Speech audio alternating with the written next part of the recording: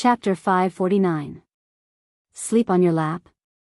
The only thing the Chinese soldiers brought into the base from their own country during this operation was the camouflage uniform they were wearing. There was no longer any trace that could indicate that the Chinese soldiers were involved in this operation. It wasn't until midnight that Xia Jinyuan turned on his satellite phone and contacted the Major General in the hotel after the car drove out of Magla Mountain. After hanging up, Xia Jinyuan said to the G3 soldiers, "Everyone will take turns driving and resting for an hour before we head to the Pakistan military airport." Then he said to Yi Qian, "Rest your head on my lap and have a good sleep. We'll arrive in the city in 3 hours." Normally, it would only take 5 hours to get there by car, but they had to drive for nearly 12 hours. "All right, I'll rest then. I'll be on sentry duty in an hour while you guys sleep." Yi Qian did not refuse. Although the car had already driven out of the war zone, Pakistan itself was a dangerous country. If they drove in the middle of the night, they might encounter armed robbers. Even if they were leaving the war zone, a sentry post was a must. The T6 soldier smiled and said, "We'll arrive in 3 hours. We're all brothers this time, so you can keep resting." In the end, there were only 2 sentry posts left. One was for the K7 soldier in the front passenger seat, while the other was for the V8 soldier. After switching to the J5, the rest of the soldiers started to rest. Compared to Yi Qian, the Snowfield Brigade members who had not slept for 2 days and 2 nights needed more rest. After 2 nights of fighting, they were also starting to feel a little tired. Yi Qian rested his head on Xia Jinyuan's lap while Xia Jinyuan laid down in the car. With the bumpy ride of the car, both of them fell asleep in less than a minute. However, the 5 Chinese in the car were not being obedient. They were secretly thinking of ways to escape, but they were always discovered at the first opportunity. They were beaten up again and then knocked out so that they would not have to struggle in the car. Another man who was shot wanted to escape but was powerless. His entire palm was crippled by a bullet and his knee bone was shattered. He was the one who wanted to escape the most, but he was also the one who was the least capable of doing so. As a result, he did not get beaten up so badly that he was scared out of his wits. Yi Qian's back was burned, so she could only sleep on Xia Jinyuan's lap. She could vaguely hear V8 beating someone up, but she did not open her eyes and peacefully fell into a deep sleep. With them around, she didn't have to worry about not knowing if danger was coming. This was their trust in each other, just like how they believed in her sniping skills. When Yi Qian woke up, the J5 stopped to refuel. She had just moved her head when a pair of gentle hands gently pressed on her shoulders. "Go to sleep. Good luck."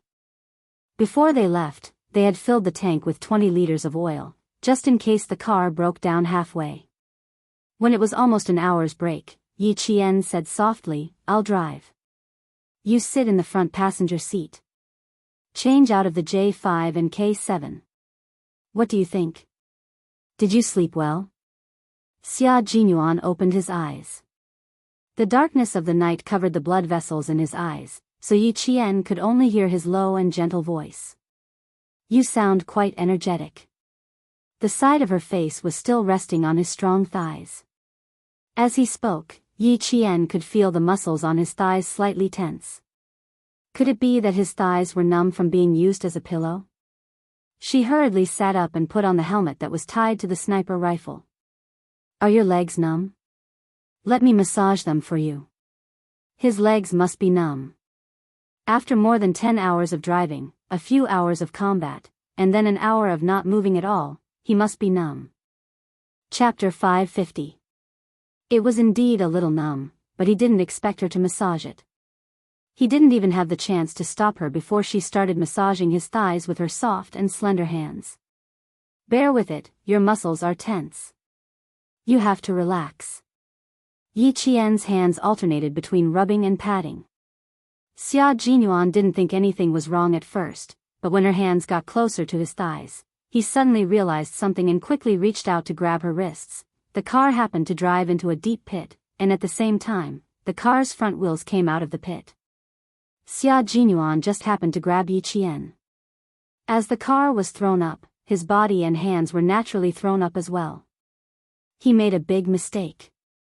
Yi Qian's hands were pressed against his crotch, causing him to suck in a breath of cold air. Firstly, it hurt, and secondly, no girl had ever touched his crotch before. This was a big mistake. Although she had never had a boyfriend in her 2 lifetimes, but after all, she had been in medical school. How could she not know what she was pressing down on? Her face uncontrollably turned red. "I'm sorry." Yi Qian knew how much strength she had used to press down on his crotch. The car was shaking so much that she had to put all her strength into her right hand, and then, just like that, she pressed down hard on his crotch. Yi Qian, whose ears were burning red, wanted to pull her hand back.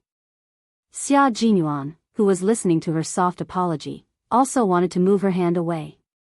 However, the J5 driving the car didn't know that this was a difficult road. Even though they tried to avoid the potholes, the car was still bumping up and down. As soon as he raised his hand, the tragedy happened again. Yi Qian, whose face was so red that it was almost dripping blood, fell on top of him. At the same time, she used her shoulder to support her body weight. Her right hand, which she hadn't managed to pull back in time, only had a small amount of strength left.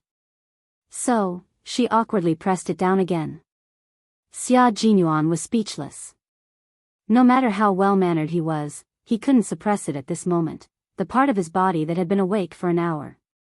She had never hoped that she would be the soft one at this moment, and not the hard one. Awkward. Awkward. Only awkwardness. "Are you awake yet? This road is not easy to walk on, it's full of potholes." J5's voice broke the awkwardness between the two just in time. "My head is on top of the car one moment, then on top of the car the next. I feel like I'm a few centimeters shorter." Yi Qian withdrew his hand and hid it behind his back. This hand was the culprit. "Xia Jinyuan, please don't mention this to her later. She would be so embarrassed that she would jump out of the car. You can slow down a bit and pass through slowly." The strange and painful feeling made Xia Jinyuan suppress it for a while before his voice returned to normal. This was the first time it really hurt. It felt like it was going to be crushed. The second time, the feeling was even more subtle. Originally, the pain was so painful that it was showing signs of softening, but the little fox didn't hurt or itch at all. Instead, it pressed down with just the right amount of strength, causing it to regain its vigor. J5 responded, and the car slowed down a lot. It was very dark all around. Yi Qian, who was sitting alone on the side, took a deep breath. Based on the professional knowledge she learned in medical school, Captain Xia's part was probably crushed by her. Crushed parts had to be treated. In medical school, she heard from the professor that some male students didn't go to the hospital for the sake of their pride. In the end, they developed some dysfunction that affected their male function. Chapter 551. I'll take care of your injuries later. You. It took a lot of courage to say what she wanted to say. Yi Qian pursed her lips and turned off the headset. She took a deep breath and spoke English faster and more fluently. "You'd better let the doctor take a look at your lower body. I wasn't on guard just now and used a lot of strength. I could tell from the sound of your pain that I hurt you. I'm sorry, I didn't do it on purpose." She spoke quickly and anxiously. After she finished speaking, she turned her head and left her flushed face to Xia Jinyuan, who was actually still in a state of awkwardness. He could tease Yi Jian from time to time, and even kissed her gently on the cheek twice. However, he was really in love with her, but he did not care about etiquette. He always maintained his gentlemanly demeanor and did not have any improper intentions. She wasn't the only one who wasn't prepared. Even he didn't think too deeply about it. This time, it was purely an accident. He wanted to just let it go, but she went on a long tirade and sounded quite anxious. An unnatural expression appeared on his handsome face. After he calmed himself down, he said calmly, "Okay, I know. You don't have to worry about it. It won't be a big problem. Let the doctor take a look. Don't worry." Yi Qian was still worried that he wouldn't take a look, so she added, "You have to take care of your bruises as soon as possible. It can't be delayed." After a long silence, Xia Jinyuan didn't know whether to laugh or cry. He chuckled softly and said, "Little fox, I was trying my best to avoid this awkward topic, but you brought it up again and again. I can't forget it even if I wanted to." Yi Qian. She was dumbfounded. Fortunately, it was still dark at night. Otherwise, Yi Qian felt that even the paint on her face couldn't hide her flushed face. Her behavior made Xia Jinyuan raise his eyebrows slightly, and a faint smile appeared on his handsome face. She was a little fox who was as clear as water and had unfathomable power. Every time he saw her, he liked her even more. He clenched his fists tightly and looked at Yi Jian with his dark eyes. She didn't forget to put on her helmet even in the dark night. Seeing her beautiful side profile, his eyes became darker and gentler. "Grow up quickly, little fox." T6 and the others were in front of the car and didn't notice what was going on here. The two of them had turned off their headphones, so their private awkwardness was covered up by the darkness of the night. Only the two of them knew about this. When the car reached a flat area, Yi Qian took over as the driver and Xia Jinyuan sat in the front passenger seat. How could one really sleep forever in the wild? While J5, K7, and V8 were resting, G3 and T6 didn't sleep anymore. One of them was on sentry duty, while the other was staring at the five guys who were gritting their teeth from the bumpy ride and making unsatisfied grunts. In the end, the T6 combatant bluntly knocked the five of them out. When he could no longer hear any grunts, he whispered to G3, "She's really good at everything. Isn't she just starting to show off? She's almost at the top of everything. Which unit did this young lady train in?" G3 had fought with Yi Jian a few times, so he should know more or less. The taciturn G3 looked around with his beast-like eyes. After glancing at the five people who had been knocked out at least 3 times, he said calmly, "It's a mystery. He didn't mention it, and we didn't ask either. It's indeed a mystery. This little girl should have been trained as a special forces soldier. If even the army knows about it, it looks like she has the support of the army." T6 narrowed his eyes and casually changed the topic. "The first thing we should do when we get back is take a shower. We won't do this again in the future. Let's sleep first before we talk about this." Chapter 552. With a female soldier with a sharp nose by their side, they had to pay attention to their image. G3 agreed with this statement. In the future, they would have to shower after training. As long as there were no accidents, Yi Qian would have no problem entering the Snowfield Brigade after graduating from the military academy. The Snowfield Brigade was not a special forces unit that could be exposed to the whole army. The top 10 special forces in China were a unit that could get close to the lives of ordinary people. And even if they got close to the lives of ordinary people, they would not be special forces soldiers, but ordinary colonels. However, Yi Qian had received the Major General's approval to let her join the operation. This undoubtedly sent a signal that Yi Qian was very likely to join their unit. "She still doesn't know who we are. Don't think too much about it now," G3 added. T6 nodded in understanding. What he meant was that Yi Qian was still in the process of being assessed. Whether she could join or not depended on whether she passed or not. Yi Jian, who was driving, did not know that she had been spotted by a special force that was so incognito that it could not be found in the entire military establishment. She, who was driving seriously, finally forgot about the embarrassing incident just now and stopped thinking about it. Similarly, Xia Jinyuan did not mention it again. It would be awkward for both of them to talk about such things. It was fine to let it become a tacit little secret between the two of them. There was no need to be too explicit. Thinking about it once in a while, it felt good. After the car entered the city, they changed into the Urdu-speaking V8 and T6. The group of people drove directly to the military airport in Pakistan. The fact that one of the 5 people had been shot had already been reported to the higher-ups and the Major General of the army. When the car drove into the military airport, the first thing that was done was to inject all 5 people with special injections that would allow them to sleep for more than 10 hours. As for the Chinese person who was shot, it was not something that the Snowfield Brigade members handled. After sending him to the helicopter, they immediately took off and rushed to the China-Pakistan border to hand the 5 people over to the Linchuan military district. After that, the Pakistani government changed the team members into a nanny van. It was no longer a truck with bullet holes all around. Instead, it was a military jeep that was filled with fuel and looked very good. When the car drove back to the hotel in China, it was already 5 in the morning. After the car drove into the basement, they took off their helmets and clamped them under their armpits and got out of the car one by one. Xia Jinyuan stood at the front to organize the team. There were many steps, including standing at attention and taking attendance. Yi Jian stood at the end of the line. She announced her name in a clear voice during the roll call, which instantly lightened the originally serious atmosphere. Q King, when we go, we can call each other, eh? The group was actually very tired. Although they were smiling, their eyes were bloodshot. However, their eyes were all bright. If there was a mission for them to carry out, they would definitely rush to the battlefield without hesitation. The first night was still okay. At least the information was known to the Snowfield Brigade members. Tonight was full of danger. No one was accurate. Even with an M16, they did not have enough bullets. In the end, they could only pick up guns to fight.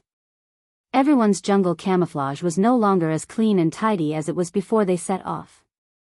There was smoke and blood everywhere, staining the camouflage all over their bodies. The paint on their faces had faded, and the smoke remained on their faces. This was the Special Forces soldiers who had walked out of the fire of war. Even if they could die at any time, they still held on to their original beliefs. Chapter 553. Yi Qian, leave the camouflage uniform to me. We'll get rid of it, Xia Jinyuan chuckled softly, then said to Yi Qian, don't leave anything with blood in the room. The camouflage uniform with blood stains shouldn't be left in her room.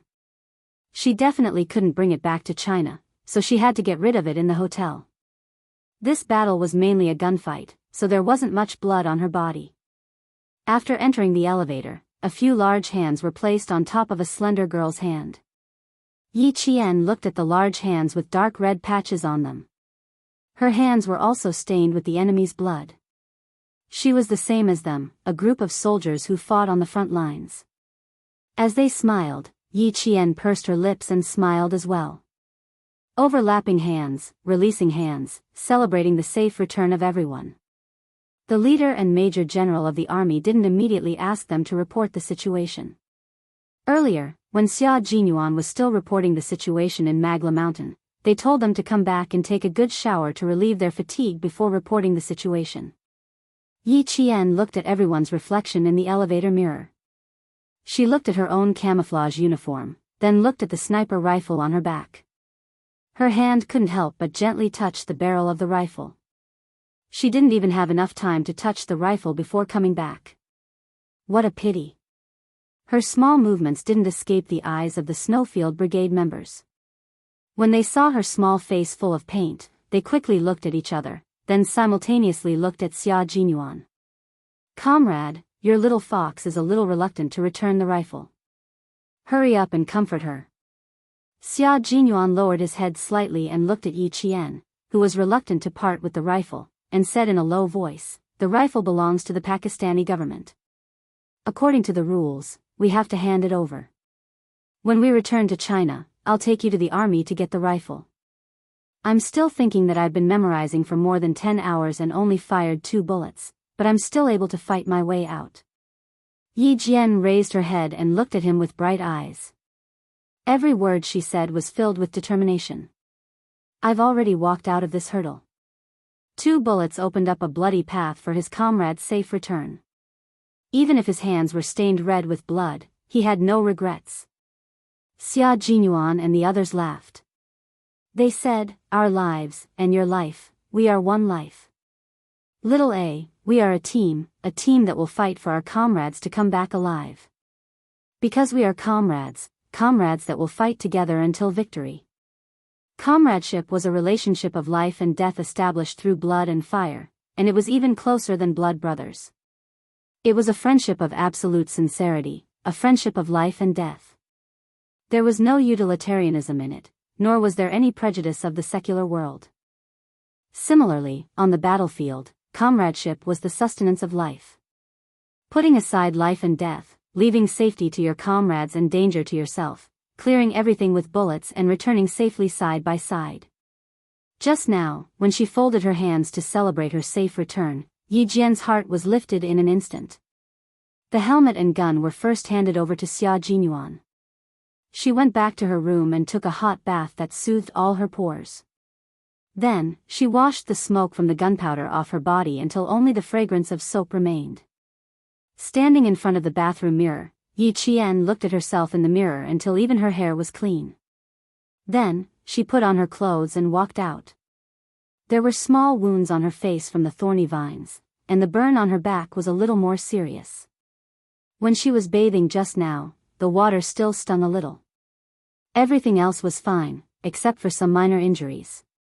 Yi Qian, who took 8 minutes to come out, heard a knock on the door. It was Xia Jinyuan, who had finished cleaning up, coming over to take away her bloody camouflage uniform. When she opened the door, Yi Qian was a little dumbfounded. She was wearing a short-sleeved shirt, while he was wearing a military uniform. His handsome face exuded the majesty of a soldier. His posture was tall and straight, like a mountain, while she had to change her clothes. Chapter 554. Professional soldiers were different after all. As long as the leader met them, they would change out of their training uniform and be in full military uniform. Looking at Xia Jinyuan standing in front of him, Yi Qian's pupils constricted slightly. Xia Jinyuan's expression was solemn and cold. His handsome face was calm and reserved, exuding the majestic aura of a soldier. His collar and epaulets were golden and dazzling, like golden swords, exuding a biting coldness that made people not dare to look at him. It was probably because he had just gotten off the battlefield. His body was still wet. When he lowered his head and looked over, there was a hint of coldness in his clear eyes. Even the murderous aura that he had always concealed was exposed. Yi Qian, who had been through life and death, looked up slightly. Facing the murderous aura that made people involuntarily fearful, he said calmly, "Sorry, it's a little rude of me to go like this. I'll change my clothes." Wearing the school uniform was better than wearing a fitness t-shirt with short sleeves. "That's good, you don't have to change. You don't have to report. Come with us to the doctor to treat your wound." Xia Jinyuan smiled slightly. The murderous aura that was faintly exuding from his body disappeared in an instant, leaving only a reserved and noble aura. Like a pine tree facing the abyss, proud and unyielding. Yi Qian laughed. "That's right, I can't be too formal." Reporting such things was left to Captain Xia and the other 6 professional soldiers. She just needed to rest after completing the mission. "You're aware that you're good at slacking off. You don't have to do it this time because you need to treat the wound on your back." Xia Jinyuan sneered. At this moment, Little Fox looked harmless. Her hair was wet, and her flower-like face was pale and crimson. She looked even more delicate and beautiful, like a hibiscus flower blooming in the morning dew. Flowers were easy to break, but Little Fox was definitely not an ordinary flower. Her face was like a flower, but her posture was like a spear, indomitable and unyielding. There were some small scars on her face. His thin lips were tightly pursed, and his gaze narrowed. Although the scars were thin and shallow, they were flawless. He raised his hand and gently stroked the small wound on her chin. He said in a low voice, "You're going to be disfigured. Will Uncle Chen kill me when we go back?" Speaking of injuries. Yi Qian's bright eyes flashed with a hint of unnaturalness. He would probably go and have a look at his own injuries. He hurriedly said, "How is that possible? I usually train with Uncle Chen, and my body is also injured. Where is the infirmary? What about the others? It's already over? Let's treat your wounds first, then we'll go see the leader. Little Fox did well tonight, she'll be recorded in the file again." The other 6 had already gone to the infirmary to treat some minor injuries on their bodies. Xia Jinyuan looked at Yi Qian, whose expression was a little unnatural. With a meaningful smile on his handsome face, he took her to the infirmary as well. He bet that she was thinking about the embarrassing incident in the car just now. Sigh, when faced with her, why did his originally healthy mentality give birth to a little darkness? This unintentional incident was definitely the most intimate contact his little fox had with a member of the opposite sex. He received her first time, and his mood was so happy that he even hummed a military song when he was taking a shower, and it was even a military love song. Yi Qian could not have guessed Major Xia's joy at this moment. Her ears were slightly burning. She tried her best to maintain a calm expression on her face and followed him into the infirmary. When he asked about her injuries later, she definitely could not stay in the infirmary. She definitely could not listen to a topic that would make her feel so awkward that she wanted to find a hole to hide in. Murphy's theorem: the more you are afraid of something, the more likely it will happen. Chapter 555. The leader went abroad for a secret visit. The medical staff around him was K7, but in reality, there were 2 professional medical staff accompanying him. They arrived in Pakistan 2 days in advance and did not go out. They were all on standby in the hotel.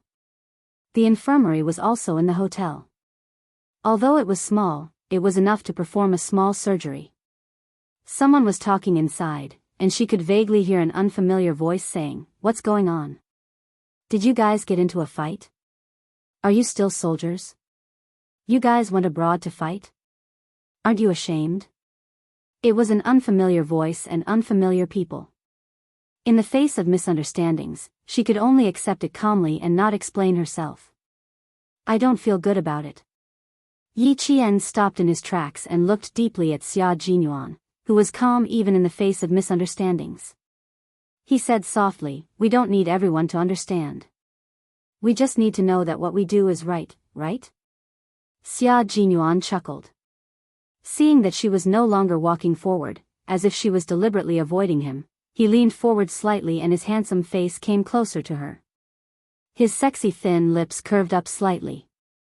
"That's why I said, little fox, you have a high level of awareness and a strong psychological endurance. In the face of misunderstandings, the only thing we can do is to remain silent. Of course, we can't rule out the occasional use of violence." Looking at her bright eyes, Yi Qian's low voice gradually became deeper and gentler. There were too many complications that he could not understand. "Little fox, in the future, you might become someone like us. In front of the people you protect, you can't explain yourself. You can only listen and not say a word. Under this military uniform, there are both glory and bitterness. It depends on which one you choose.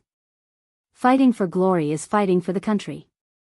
If you choose bitterness, in the end, you will give up this military uniform and return to the path that everyone else has taken."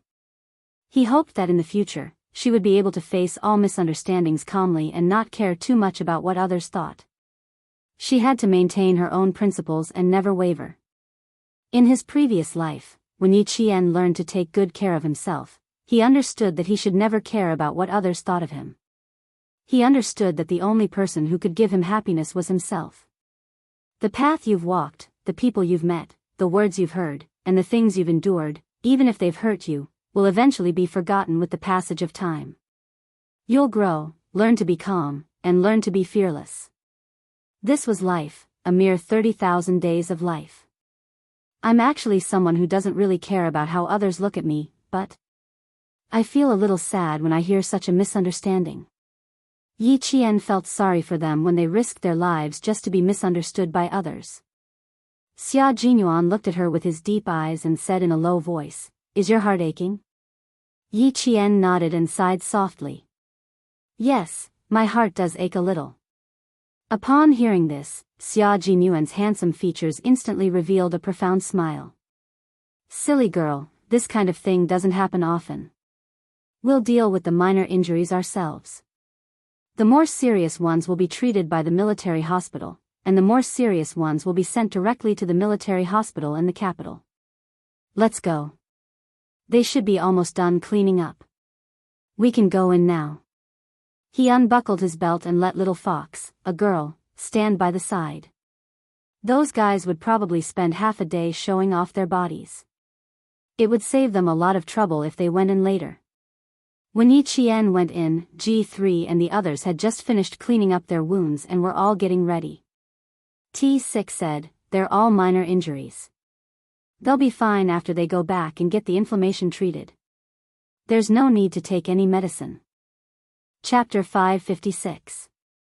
The T6 combatant did not even know when the camouflage wound had appeared on his leg. It was only when he took off his camouflage uniform and took a shower that he realized there was a scratched wound on his calf bone. The doctor held a sterile cotton ball in his hand and cleaned out some fine black particles from the wound on the T6 combatant's calf. He was afraid that the doctor would prescribe medicine for him, so he spoke first. The doctor glared at him and said angrily, "Are you a doctor? Or am I a doctor? You're a doctor, you're a doctor. I'm just saving you trouble." The T6 combatant was also a talkative person. Seeing this, he kept his mouth shut but did not take the wound to heart. Indeed, these minor injuries did not require any medicine or injections. Who knew how many times they had gotten them in the past month? The doctor was not a soldier. He was just a doctor with strong comprehensive skills. When he heard that, he carefully handled the wound and said unhappily, "I'm a doctor. Now that you're injured, I'll take care of it. This isn't saving us any trouble. If you want to save us trouble, you have to first not get injured." He might have just said it casually, but it sounded like something was wrong. When the T6 combatant's face darkened, Yi Qian also pursed his lips tightly. Why was this accompanying doctor so bad with his words? The atmosphere had changed, but the doctor did not notice it. He continued, "Of course a young man in his 20s has a good physique. It's not painful now, but when it hurts, he'll know to look for a doctor. Don't keep pushing yourself. Even if you push yourself, there has to be a limit. Young people like to take advantage of their youth and be a little reckless with their bodies." These young men were all full of energy when they went out. The injuries on their bodies were all medals of past glory. Although they had recovered, how could they be careless? If the old injuries were not treated properly and new injuries were added, it would hurt a lot. The doctor's attitude was a little arrogant, and his tone was not very good either. He was implying that the T6 combatant was talking too much and doubting his medical skills. The T6 combatant laughed. His gaze flickered, and he looked like a burden had been lifted off his shoulders. He sat down loosely and smirked before saying calmly, "If we don't work hard now, we won't be able to put it back together when we're old. We won't even have the strength to hold it up. People who walk different paths can't work together. Doctor, our path is different from yours. Even a small wound takes half a day to treat. Who knows how many bullets are coming our way? A civil official would never know the hardships of a military official. A person with a pen would never know how hard a person with a gun had to fight. He had to use his own blood to open a path so that his comrades behind him could walk through it safely. A small wound on his leg was nothing. A 5.8 mm bullet could directly shatter his heart into more than 10 pieces and blow his head out of his head. It was not appropriate for him to say such bloody words to the doctor, so he just politely said, "Those who walk different paths cannot make plans together." That was a pretty good attitude of AT6. The other doctor was slightly older and was nearly 10 years older than the doctor who treated the T6 patient's wound. When he heard that, he looked at the 6 majors who were like fiends before looking at the young lady standing at the outermost edge of the group. He waved his hand and said, "Young lady, your back is injured, so go and lie down on the bed first. Little Wang, go and take a look at her.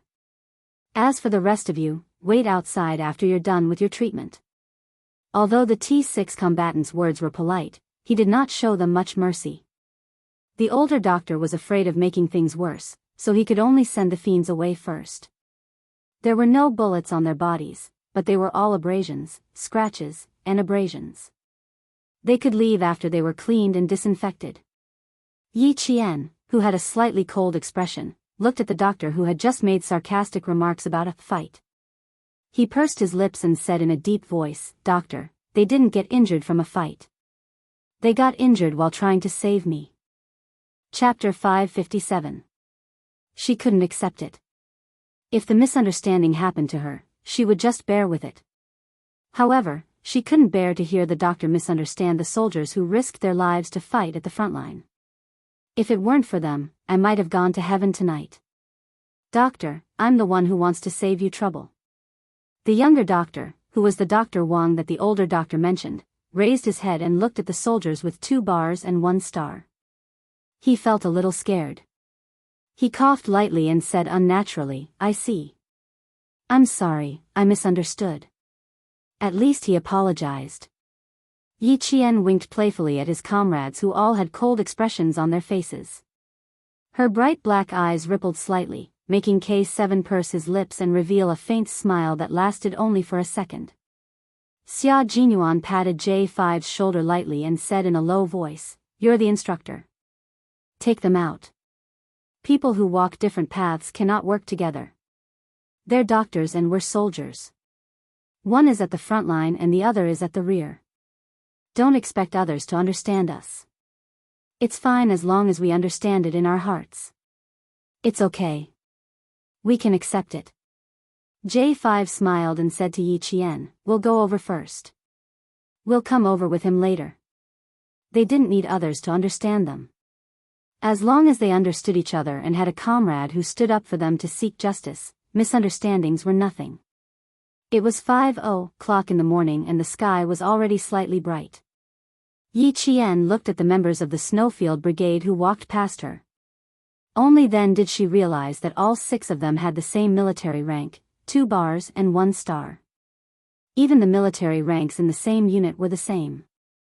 As far as she knew, the special forces also had different ranks.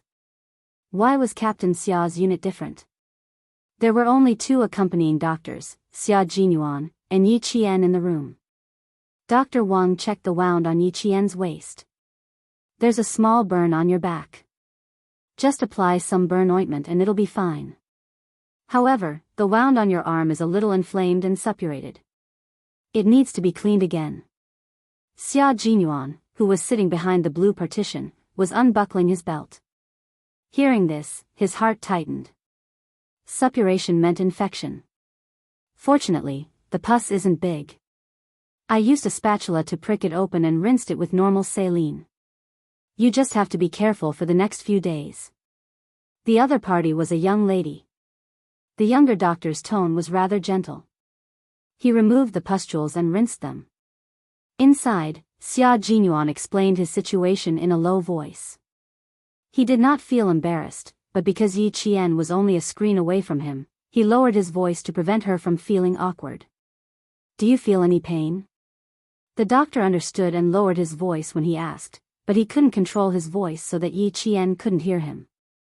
Have you tried? When Yi Qian, who was cleaning the pus on his arm, heard this, he glanced at the cotton balls. He used his hand that could move to grab the cotton balls and stuffed them into his ears. When Dr. Wang saw this small action, he couldn't help but laugh. There's no need to avoid it. There's no need to have such a big reaction. These basic human structures are already taught in middle school biology. There's nothing to be embarrassed about. Don't stuff the cotton balls too deep into your ears. You might need tweezers to take them out. Xia Jinyuan, who was inside, heard everything clearly. He even stuffed cotton balls into his ears. His face was probably as red as an apple from embarrassment. Chapter 558. There was a deep smile on his handsome face, and his sexy lips couldn't help but curl up. He sat up on the bed under the doctor's instructions and put on the military pants that he had taken off during the checkup. He tucked his light-colored military shirt back into the pants and fastened his belt, outlining his sexy and lean waist. After tying his bow tie, he picked up the military jacket that was neatly folded beside the bed and put it on. He said politely to the doctor, "Thank you, doctor." "You're welcome. There's no erectile dysfunction, just some congestion in the corpus cavernosum. Pay more attention during training to avoid a second injury. You'll recover in about 3 days. Don't engage in marital activities in the meantime to avoid aggravating the injury." The doctor's voice was not as low as it was when he asked the question just now. Instead, he used the usual voice to remind the patient to be careful. Yi Jian, whose ears were stuffed with cotton, heard it clearly. Yi Qian, whose face was burning, just wanted to leave the infirmary that made it difficult for her to breathe. Doctors didn't have to avoid it, but she wasn't a patient or a doctor. She just wanted to avoid it. Xia Jinyuan's hand paused in the middle of arranging his collar. There was no change in his handsome face as he said calmly, "Thank you for the reminder, I'll be careful." Marital activities. He hadn't experienced marital activities before, so this problem didn't exist. He walked out of the blue partition, and his light footsteps alerted Yi Qian, who was already bandaging her wound. She looked up in shock at the man who was putting on his military cap. She looked at the handsome face under the cap, and her gaze stayed on him for at least 3 seconds. No erectile dysfunction. Could it be that just now? Her brain was burning and bubbling, but she could still remember some of the doctor's words. Try to get up with your hand. Do you feel any pain? It's okay, it's not a big problem. Pay more attention during training to avoid a second injury. Don't engage in marital activities during this period. It was like a spell that spun and popped up in her head, making her feel uneasy. She wanted to find a hole to hide in and calm down before coming out. Xia Jinyuan saw her staring at him in a daze. Her eyes were not exactly confused, but at least he could tell that she had something on her mind. It was just that her eyes were a little unfocused. Will her injury leave a scar? He also sat on the bed, his slender body leaning over slightly. As he asked, his eyes were fixed on Yi Jian's bandaged arm. He asked in a deep voice, "After all, you're a girl. The wound will be exposed as long as you wear a short-sleeved shirt. What if it leaves a scar? Is there any medicine that can fade it?" Dr. Wang took off his white cap and gloves, applied some alcohol, and turned on the tap to wash his hands. As he washed, he answered, "There will be a scar at the pustules, but for an injury like hers, it's easy to leave a scar. After she recovers, she can apply some ointment to lighten the scar." Xia Jinyuan memorized each of his words in his heart. After saying, "Thank you," he looked at Yi Qian and realized that her hibiscus face had become even redder than before. Her skin was originally as delicate as white glaze, but now it was redder than a flower. Little girls are thin-skinned. "Your face is so red that it's dripping blood," Dr. Wang joked. He took out a small bottle of anti-inflammatory medicine and handed it to Xia Jinyuan. "After you shower, apply it until the scab comes off." Chapter 559. Beside her, the tip of her nose was filled with his scent. The faint minty scent could not hide his strong masculine scent. Thinking about how she had pressed his chest twice, Yi Qian could feel her heart trembling non-stop. Even her breathing became soft, for fear of disturbing him. As for the look in his eyes, Yi Qian knew that she did not dare to look at him at all. "We can go now. The leader is still waiting for us." She was so unnatural, as pure as a piece of white paper, leaving only his color. Xia Jinyuan had a meaningful smile in his eyes. He patted her shoulder and said, "After the meeting, there will be a 2-hour break. Today, you still need to interact with Miss Petty and her classmates." Yi Qian froze when he patted her. She quickly stood up and looked at his back. She secretly adjusted her breathing before following him. Qin Xiu was holding a document and translating it to the leader. The reclamation equipment will be provided by China, a total of. This was a reclamation project contract between China and Pakistan. Once the contract was signed, the Ministry of Commerce of China would come forward to negotiate until the leaders of China and Pakistan signed the contract.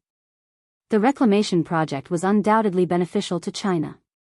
It seemed that China had lost money by providing the equipment and funds, but in the long run, China had the legal right to use the land for 30 years. Moreover, China also legally owned the resources in the sea. Once the reclamation was successful, China's warships would have a safe and reliable harbor. At the same time, it would promote trade between China and Pakistan, achieving a win-win situation. As the leader listened, he occasionally nodded slightly and pointed out some clauses that were not beneficial to China. Near the sea, how far is near? It has to be clear. It has to be digitized and specific, as long as the leader pointed out a point, Qin Xiu would immediately note it on the contract. He would not miss a single word. Everyone's sleep time was limited. Although the interview was scheduled to last 7 days, the Chinese knew that the sooner it ended, the better. A secret interview was not a fixed time, unlike a public interview where the itinerary was fixed. This afternoon, Xiao Yi will be visiting Miss Petty's school.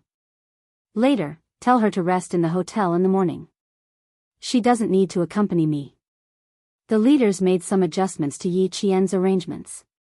Originally, Yi Qian was supposed to go to a school for an exchange yesterday, but because of what happened the night before, the Pakistani government cancelled the trip and suggested that Yi Qian and Miss Petty be hospitalized together for observation. The Chinese side refused and secretly arranged for Yi Qian to go on a mission with the special forces. He had to rest this morning. After all, he was a student, not a real soldier. Qin Xiu put the contract back into the folder and handed it to the staff member who handed it over.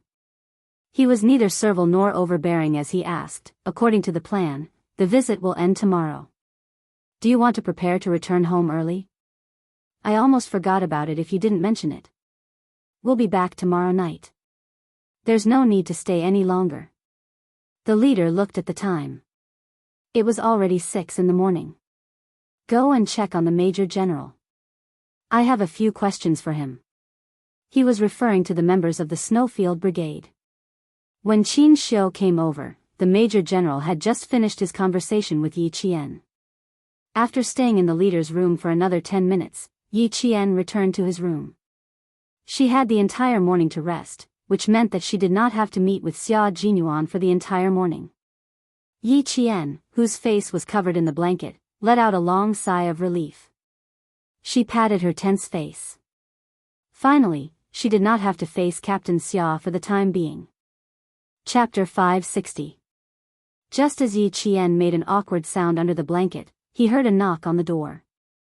His scalp tightened, and he held his breath for a while. He didn't get up immediately, but listened to the movement outside. Yi Qian, I'm Qin Xiu. Standing outside the door, Qin Xiu, who was dressed in a suit and leather shoes, said politely, you need to go to school this afternoon. The higher-ups asked me to bring you a set of clothes. So it was Qin Xiu. Yi Qian couldn't help but laugh at his own nervous behavior. He patted his face and calmed himself down before opening the door. Qin Xiu's gaze fell on her arm. The white bandage was quite eye-catching. Then he looked at her face. Because of her fair skin, the faint dark circles under her eyes were particularly obvious. She was indeed tired. Qin Xiu, who was about to come in, stood at the door and smiled. This is for you. It's already dry-cleaned and ironed. Just now, the higher-ups called the Foreign Affairs Department and criticized the relevant staff for their lack of consideration. Everyone has at least 2 sets of formal wear, but they only prepared 1 set for you. This is a work mistake. Yi Qian didn't expect that the higher-ups would worry about his school uniform. He explained with a straight face, 1 set is enough. I don't need to wear the school uniform every day. There's no need to change it every day. 1 set is more than enough. You don't have to explain anything. This is indeed a work mistake. Under normal circumstances, 1 set of clothes is fine. But now that we're on an overseas visit, there are too many uncertainties. Preparing an extra set is a responsibility to your work. Qin Xiu had a good grasp of his tone and rhythm when he spoke. When he smiled, his voice was gentle, like the wind blowing through willows. When he talked about work, his tone dropped a little.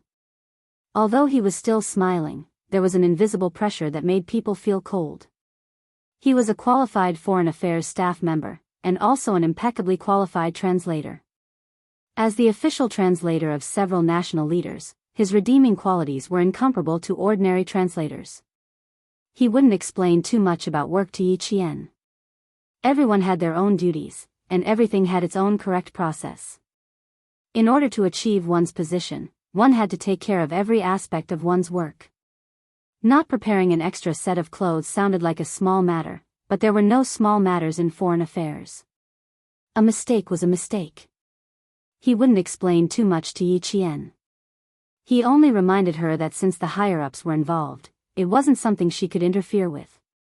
She had to understand that she didn't have the right to explain the staff members' mistakes.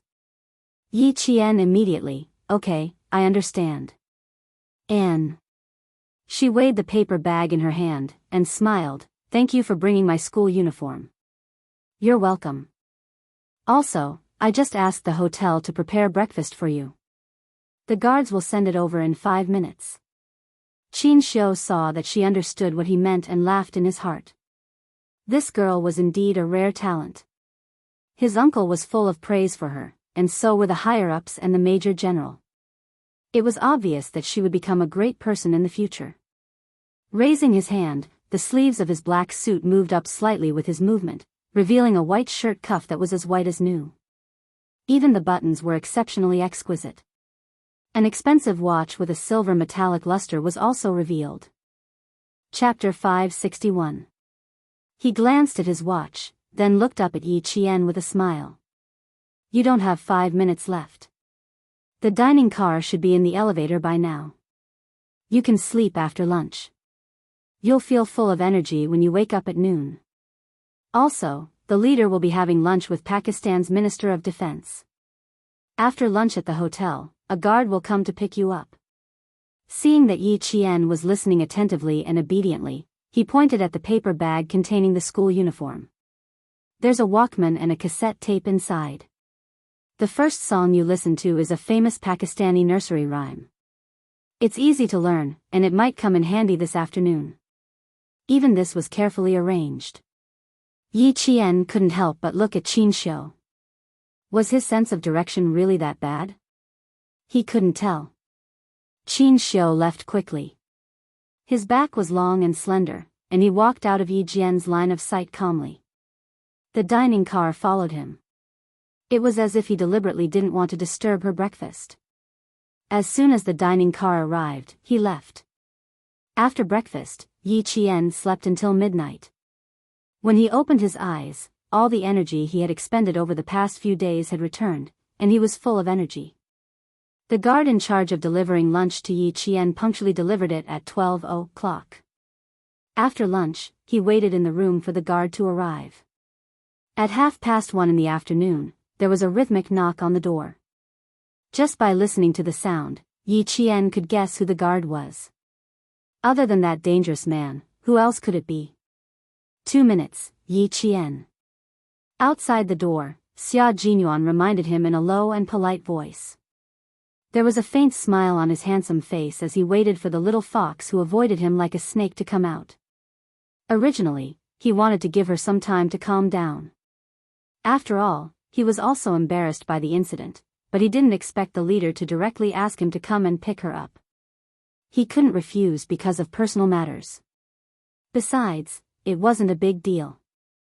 After all, he was an adult man. How could he keep thinking about such a small matter? There was no taboo when it came to medical treatment. It was a matter of life and death that had to be explained in detail. Unexpectedly, the doctor's voice was a little loud. Even if the two of them wanted to pretend that they didn't hear it, they couldn't. At this moment, he had to be more serious. He couldn't let her continue to feel awkward. Therefore, he slightly tightened his voice and revealed a bit of coldness to let her understand that he was here for business. Yi Qian knew it was him. Although his breathing quickened, when he opened the door, Shuyan's expression was indifferent, and the corners of her eyes were calm and cool. "You don't need 2 minutes. You can leave now." "Very good." She didn't notice anything unusual. Xia Jinyuan glanced at her indifferently. When he turned around, the corners of his mouth lifted slightly. "Miss Petty's school is in the wealthy district. The security there will be much safer than the slums. The decision was made suddenly and we didn't tell the school in advance to prepare anything. This was to prevent someone from using this matter to do something that would be detrimental to the visit. The leader won't go to school. He'll be accompanied by a diplomat. I'll be in charge of security. I'll ensure your safety during the 2-hour exchange." The car was parked in the basement. The driver was a motorist sent by Zhang Nanhai. Xia Jinyuan opened the car door for Yi Qian to get in first. Then he bent over and elegantly got into the car. Both of them sat in the back seat. Yi Jian, who thought that he would sit in front of her, saw this and her body tensed up slightly. Her breathing became sluggish as he closed the door. Her long eyelashes fluttered and her eyelids drooped. Chapter 562. Even the glass was bulletproof. After the car started, Xia Jinyuan reminded the driver to drive faster. He turned to Yi Jian, who was listening carefully, and said, "After this afternoon's cultural exchange, we will go back home at 6:00. You're going back today? Isn't that 3 days earlier than expected?" Yi Qian pursed his lips and whispered, "Did something happen that requires you to go back early?"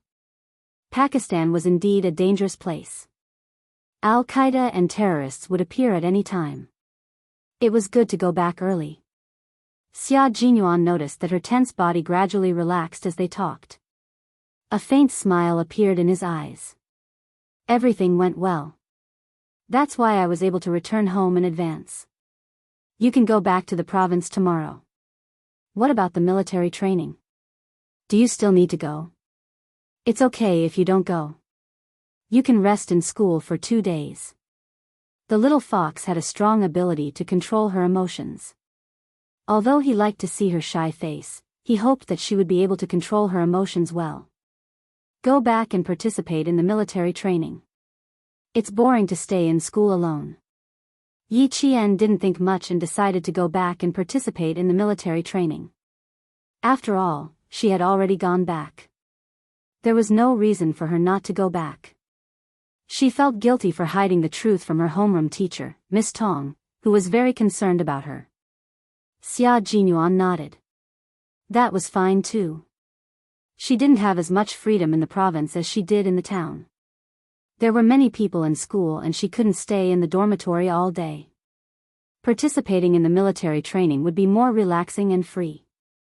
There was a trace of guilt on her face just now.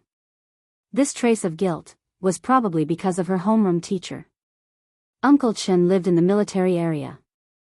Other than not being able to leave the military area, he could walk around freely in the military area. Therefore, her guilt was towards her homeroom teacher and classmates who cared about her. Little Fox had always been very soft-hearted towards people who were good to her. Yi Qian arrived at Miss Petty's school at 2:20 p.m. Although he didn't notify the school, they were notified before 10 a.m. The school immediately started to monitor the school. The car drove directly to the school. Miss Petty, who was holding a bouquet of flowers, saw Yi Qian get out of the car. She went up to Yi Qian and gave him a gentle hug. "Thank you, Jane. Thank you for protecting her the night before. Thank you for saving the children in the orphanage. Thank you for preventing the situation from worsening and for saving her father from being criticized by the public. We are friends. Friends don't need to thank each other." Yi Qian gently patted her on the back. "Miss Petty, we're both lucky to be able to return safely and live under the sun." The diplomatic staff accompanying them was Qin Xiu. Every word that Yi Qian said was translated by him to the Pakistani teachers and students. They first toured the campus, then returned to the classroom to greet Miss Petty's students. When they talked about the cultures of the two countries, Yi Qian knew about the Pakistani culture in advance, so every word he said would receive enthusiastic applause from the Pakistani teachers and students. The atmosphere of the exchange was warm and harmonious. Yi Qian calmly answered the students' questions. One of the students asked Yi Qian if he was worried that the Chinese culture would be affected by foreign culture and disappear. For example, when she went to China last year, it happened to be Christmas. She sharply pointed out that the Spring Festival was a traditional Chinese festival, and Christmas was just a foreign festival. However, she saw that everyone was happy for the arrival of Christmas, and the Spring Festival was cold and cheerless. Chapter 563. Xia Jinyuan and Qin Xiu both looked up and stared deeply at Yi Qian. The student who asked the question almost said in Chinese, "You worship foreign things." How would she answer? How would she refute the other party until they were speechless? The accompanying Pakistani staff also realized that such a question was too sharp. Just as they were about to ask the next student, Yi Qian suddenly said in Urdu, "It's okay." Her sudden sentence in Urdu made Xia Jinyuan's lips curl up slightly. Little Fox was indeed a little fox. With her intelligence, she would definitely be able to answer such a sharp question calmly. Although she could answer it, since the Pakistani student had thrown a brick to attract jade, there might be even sharper questions coming up. However, Xia Jinyuan felt that there was no need to waste time, so he said to Qin Xiu, "We need to control the time of the questions. We need to leave the school before 4:30 p.m. It's already 4 o'clock p.m. His thoughts coincided with Qin Xiu's. Qin Xiu nodded and said in a low voice, "This is the last question. I'll talk to the teacher later." Miss Petty is also communicating with the staff around her. After Yi Qian answers, she can take a photo with the class as a souvenir and leave. "We can't take a photo as a souvenir." Xia Jinyuan pressed his lips together. There was a dark coldness in his handsome face. It's not appropriate for Yi Qian to take a photo of her in a war-torn country. Translator Qin, please communicate with the Pakistani staff. Last night, Yi Qian met with members of the Al-Qaeda organization. If she takes a photo with them, she might get into trouble. This really reminded Qin Xiu. Hearing this, he said with a solemn expression, "It's my fault for not thinking it through. Cancel the group photo. Just sing a local children's song with her classmates will do." She is prepared. Yi Jian, who was standing on the podium, was wearing a simple and exquisite navy blue slim-fit uniform. She, who represented the thousands of students in China, had a faint smile on her beautiful face. Her eyes, which were as dark as the night, were shining with a bright light. She was calm inside. If a festival is a representation of culture, then our country is undoubtedly a country that accepts all cultures from all over the world and can accept the difference in foreign cultures. Hospitality is a good tradition of our country. A festival traveled across the sea to our country and was accepted by us. This is a big country's tolerance for foreign cultures. It is also a country's broad-mindedness. From what I understand, the two cultures will never clash, nor will they be forgotten. Just like our spring festival, it is also famous overseas. Could this be the annihilation of culture? No, this is precisely a kind of dissemination, letting more people know, and also letting more people accept it, bringing more happiness to more people. She paused for a moment. Under the gaze of several famous teachers, she stood on the podium like a pine tree in snow. With a faint smile, she had the aura of a great country. She said, "Take this student, for example. The language of Pakistan is Urdu, but you asked in English from beginning to end. Does this mean that you have abandoned your tradition and accepted a new culture? No, it's not that you have abandoned your tradition. You have accepted a foreign tradition, just like how Christmas was accepted by our country." What she said before was just a prelude. This sentence was the main point. The girl who asked the question had a faint smug look on her face, but in the end, she looked embarrassed. In the end, she had to sincerely say, "Thank you," and sit down under Miss Petty's cold gaze. This question was quickly heard by the Chinese leader, who laughed heartily. "That's why I said that the country will be strong if the young are strong. Little Yi is not bad. You can turn something invisible into something tangible. You can understand it at such a young age." Chapter 564. Wasn't that rare? The other party said that China worshipped foreign things and did not pay attention to its own traditions. Yi Qian first said that China was open to all cultures to express its attitude towards culture. Then he said that China was open-minded, which meant that China's people were hospitable and would not reject a festival that made them happy. Then he said that the girl had asked questions in English and did not speak her own language. He clearly told the other party that she had even abandoned her own language, so what right did she have to criticize China's acceptance of other cultures? After leaving the school, Miss Petty personally apologized to Yi Qian. That was enough. After all, it was not the Great Harmony. Moreover, she was not Chinese. No matter what, she could not be controlled. It was fine as long as the dignity of one's own country was protected. Qin Xiu took another car, but Miss Petty personally sent him over. He could only continue to stand beside Yi Qian until Miss Petty left. After getting into the car, Xia Jinyuan looked at Yi Qian calmly. He raised his eyebrows and smiled. I didn't expect the little fox to be so eloquent. I saw that girl's face turn green just now. I guess no one has ever dared to talk to her like that. In Pakistan, the rich had many servants, and these servants had very low status. Naturally, they did not have the guts to refute the words of their masters. Naturally, the girl would not like others to have opinions about her words. Yi Qian smiled faintly. His eyebrows were cold. Being on good terms does not mean that we are weak. If I don't block this kind of question, she will understand the arrogance of Chinese students. She will still think that she is God. Therefore, after the big leader returned to China, he mentioned several times that the student he brought along this time was a good student who made people feel at ease and was not afraid of being bullied.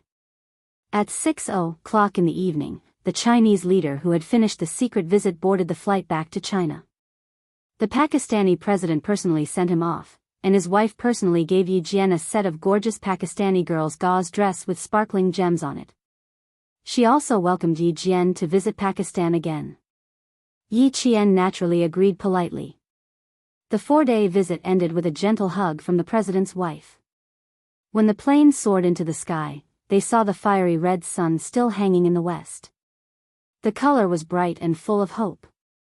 Just like the leaders of this country, no matter how chaotic their country was, they still had a patriotic heart and worked hard for their country. During the 6-hour trip, the big leader and Yi Qian talked for at least an hour. He told the major general that the local troops must train Yi Qian well. He was a good seedling and must not be missed. He looked forward to seeing Yi Qian in a military uniform during the military parade one day. They arrived in Beijing at 12:00 midnight.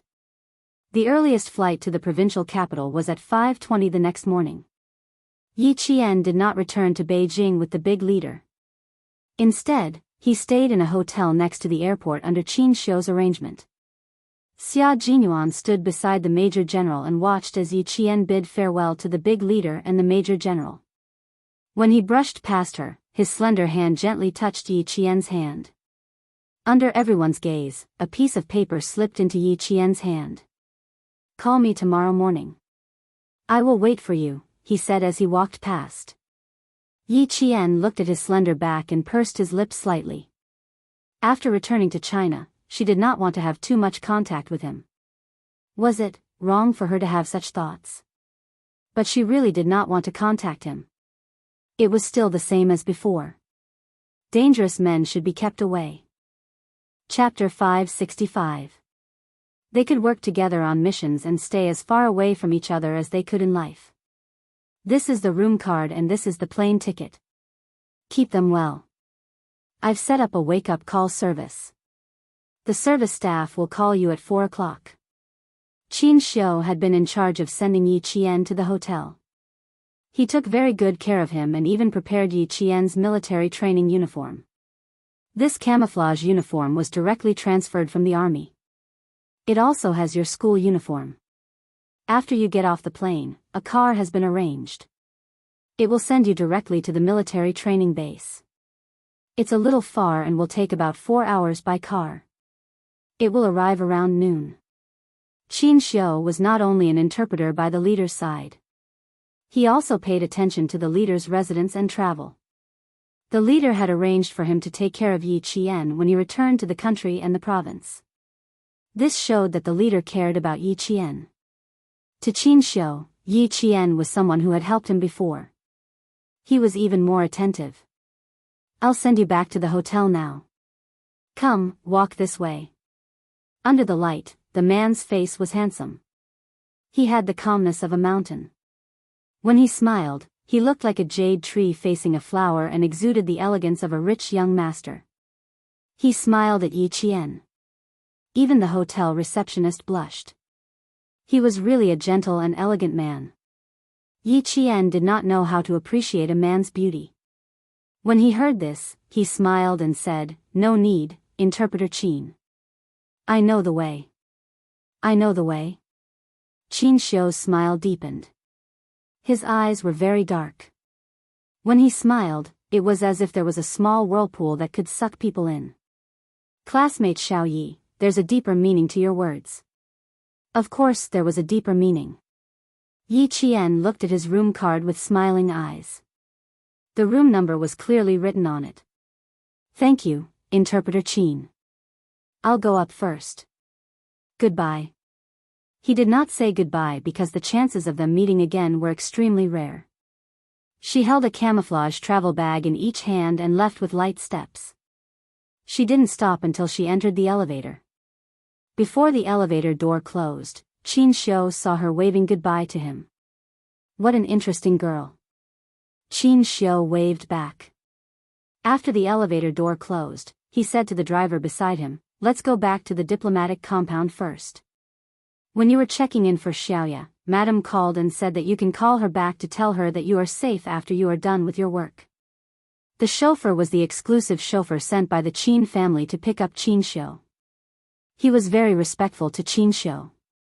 Are you going back now? Or do you want to go back after getting on the bus? Qin Xiu glanced at his driver and asked flatly, did my mom say anything else? No, he only said that you would give Madam a call after you're done with your work. Although Madam Qin's husband was a diplomat, she was also a businesswoman with a certain status in China. Therefore, she had the strong side of a businesswoman, and it was the same at home. She said that she wanted her son to call back, so she would definitely wait by the phone. Even though Qin Xiu was going home soon, he still couldn't avoid this call. Mom, yes, soon. While Qin Xiu was talking to Madam Qin emotionlessly, Yi Qian had also returned to the hotel. She placed the note Xia Jinyuan gave her on the bedside table. After taking a shower, she quietly looked at the unopened note. Her eyes were calm, and it was impossible to tell what she was thinking. After a while, she turned off the lights and went to bed. The note was still unopened. At 4 a.m, Yi Qian didn't even need to be woken up. She took the note in her hand again and slowly opened it. It was a phone number, not a personal number. Chapter 566. Xia Jinyuan had already turned in his cell phone before he left for the mission, so he had to wait until tomorrow to get his cell phone back. That was why he left his home phone number. Since he had broken his promise to Xia Jinyuan when he returned from Australia, Yi Qian still dialed this number. After about 3 rings, the phone was picked up and an extremely serious and authoritative voice came through. This is Xia Xinhui. After about 3 seconds of silence, Yi Qian almost threw the phone out of his hand. Xia Xinhui. She had seen this name often. She had often seen this Commander-in-Chief Xia's signature in military documents. Sorry, wrong number. This was the first time in his life that Yi Qian had lied. Yi Qian would forever remember the taste of lying and would never let it happen a second time. Xia Jinyuan, who had just finished showering, walked out with steam all over his body. He had just heard the phone in the living room ringing, but now it was gone. It couldn't be Little Fox calling, right? He had asked her to call him when she returned to the provincial capital. Wrong number? Okay, it's okay. Goodbye. Commander-in-Chief Xia didn't think much of it and thought that it was really a wrong number. After saying goodbye warmly, he saw his son coming down the stairs. He knew where Xia Jinyuan had gone for the mission this time and also knew how well his son had performed during the mission. Like father, like son. How could Xia Xinhui's son be wrong? The father and son sat in the living room and chatted. However, they didn't know that after Yi Qian hung up the phone, he grabbed his luggage and almost ran away. It was too scary. She actually called Xia Jinyuan's home, and it was Commander-in-Chief Xia's home. It definitely wasn't someone with the same name. She could feel Commander-in-Chief Xia's military power through the phone line. How could it be someone with the same surname? At this moment, Yi Qian really didn't know what to feel. He just wanted to leave quickly, go to the airport quickly, board the plane quickly, and leave quickly. Xia Jinyuan didn't expect that Yi Qian had already called. He waited until 9 o'clock and still didn't receive a call, so he asked the guards at home if they had received a call from a girl. Naturally, the answer was no. Commander-in-Chief Xiao's personal guard said, the Commander-in-Chief received a call at 4 o'clock in the morning saying that it was a wrong number. I heard the Commander-in-Chief hang up the phone and say with a smile, that girl is quite polite. Needless to say, it must be Yi Qian. Young Master Xia let out a long sigh. His luck with women was completely out of the question. He finally received a call from Little Fox, but he still missed it. It was 4 o'clock in the morning.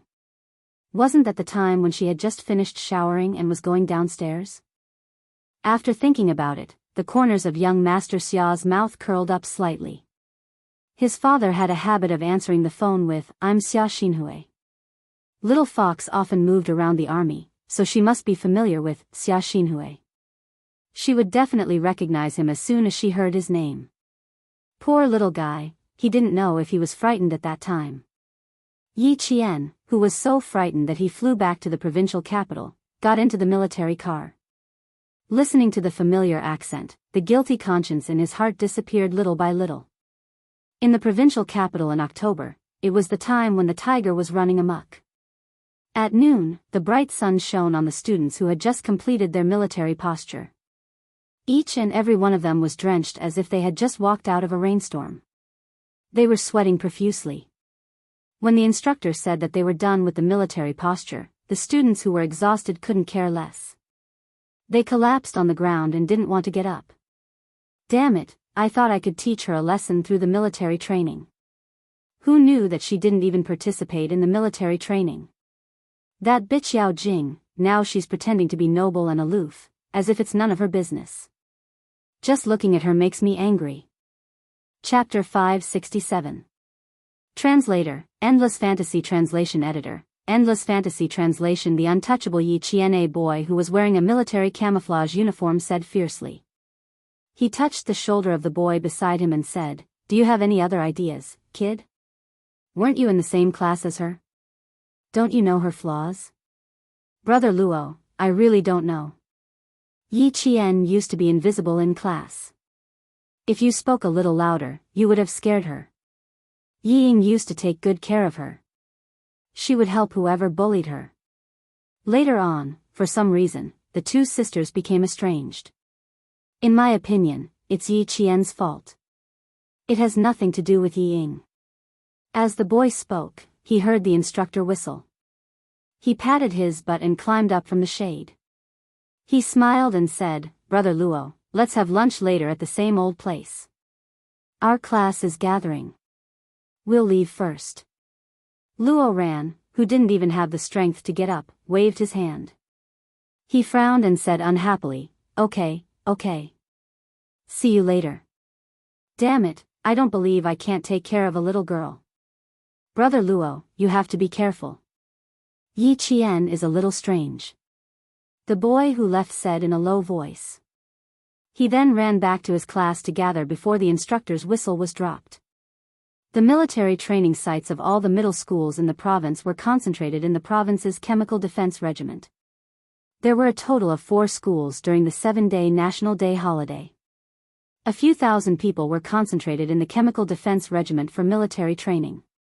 Although there were many people, many old classmates who didn't study in the same school after graduating from middle school were able to gather.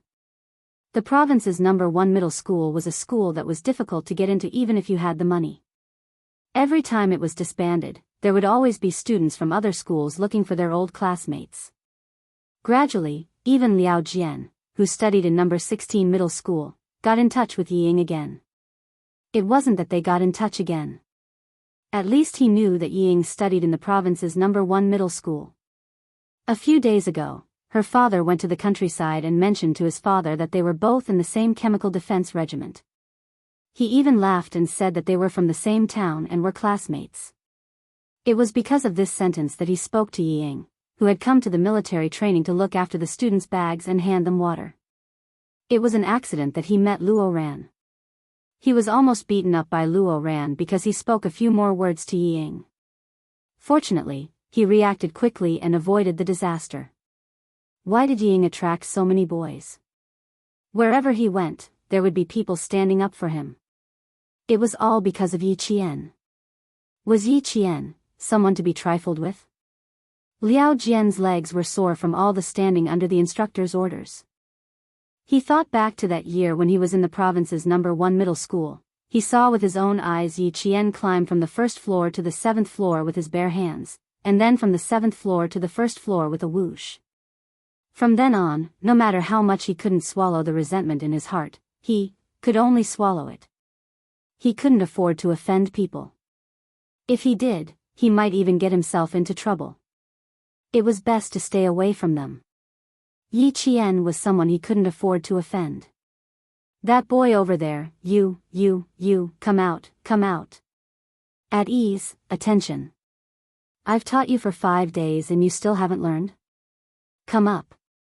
The instructor standing in front noticed Liao Jian's absent-mindedness and pointed at him rudely. This was a very common thing in military training. Whoever was caught by the instructor could only say that the student was unlucky. There were thousands of students in the 2 middle schools. At noon, they even had to line up for lunch. Fortunately, the Chemical Defense Regiment was big enough to accommodate the students of the 2 middle schools. It was also far from the city.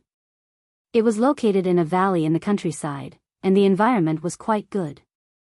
Chapter 568. Yi Qian got out of the car and looked at the sentries on both sides. He wondered if he should call the school. Otherwise, how would he get in? The pass from the provincial military shouldn't be used here. Sigh, it was all because of his phone call. He was so guilty that he didn't even arrange his own matters properly. The driver was a soldier from the provincial military. Just as Yi Qian was hesitating about whether to call the school, he had already walked to the sentries of the anti-chemical regiment and showed his soldier pass. After saying a few more words, he smiled at Yi Qian. Show them your student pass and you can enter. No matter what kind of troop it was, even if it was only a battalion stationed there, it was a military important place. It was impossible to enter and leave casually. There were clear rules that no one could violate. Yi Qian handed over his student pass and provincial military pass. The sentries called the teacher in charge of the logistics of the provincial first high school's second-year class in the anti-chemical regiment to confirm it. Only then did they return the 2 passes to Yi Qian and let him in. After thanking the soldier who sent him over, Yi Qian entered the anti-chemical regiment. It happened to be a few minutes past noon, and the class that was punished to stand began to disperse. Dragging their sore feet, they had to support each other to walk under the scorching sun. I can't do it. I can't do it. Jessen, you guys go first. I need to rest for a while. I don't have the energy. As Li Qian was fat, she was at a disadvantage in such training. However, her body was very healthy, unlike other thin and weak girls who would faint for a while and suffer from heatstroke. After 4.5 days, she also wanted to faint for a while and suffer from heatstroke. However, almost all the girls in dormitory 506 were strong and healthy. None of them fainted. And Jessen was also tired and really couldn't move Li Qian's weight. She waved her hand and said weakly, "Then go sit under the shade of the tree." Damn it, I still follow my father everywhere and don't feel tired. I really can't stand standing in a military posture every day. Perseverance is victory, and Jessen. A voice that was like a gentle breeze drifted over.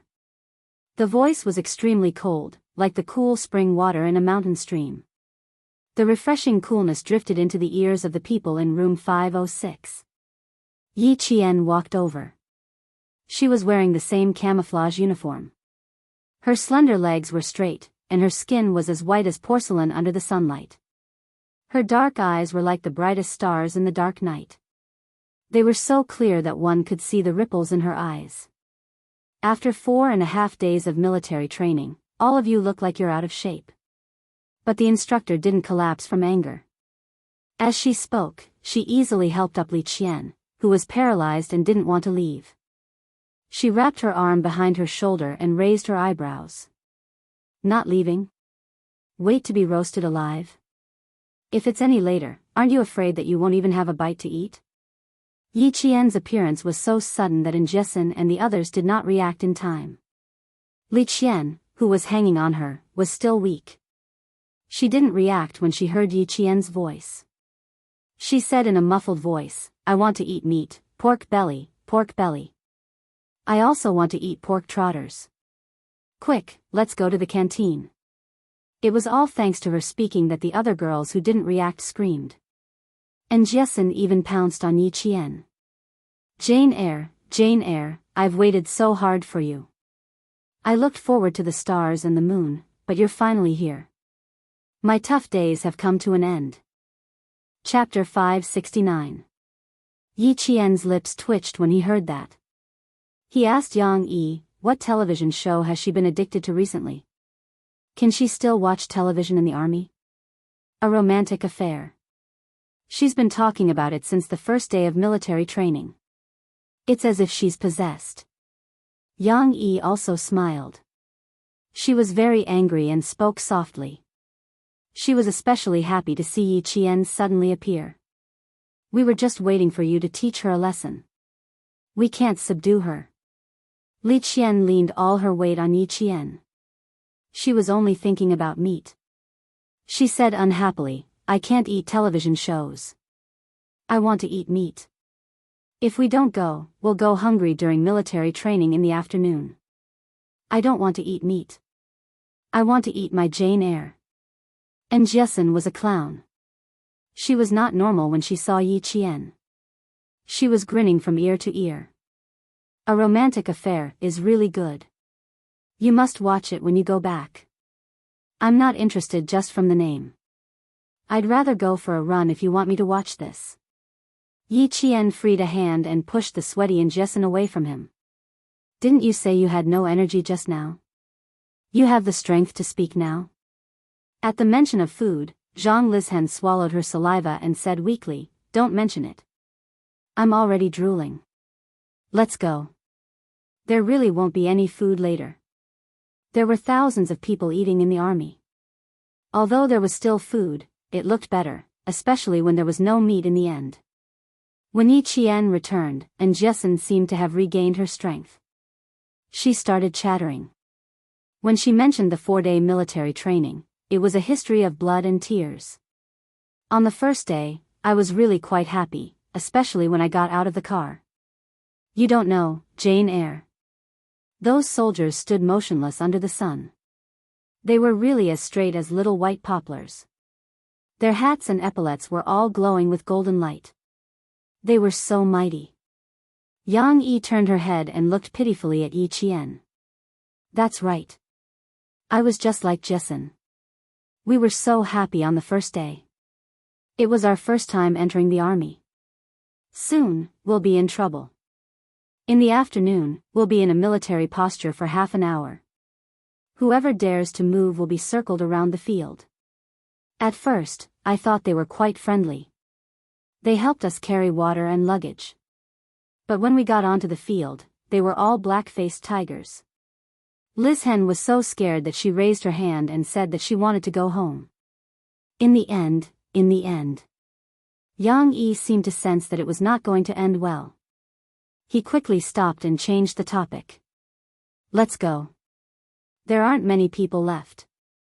Our class's dining area is just ahead. Hurry up. Thousands of people didn't eat in the cafeteria. The leaders of Provincial No. 1 High School and No. 16 High School all accepted the military training rules of the anti-chemical regiment, including eating out in the wild. They all obeyed the anti-chemical regiment's arrangements. It was the first time that the school had organized such a large-scale military training, and it was also the first time that the anti-chemical regiment had organized such a large-scale military training for students. Both sides had to make countless changes before they finally settled on the military training guidelines.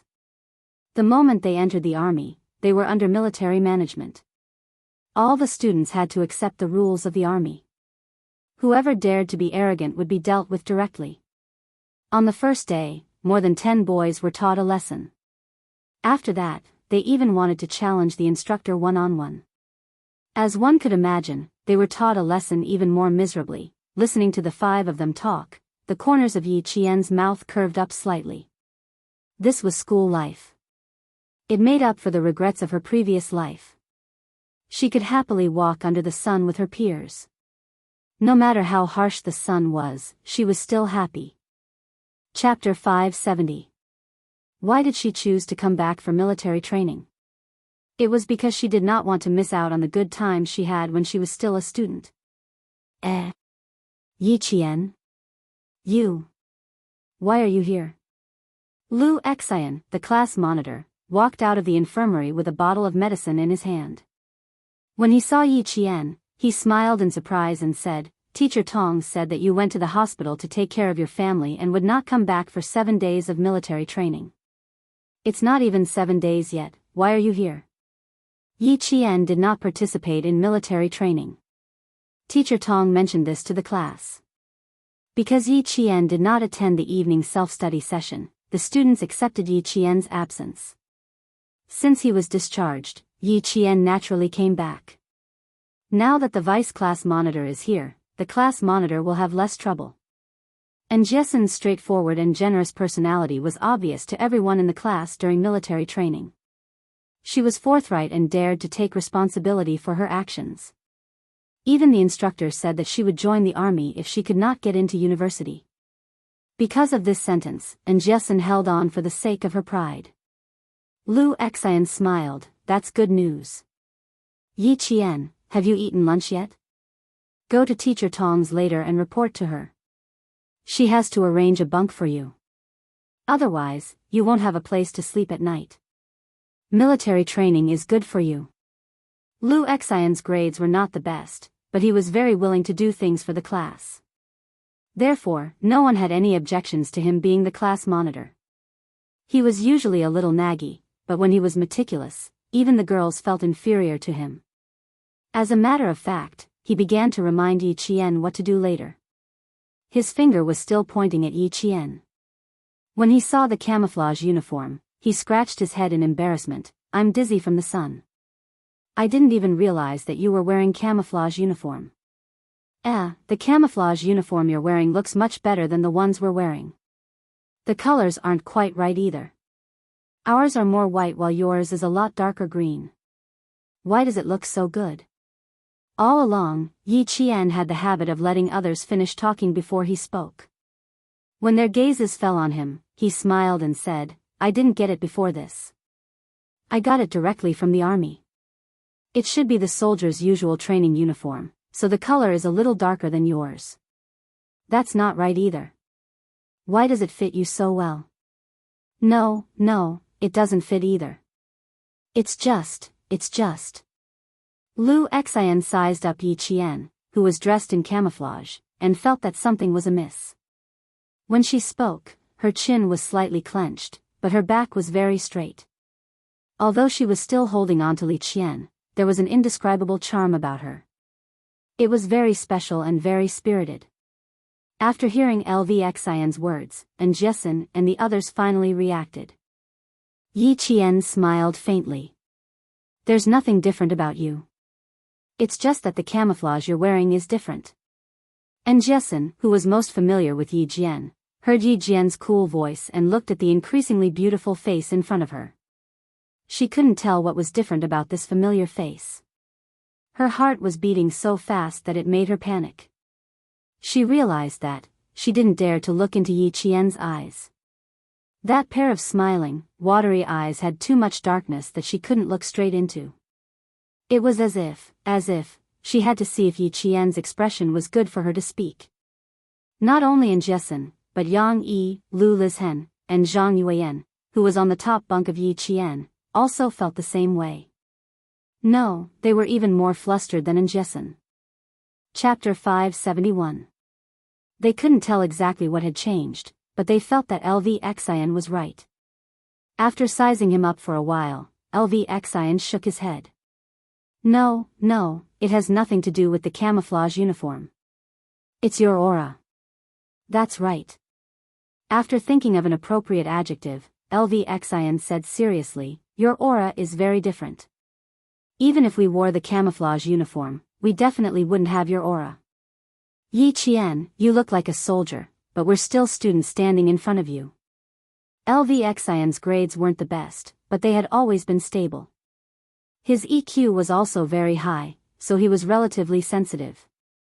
Yi Qian was wearing a suitable camouflage uniform, with a brown military belt around his waist and a pair of black training boots on his feet. He stood in the sunlight with a smile on his face, but his gaze was extremely cold. He had the aura of a soldier. It was an aura that only soldiers who had experienced the flames of war could have. Even ordinary soldiers couldn't compare to him. Yi Qian calmly observed the reactions of Jessen and the others. He laughed. It's good to be like a soldier. If I can't get into university, I'll join the army. It's so good to join the army. You don't have to think about anything in the army. You don't have to think about grades, what you're going to eat tonight, or what you're going to wear tomorrow. The army will plan all the seasons for you. It's so convenient. And Jessen and the others couldn't help but laugh when they heard this. The strange feeling in their hearts was swept away. Yi Qian was still the same Yi Qian. He had never changed. He was still the Yi Qian they knew. LV Xian said, so that's all you think about. Yi Qian, oh Yi Qian, you clearly didn't have to participate in the military training. Now you know how tiring it is. You'll be so tired that you won't even have the strength to hold chopsticks. I haven't tried it yet, so I must. Yi Qian lowered his voice slightly. He looked up slightly and saw Luo Ran and a few boys standing not far away. They were staring fiercely at him. No wonder he felt someone was staring at him. It was Luo Ran, the boy who had threatened to block him after school. And the boy beside him. Ah, isn't this my old classmate, Liao Jian? Why did Liao Jian also come to the province to study? That's not possible, right? Principal Rong wouldn't accept a student like Liao Jian. However, it was also possible that Luo Ran had been recruited. Liao Jian, on the other hand, was so frightened by the sudden sight of Yi Qian that he subconsciously retreated. He was really afraid of seeing Yi Qian. He was afraid. He was even more afraid that Yi Qian would see him with Luo Ran. Damn it. Why was he so unlucky whenever he was involved in Yi Ying's matters?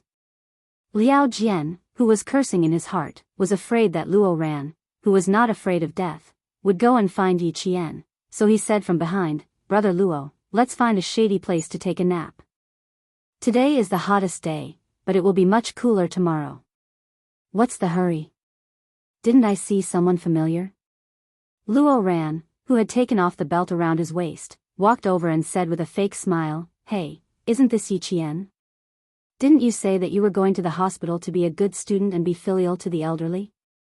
Why are you here? From his voice, it was obvious that he wasn't a good student. However, he couldn't stand Boss Luo, who had donated 500,000 yuan to the school. No matter how bad he was, the school could only accept him. Lu Xian also knew why Luo Ran wanted to find Yi Qian. It was because of the basketball incident. He ignored him and said to Yi Qian, let's go eat first. We'll gather at 2 p.m. You can sleep for a while. You can't go back to the dorm. Just find a shady place to sleep. Chapter 572. With his classmates around, Yi Qian didn't want to talk to Luo Ran and said, then hurry up. I can only support Li Qian. If one of you faints from hunger, I can only leave it to the class monitor. I want to eat meat. Without meat, I won't have the strength to hold chopsticks. After Zhang Bin's reminder, Jessen knew that she couldn't clash with Luo Ran. She pushed Yang Yi and Lu Lizhen and said, you can't stand anymore. Let's go, let's go. I'm afraid there's no meat, but there should be some vegetables. Lu Xian, who also didn't want to cause trouble, chuckled. He couldn't hide his gloating expression. Although there's no meat, we can definitely fill our stomachs. This time, it was Li Qian who wanted to cry. I want to eat meat, I want to eat meat, don't say any more. I want to eat meat too. I want to eat meat too. Even a gentle girl like Yang Yi was shouting. It was obvious how much they wanted to eat meat. It wasn't that there wasn't meat for them to eat in the military, but that the consumption was too high. They really wanted to eat. At the beginning of the military training, Luo Ran had been thinking about how to teach Yi Qian a lesson. In the end, he didn't even meet her. Now that he saw Yi Qian, how could he let her go so easily? Seeing this, he snorted coldly and walked over to block Yi Qian. You want to leave? Aren't you quite bold? Why, are you scared now? The boys beside him, except for Liao Jian, all laughed. Of course I'm scared. Who is our brother Luo? Even the principal has to give him face when he sees him. Ha ha ha, brother Luo, why don't you just let her kneel down and kowtow to you and admit her mistake? That's right. Our brother Luo is magnanimous. If she kowtows and admits her mistake, he'll let you go.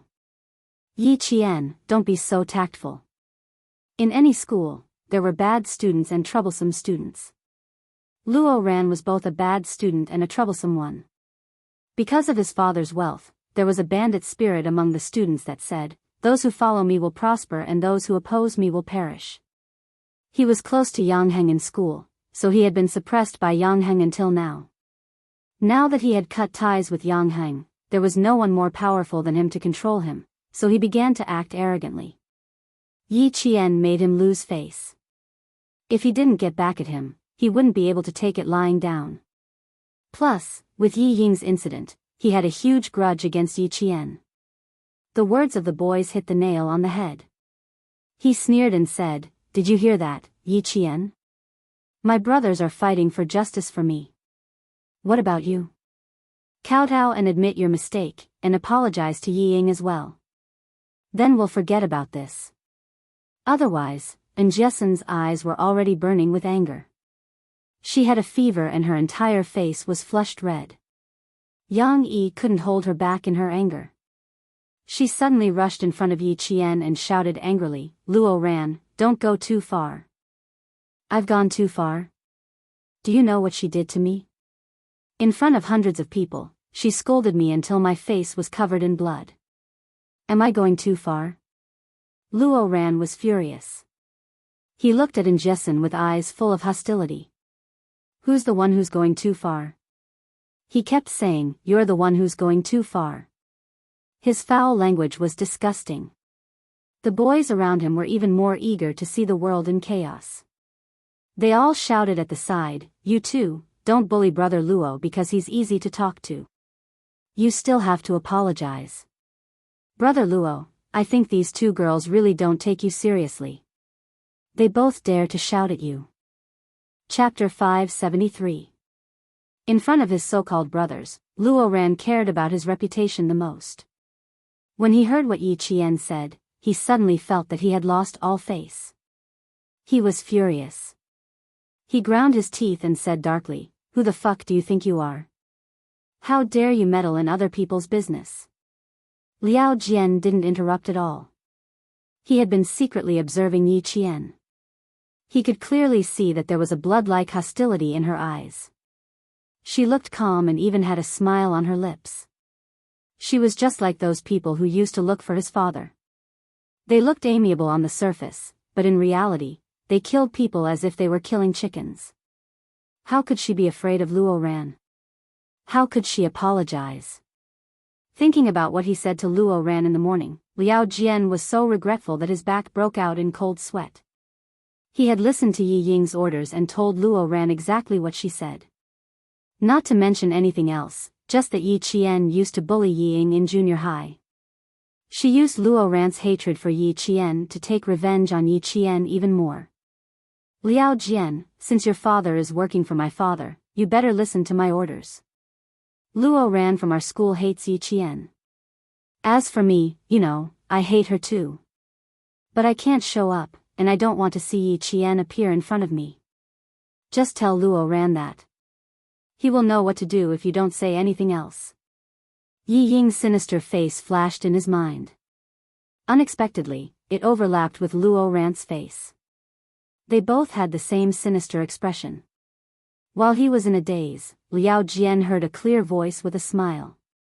That was Yi Qian's voice. He suddenly came back to his senses.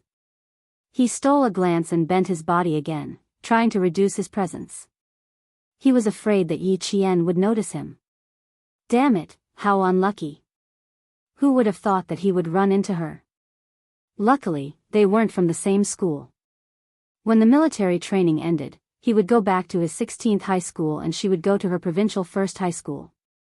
They would mind their own business and have nothing to do with each other. This time, it was purely to help Yi Ying and let the unlucky Luo Ran stand up for Yi Ying. How could Yi Qian not notice him? However, Luo Ran was the focus of his attention. He pulled in Jessen, who had stood in front of him time and time again, behind him. He smiled and said, "Every time, before I could say anything, you would stand up for me. I can't bear to see you being bullied. The more you are afraid of this kind of person, the prouder he will be. This is the army. The instructors and teachers are all here. Do you think he would dare to hit us?" And Jessen was hot-tempered and had the temper of a boy. She treated Yi Qian like her own sister, so how could she tolerate others bullying her? Yi Qian had cultivated a calm temperament, and she was used to waiting for the other party to finish speaking before she opened her mouth slowly. Now that she looked at Jessen, she couldn't help pursing her lips and smiling. It seemed that the next time Jessen was around, she would have to speak first. She said softly, "It's useless for you to argue like this. Let me handle it. You stay behind and watch." She was calm and unhurried. She used this kind of attitude to deal with things so that the troublemaker would see that she was full of confidence and wouldn't dare to find fault with her. Luo Ran and the boys behind him saw that Yi Qian didn't look angry at all, and even had a slight smile on her face. They couldn't help but feel a little embarrassed. For example, Liao Jian had the urge to run away. Yi Qian was indeed not afraid of them. Think about it, how could a girl who walked out of a war with a gun be afraid of them? Her body was already tainted with hostility. This alone was enough to make Fang Liao Jian and the others feel uneasy. Chapter 574. Luo Ran, do you think I'll apologize to you? Yi Qian raised his eyebrows, a smile as clear as water on his lips. You accidentally threw the basketball at my face, and I was just returning it. Didn't I apologize at the time? Why, do you feel wronged again? Luo Ran, you're still a guy. How can you be so narrow-minded? Yi Ying doesn't like guys like you. Firstly, it was for his reputation. Secondly, it must have something to do with Yi Ying. Now that he was in the military, there was Jia Xian, who had a firecracker personality, and all the girls in the dormitory. It was indeed not a good idea to have a conflict with him. Pulling in Jessen behind him, Yi Qian smiled faintly and said, "The instructor is here. Feel free to look for me if you need anything. Goodbye." There was indeed an instructor walking over. After 4.5 days of military training, all the instructors knew that Luo Ran was a problematic student. The first time he was punished, it was for forcibly occupying the bathroom of a guy in his grade. The second time he was punished, it was for hitting a guy who said he couldn't even walk properly. The third time he was punished, it was for putting down the national flag and tying it around his waist. 3 different actions, each more serious than the last. The last time he tied the solemn national flag around his waist, his military training results were the worst. With this record, he couldn't even join the party. Luo Ran, what are you doing? An instructor with a sharp gaze walked over and asked.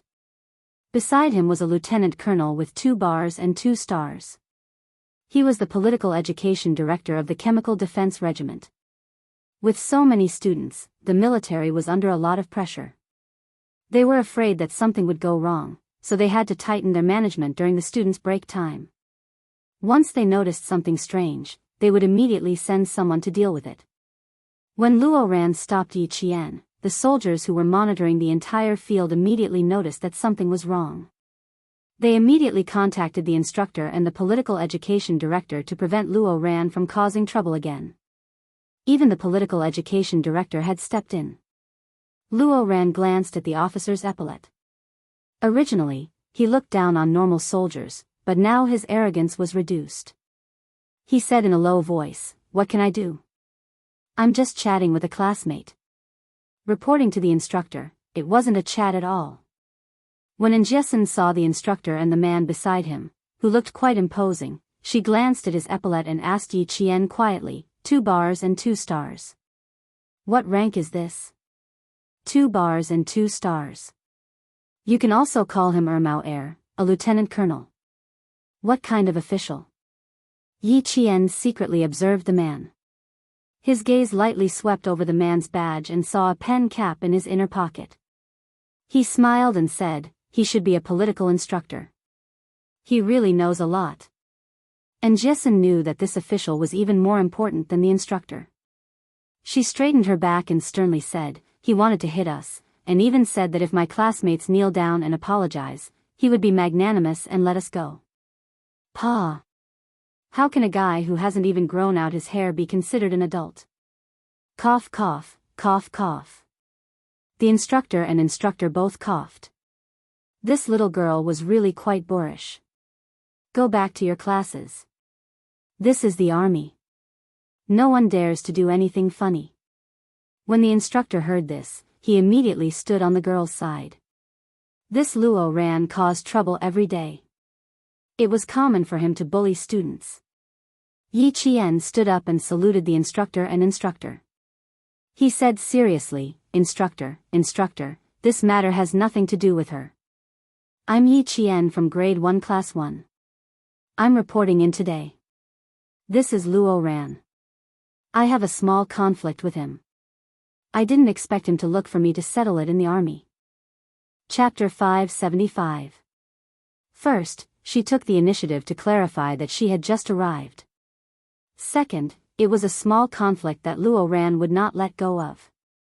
Third, she was so arrogant that Luo Ran dared to bully students in the army.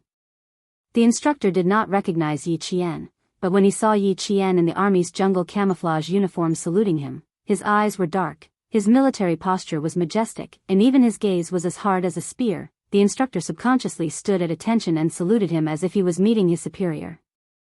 The political instructor also immediately returned the salute. His gaze on Yi Qian deepened. This little girl's military salute definitely had a few years of training. Her upper body had to be straight. She took a shortcut and quickly raised her right hand. Her 5 fingers were naturally straightened. Because she was not wearing a military handkerchief, her fingers were at the same height as her eyebrows. Her palms were facing downwards and slightly extended outwards by 20 degrees. She also had to ensure that her wrist was not bent. Her right arm was slightly flat and formed a line with her shoulders. This kind of military salute was standard and compliant. She could subconsciously do it like a standard frame. No matter what, she could immediately give a standard military salute. None of the students were qualified to give a military salute. They looked like it, but there was no aura inside. Okay, we understand. You guys should hurry back to class. It's almost time for lunch. Hurry up. The political instructor smiled faintly. When he looked at Yi Qian, his smile deepened. This girl must have grown up in the army.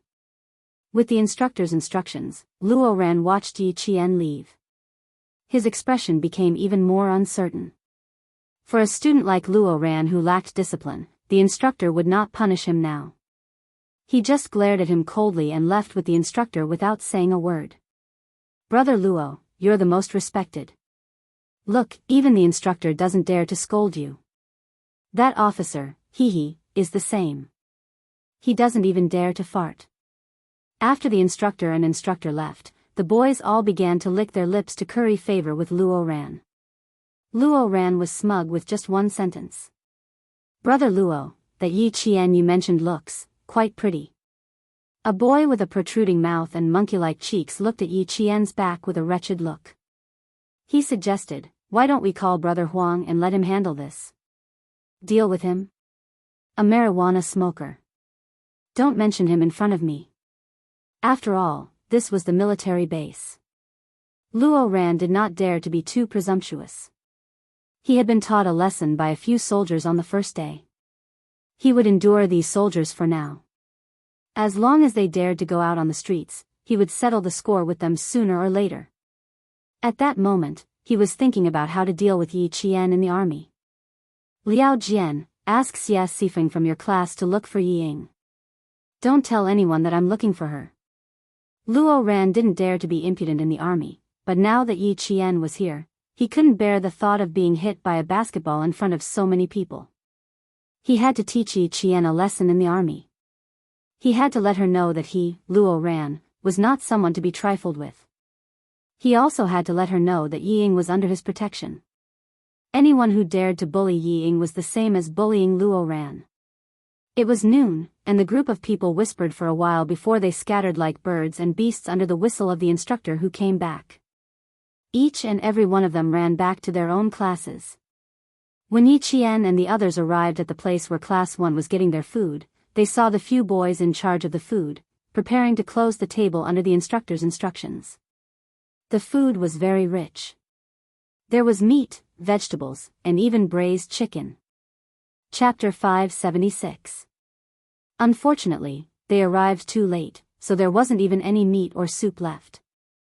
There weren't many vegetables left, but it was still enough for them to eat. It was just that there wasn't any meat. "Hey, Yi Qian, why are you here? You haven't eaten yet, right?" The boys in charge of collecting the dishes saw Yi Qian and stopped what they were doing to look at their classmate whom they hadn't seen for a few days. "You came back at the wrong time. There's only this much food left." The instructor in charge of Class 1 walked over. Yi Qian saluted and said, "Grade 2, Class 1, Yi Qian, reporting for duty." This reporting for duty was sonorous and powerful, which made the instructor even more shocked. This wasn't a student. This was a veteran who had been in the army for much longer than him. He also had a murderous aura about him, which made him seem even more intimidating than the instructor. Yi Qian? Wasn't it just a sick family member who asked for leave to take care of the girls? Why was he here again? The young instructor, who had been tanned by the sun, returned a military salute to Yi Qian. "Eat whatever you want. Come back early for dinner." Then he said to Injesin, "You guys keep coming back late. If you're on the battlefield, who knows how many of your comrades will die because of you." These words were absolutely true. Yi Qian could understand, but Injesin and the others couldn't. Injesin muttered softly, "How can we eat all this food? It's better than nothing. Just eat whatever you want. Come back early tonight." The black-faced instructor roared so loudly that even Li Qian, who had been asking for meat, began to tremble. She cried and said, "Eat, eat, eat." The instructor was a young man in his early 20s. When he saw the two girls crying in front of him, he picked up a plate of pumpkin and vegetables and said, "It's good that you still have food to eat. Why didn't you come back early if you want to eat something better? Come back early tonight. Make do with lunch." The few of them didn't dare to talk back. The instructors personally served them food, so they could only obediently agree and send the instructors away with their gazes. "Come earlier next time. We originally left some meat for ourselves, but it was all snatched away. Let's eat vegetarian dishes. It's a good way to lose weight," the boy said optimistically. Then, he took out a stainless steel plate and added rice and dishes to the girls. Yi Qian was not a picky eater. He had trained with Principal Chen in the 100,000 jungles of the western province and had eaten raw food or wild vegetables. Yet, he still managed to survive. At this moment it was already good enough that there was still soup and water to drink. If there was also a boiled pumpkin, his stomach would definitely be full. He didn't ask for much. He just wanted to eat his fill. But this pumpkin. Yi Qian raised his eyebrows and looked at Injesin, who had a bitter expression on her face. She didn't eat pumpkins and was probably going to cry now. Sigh, "I hate eating pumpkins the most." And Injesin felt so wrong that she felt as if she had been punished by her stepmother. She wanted to flip the plate and leave, but this was the army. She didn't dare to. In the end, she still had to make do with it. She was also afraid of the instructors. She gritted her teeth and ate the pumpkin she hated the most. She said fiercely, "When we go back, I'll order a table full of meat. I want to eat braised pork." They ate at the same place. Some of the boys who had finished eating quickly were already chatting at the side. There were also a few who were sitting outside. When they saw Yi Qian, their reactions were similar to Lu Xian's. Damn, Yi Qian, why are you here? This place isn't for humans. Why did you bump into us? Is your relative discharged from the hospital and doesn't need you to take care of him anymore? Damn, if you don't take care of him in the hospital, you can take care of him at home. It's too damn tiring. We boys can't take it anymore. When the students in the class saw Yi Qian, they all greeted her happily. Yao Jing, who was sitting not far away, looked coldly and said to Yi Ying, "Did you see her? She's here. How's Luo Rant's situation?" Chapter 577. Yao Jing had her eyes on Yi Qian the moment he appeared. She passed the plate in her hand to Yi Ying and smiled. "I'm done eating. I'm going to say hi to her. You should come with me." Yi Ying wanted to say that she didn't want to go, but she suddenly remembered the conflict between Yao Jing and Yi Qian. She pretended to sigh and said, okay. I'll go with you. You don't hold grudges, but she does. I'll be worried if you go alone." Her words were really tempting. Yao Jing looked at her with a smile, as if she knew everything. She just didn't want to expose Yi Ying's thoughts. Yao Jing didn't care about Yi Ying's tricks. She only knew how to ask her family for help when something happened. She deserved to live under Yi Qian's shadow for so many years. If she was Yao Jing, she wouldn't even know where Yi Qian would be, dead by now. Yi Qian, who had just finished eating, had already noticed them. Seeing the two of them walking over together, a saying popped up in his mind, "Friends are friends. You guys eat slowly. I'll go for a walk when I'm done." Yi Qian, who had already finished eating, picked up the stainless steel plate and stood up. He smiled at his 5 roommates who were still eating vegetables and pumpkins. "If you want to eat this to lose weight, you won't look fat in winter and won't find it disgusting." 16 or 17 years old girls were at the age where they cared about their appearance. They might not be willing to just eat it, but they were still motivated to eat it for the sake of losing weight. And Jessin didn't notice anything strange. With a mouthful of pumpkin in her mouth, she waved at Yi Qian with a look of nausea, indicating that she should leave first. The anti-chemical regiment was very large, and the greenery was also quite good. Yi Qian's batch was just in time for the first military training in the province. This batch's military training was the strictest and also the most unlucky batch. Other than the reduced training intensity, the training process was based on that of the new recruits. Because there were too many people, it was impossible to do field training, and it was even more impossible to drag them out for field training. Therefore, it was modified. Eating and napping were changed to field training outside. Being outside made it easier for Yi Qian to do whatever he wanted. It also made it easier for Yao Jing and the others to find him. Yi Qian made up an excuse to leave because he didn't want to implicate Jessin and the others. He walked directly into the small forest. There were countless students lying in the forest. They were all wearing the same color camouflage uniform. Even his classmates would find it difficult to recognize them at a glance. "She's going there." Yi Ying gently tugged at Yao Jing's sleeve. Would they be discovered if they followed so closely? Also, Yao Jing's expression was not right. She looked like a criminal who had committed a crime. Her face was cold and fierce. The corners of Yao Jing's mouth twitched. She wasn't even interested in looking at her. She wanted to fight with Yi Qian with such little guts. It looked like Yi Qian had shown her mercy. Didn't she just say that she would walk a few rounds after eating? What are you afraid of? We're just going to greet her. We won't do anything. Just like what Yao Jing said, Yi Ying was indeed a little afraid of Yi Jian. She threw Xia Sifeng to the ground without saying a word and warned her several times to be careful.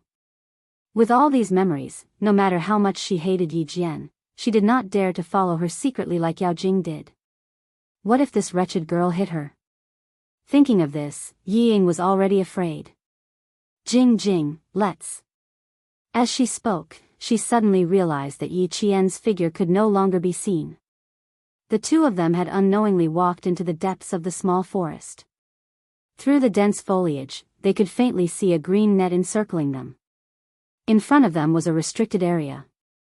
Chapter 578. The forest was a little cold, and the leaves were so dense that even the sun couldn't shine in.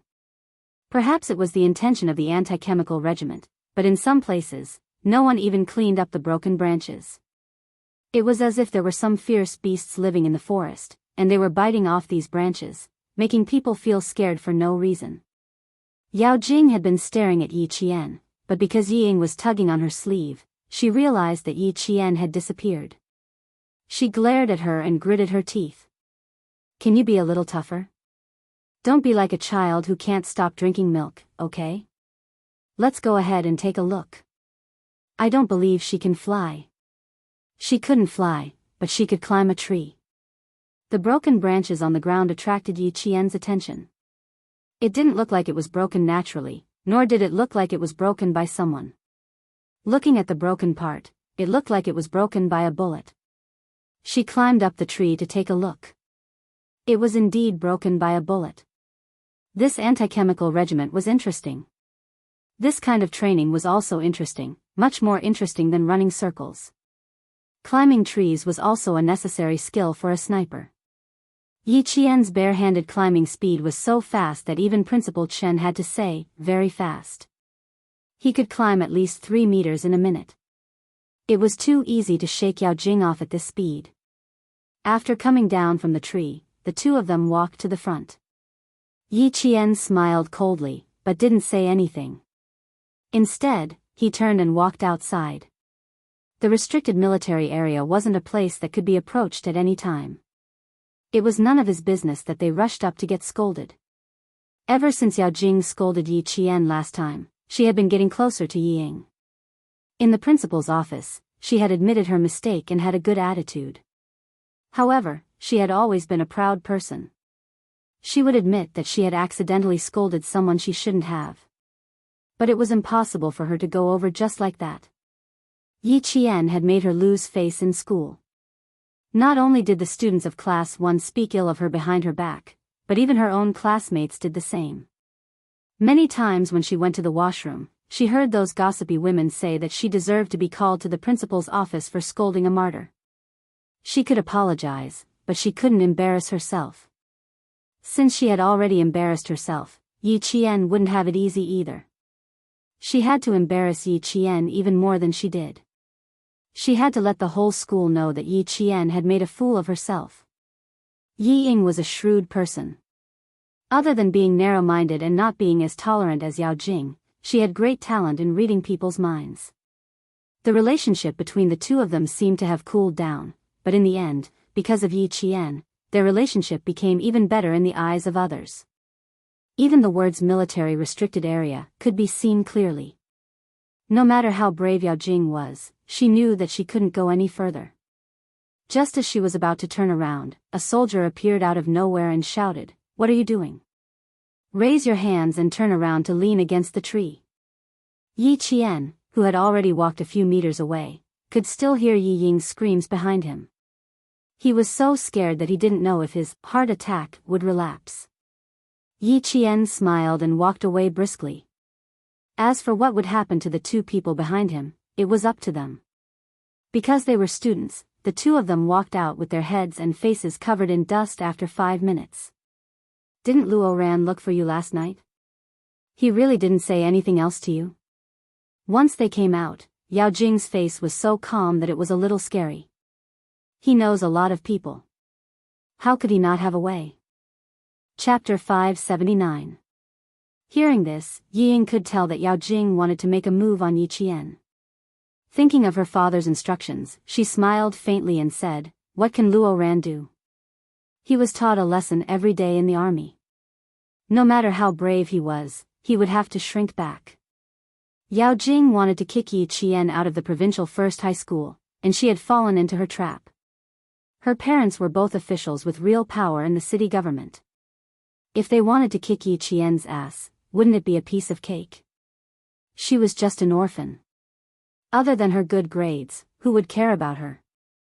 Her father hadn't found out who drove Yi Qian back to school, so he was afraid of hurting Yi Qian. He told her not to provoke Yi Qian in school. Moreover, Yi Qian's mother was a martyr. Even the provincial first high school knew about it. Martyr orphans would more or less receive special treatment in school. In order not to affect her future college entrance examination, no matter how popular Yi Qian was in school, she pretended not to see him and focused on her studies. At that time, she was still a little unwilling, but now she was relieved. Yao Jing, who had power in her family, also wanted to kick Yi Qian out of the provincial first high school. Why should she make a move on Yi Qian? Moreover, with Luo Ran, who used to be a gangster, one would give advice and the other would act as a hired thug. She, Yi Ying, could just watch from the sidelines and reap the benefits. Yi Ying sighed and said, "Forget it. Anyway, we're both in our second year of high school. With her grades, she'll definitely get into Hua University or Shi University in the capital. It's impossible for me to get into Hua University or Shi University, so there won't be many chances for us to meet in the future. I'll just bear with it. I've endured for 9 years from elementary school to middle school. 1 or 2 more years won't make a difference. Although she used to stay at my house, we don't have any kinship. Now that she's out on her own and relying on the old principal who's sick, there'll be a lot of hardship in the future. Why should I make things difficult for myself?" As he spoke, he observed Yao Jing's expression from the corner of his eye. He saw her looking at him with a faint smile, as though she had seen through something. Yi Ying's heart skipped a beat as she quickly retracted her gaze. That's right, Yao Jing was a shrewd person. Even though she looked carefree on the surface, just like in Jessen, she was so scheming that even Yi Ying had to be wary of her. "Ying, this isn't like you. I know that Yi Ying is not a kind person. You said that you won't fight with Yi Qian. Ying, you don't even believe your own words, let alone me." Yao Jing's smile remained unchanged as she looked at Yi Ying. "Don't say things that neither you nor I believe, lest it spoils our friendship. She clearly went into the forest just now, but we didn't see anyone when we went in. Heh, it's obvious that she's trying to trick us. Ying, you heard what the soldiers said just now. If they didn't know that there are students here for military training, they could have fired a warning shot just now. Ying, Yi Qian wants us dead. I don't believe that you don't know." She kept smiling. Although she was smiling, her smile was so cold that it made the hair on Yi Ying's back stand on end. She was panicking. Similarly, Yi Ying used her smile to hide her panic. She smiled and asked, "You don't have to be so nervous. The soldiers' words were just to scare us. What else can we do? What else can we do? Yi Qian has a firm foothold in the school. Even if I want to kick her out of the province, do you think I can do it just because I want to?" Chapter 580. Jingjing, I'm just a student. My father is just a small government employee in a small city. As for my mother, she's just a woman from the countryside who doesn't know anything. My parents aren't as good as yours.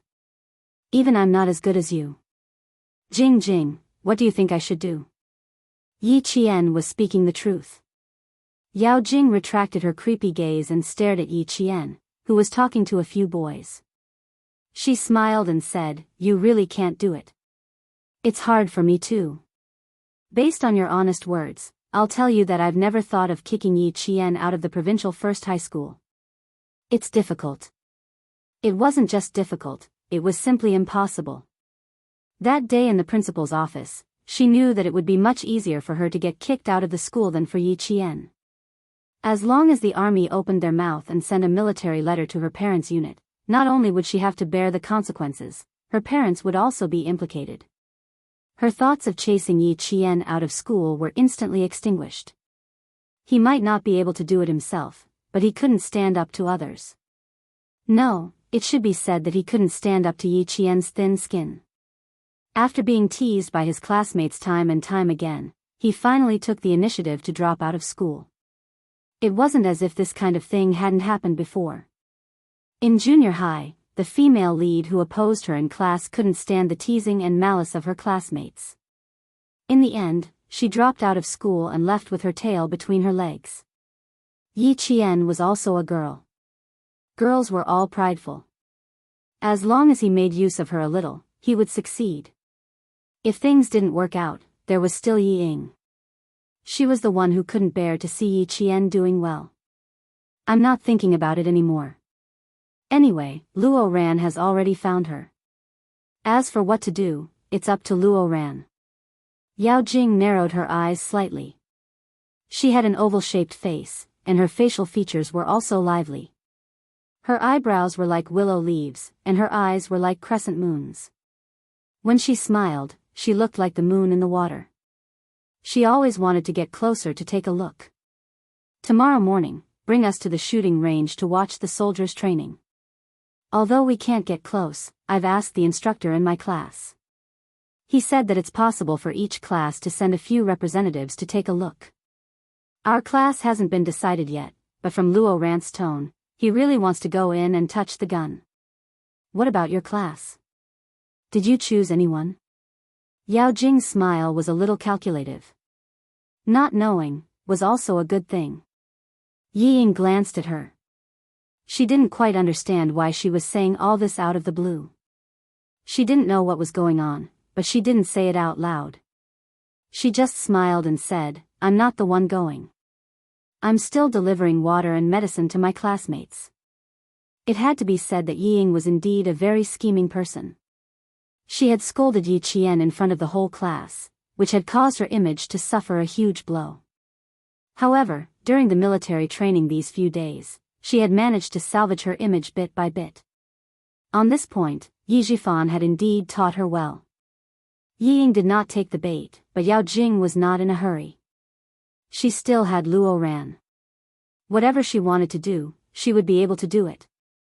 Thinking about how Yi Qian had purposely tricked her and lured her to the restricted military zone, Yao Jing couldn't suppress her anger. Good, very good. If he wanted to let Yao Jing have a taste of bullets, then he might as well let Yi Qian have a taste of them first. This time, if she could directly get rid of Yi Qian in the army, then it would be interesting. Would the army still find trouble with the army? Also, Yi Ying had said that Yi Qian had no one to rely on and only relied on the old principal. Did that mean her family didn't even know that Yi Qian had the support of the army? Chapter 581. She could make use of this to tie a simple-minded person like Luo Ran to a scheming person like Yi Ying. She had promised the principal that she would not cause trouble for Yi Qian, but how could she guarantee that others would not cause trouble for Yi Qian? The person in front of her, was someone who wished that she could immediately kick her sister out of school and trample on her for the rest of her life. Yi Ying did not know that Yao Jing was harboring such malicious thoughts. She watched as Yi Qian got along well with Jiesin and the rest, while she had given in to Yao Jing in all aspects during high school. She even risked being caught by the teacher to pass her the answers, but in the end, she did not get any benefits. Dandan and Le Mei were the same. They relied on their family's wealth and did not care about her at all. She had to admit that Jiesin was right about one thing. Friends should not abandon each other, unlike her and Yao Jing, who would first think of not being implicated when something happened. Yao Jing was good at scheming. She did not dare to have a close relationship with such a friend. She could not easily reply to her words. She wanted to see what else she wanted to do with Luo Ran. After chatting and laughing, the students quickly took an afternoon nap under the shade of the tree. Yao Jing walked out of the forest and saw that Yi Ying did not reply to her for a long time. She stood up and yawned. I'm going back to class. I'll look for you tonight. I'm so tired. You should rest for a while too. Even though it was just delivering water, I can see that you're quite tired. As the two of them spoke, they saw Yi Qian, who had disappeared into the forest, sitting beside Jiesin. It was as if he had never left. Yao Jing's gaze shot over like a knife. She was almost shot by the soldiers just now, but she was sitting there chatting as if nothing had happened. Yi Qian, just you wait. Where did you go just now? Liao Jian was just here, and Luo Ran was also here. Now the two of them are together again. TSK, nothing good will happen. Just now, when Yao Jing came out from the forest, she glared at you several times. She's full of evil tricks. And Jiesin was much more cautious than before. She also knew how to observe people in secret. Taking advantage of the fact that only she and Yi Qian were around, she whispered, "Don't run around for the next 2 days.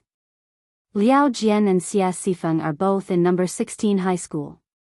Our school happens to be having military training with number 16 high school. If I hadn't bumped into Liao Jian and Xia Sifeng that day, I really wouldn't have known that the two of them were in number 16 high school. It turned out that it wasn't number 1 middle school, but number 16 middle school." Yi Qian closed her eyes and said lazily, "Don't worry. If they really want to cause trouble in the army, then it's their own bad luck. Go back to your class. I want to sleep too. I'm so sleepy. Can you still sleep with all of them together?" And Jessen grumbled in dissatisfaction. Then, she followed suit and lay down in the shade of the tree. Her back was scalded by the heat. "It's so hot. How can I sleep? Let's go back to the dormitory.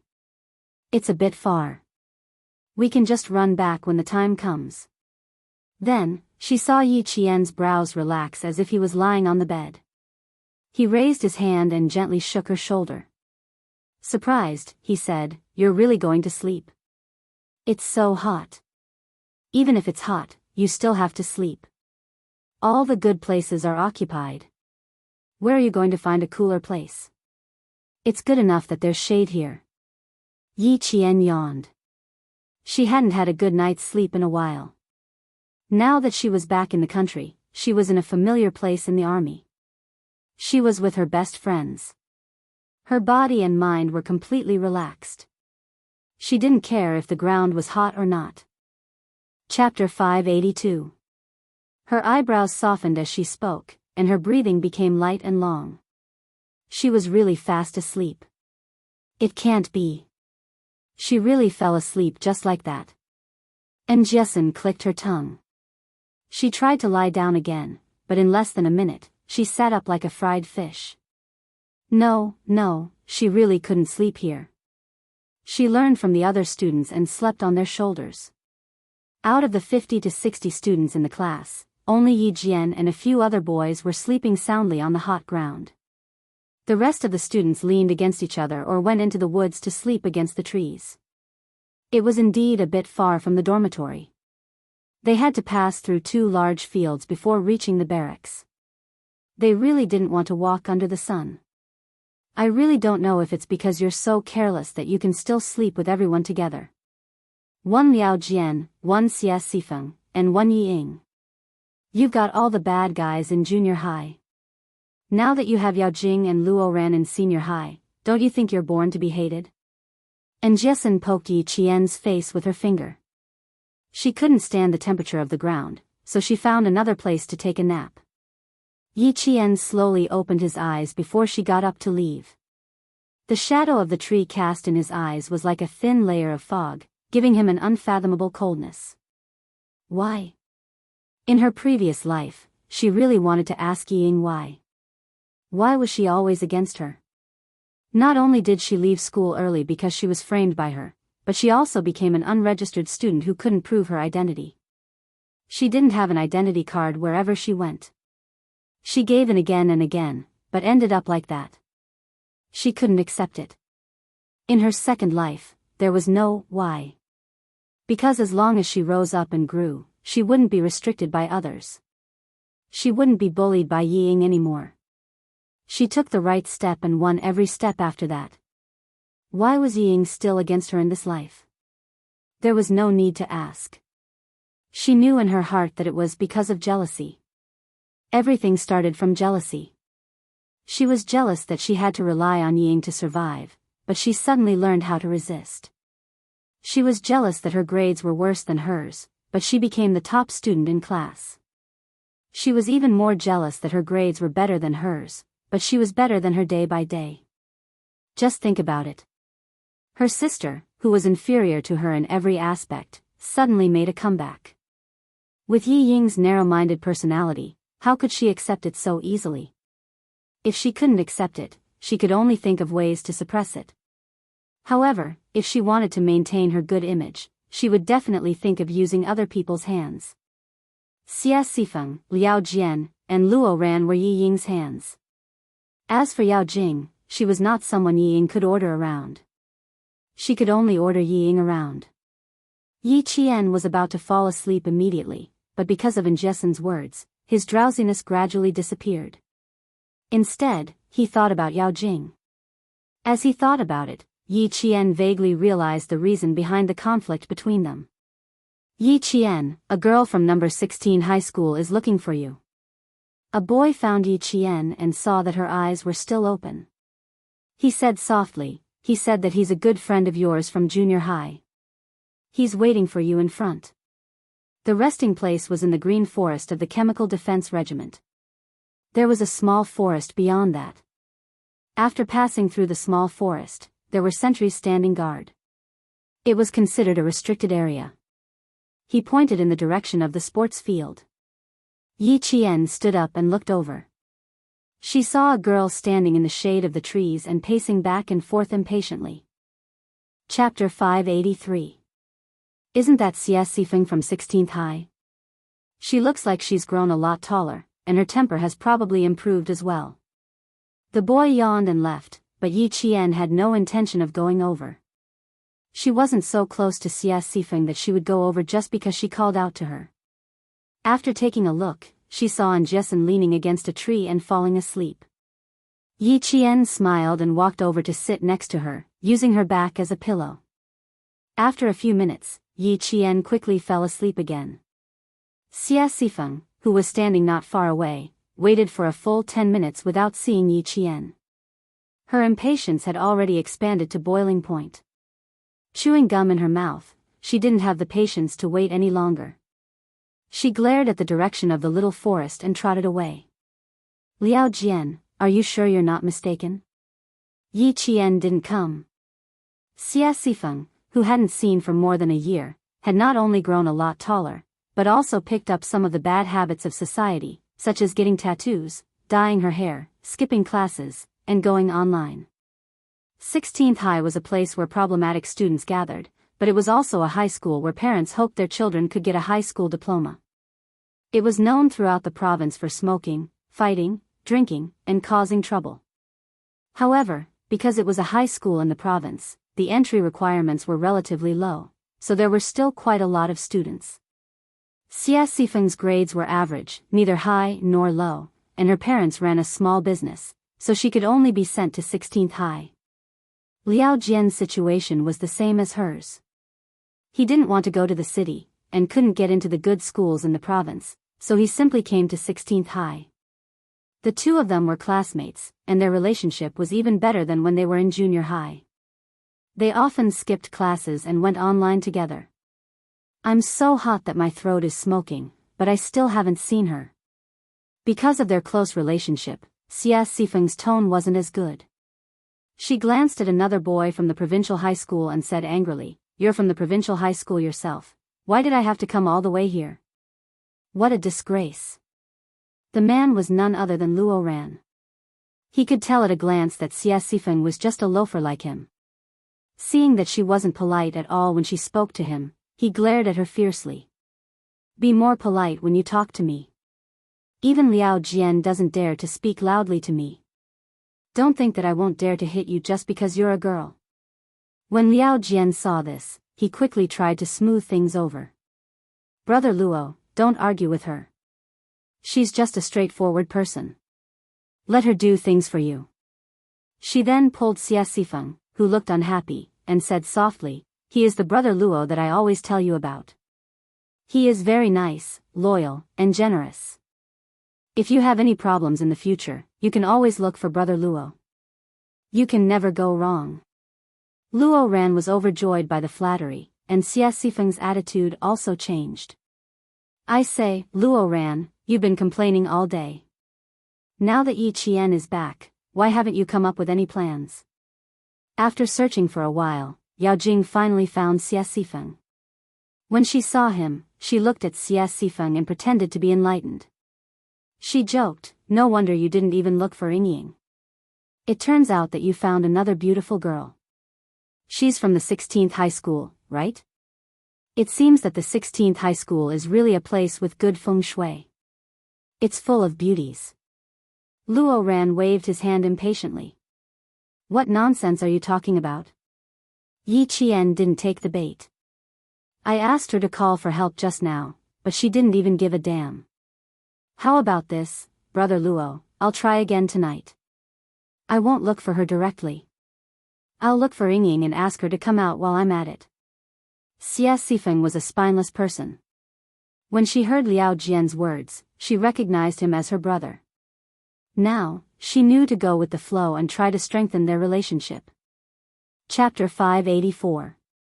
Yao Jing's eyes flickered.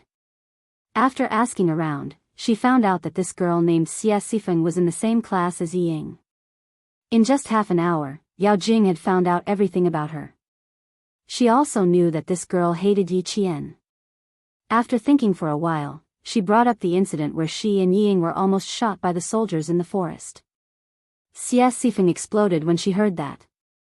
How dare Ying say that she has nothing to do with it? Is she stupid? Whatever Yi Qian did to her, she should return the favor. Let her know what's good for her. How can we return it? Yao Jing sighed and said helplessly, Ying is kind and I don't want to be a busybody. Let's just leave it at that. We don't have anything to do anyway. Forget it. You can't do that. Ying was almost forced to drop out of school by Yi Qian because of this. You guys were almost shot this time. You can't tolerate it. She should have a taste of what it feels like to be shot. Xie Sifeng was a pushover. She looked smart, but once she opened her mouth, she would fall into a trap. She was led into a trap by Yao Jing step by step. In the end, it was Yao Jing who was persuading her. Don't. We're in the military. We can't cause trouble. Besides, as long as we don't go near the forest, we'll be fine. Liao Jian secretly gave Xie Sifeng a lot of looks, but she didn't notice. Instead, she became more enthusiastic and said to Luo Ran, Brother Luo, we can't just ignore this. As long as Yi Qian is around, Ying will have a hard time. If I don't teach her a lesson, my surname won't be Luo. With her adding fuel to the fire, Luo Ran's eyes became even fiercer. Yao Jing, on the other hand, was secretly laughing. These people, for Ying, all of them seemed to have lost their souls. They were so foolish. Don't mess around. Ying and I are fine. Don't cause trouble for us. No, I'm not talking to you guys anymore. I'm regretting it now. Seeing that she had achieved her goal, Yao Jing pretended to be remorseful. She frowned and reminded Luo Ran not to cause trouble and not to go to the forest before leaving. The cicadas were still screaming hysterically. The sun shone so brightly that the ground was white. It was not until 1:30 p.m. that Yi Qian, who had slept for a full hour, finally opened his eyes. Just as he was about to stretch, he saw a familiar face looking at him with a smile. You're as tanned as a pretty boy from Africa. Yi Qian saw that Jessen, who was leaning against her, had fallen asleep on another girl's shoulder. She got up gently and walked to Yang Heng's side. It's only been 4 days and you're already so sunburned. After 7 days of military training, I'm afraid your classmates won't recognize you anymore. Yang Heng raised an eyebrow. Why is he called Feizhou's gigolo? He's slightly paler than an authentic African. Naturally, he's an African pretty boy. Yi Qian explained with a smile. When he saw Yang Heng's handsome features, an idea suddenly flashed through his mind. That day, when Yao Jing came here angrily, the first thing she mentioned was Yang Heng's name. After figuring out the key point, Yi Qian grasped the main clue. After some careful consideration, he came up with a bold guess. Yao Jing came to class 2 to cause trouble for him because of Yang Heng. Did this mean that Yao Jing actually had a crush on Yang Heng? As this thought flashed through his mind, Yi Qian couldn't help but laugh coldly. If that was really the case, it would be interesting. Rumors in school were that Yang Heng liked Ying. Even Yao Jing herself had joked that Yang Heng had a good family background and was perfect for Ying. Chapter 585. Yi Jian instantly thought of the key point as if she was enlightened. She looked at Yang Heng with a meaningful gaze. She didn't have much contact with Yang Heng, so she didn't know him well. However, in her previous life, she was forced by Ying to judge whether the person she was taking in was a good person or a bad person based on their facial expressions. Therefore, she had some understanding of Yang Heng, a 16-year-old boy who had everything written on his face. He was a bad boy, but not at the root, but at the rebellious stage. He had a bottom line and knew what he could and couldn't touch. Smoking, fighting, and surfing the internet. As long as he didn't cause any trouble, he could do whatever he wanted. Besides, his grades had always been in the top 5 of the grade, so that was enough for him to do whatever he wanted. In school, Yang Heng was a boy that the teachers didn't have to worry about. He was polite, motivated, and serious. As for what happened outside of school, sorry, but as his parents, they didn't manage him well. The teachers could manage him, but at home, his parents would.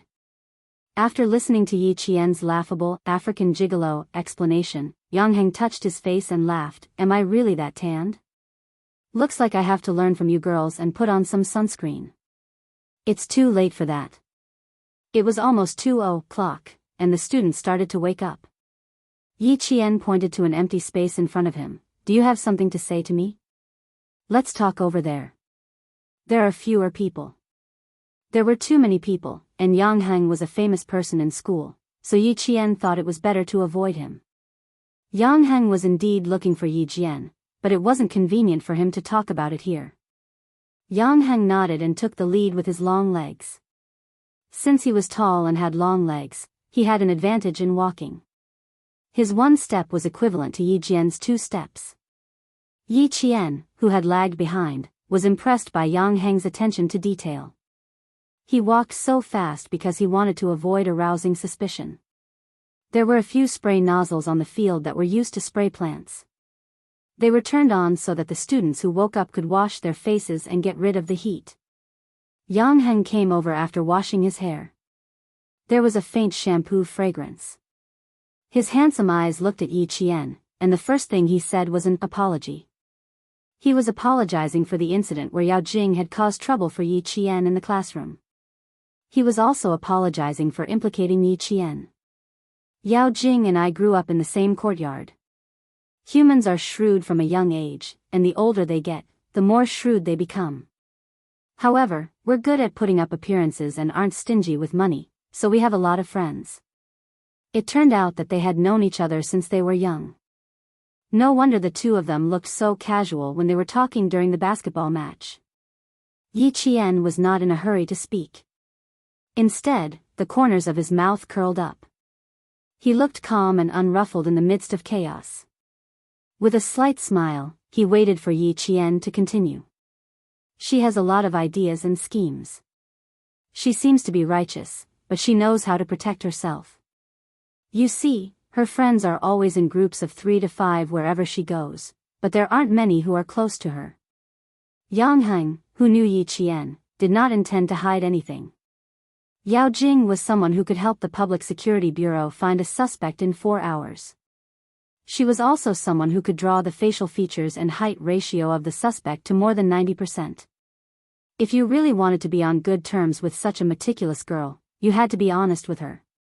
Yang Heng thought about every word he said, and he did not say it out loud.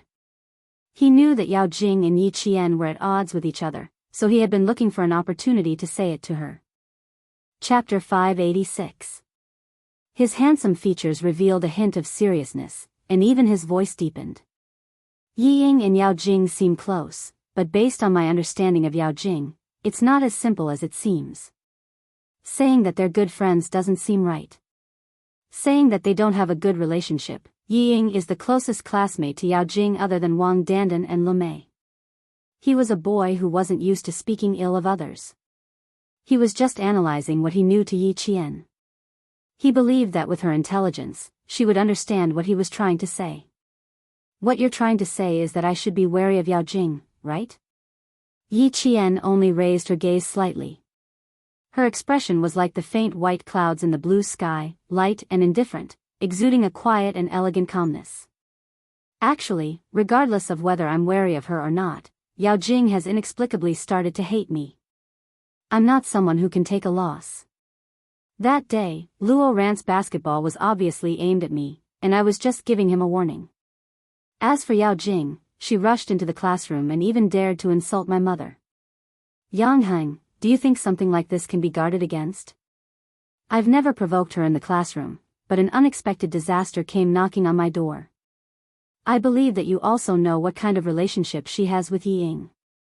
You and I are both well aware of what kind of secrets there are. Everything she said was the truth. Yang Heng pondered for a moment and sighed. Yao Jing can be very annoying sometimes. How about this? I'll tell her not to cause trouble every day. Please don't. Yi Qian couldn't help but laugh. Her dark eyes contained a hint of a meaningful smile. She said indifferently, if you tell her, it won't change anything. Instead, it'll make her angry. Yao Jing is a bad person. You said that she's not someone to be trifled with, but now that she's provoked me, this matter won't end easily. You don't have to get involved in this matter, lest others say that I'm using you to deal with Yao Jing. Also, they said that you like Yi Ying. Why do I feel that? You're purposely making people think that way. Yang Heng's eyes were filled with astonishment. He did mean that, but he didn't expect Yi Qian to be so direct. This was a little different from the girls he had met before. At least, he hadn't seen one so direct. It's a little intentional. Who can stand people asking you who you like, if you need her help, if you're too shy to do anything? Yao Jing has been asking me since the second day of middle school. That day, I saw that she pushed Yi Ying, so I might as well let her wish come true. A casual remark from Yang Heng had ruined Yao Jing and Yi Ying's friendship. However, Yao Jing was a patient person. She hid in the dark and did not reveal any of her thoughts. She observed both Yi Ying and Yang Heng. What a pity.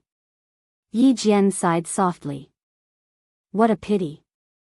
Now that she knew Yang Heng, and this guy was not bad, she could not treat him as someone who would sow discord between Yao Jing and Yi Ying. You really don't mean what you say. This matter is enough to make Yao Jing worry. Yi Qian sighed inwardly. Seeing the instructor of the first class walk towards their class, she knew that it was time for the assembly. It's time to assemble.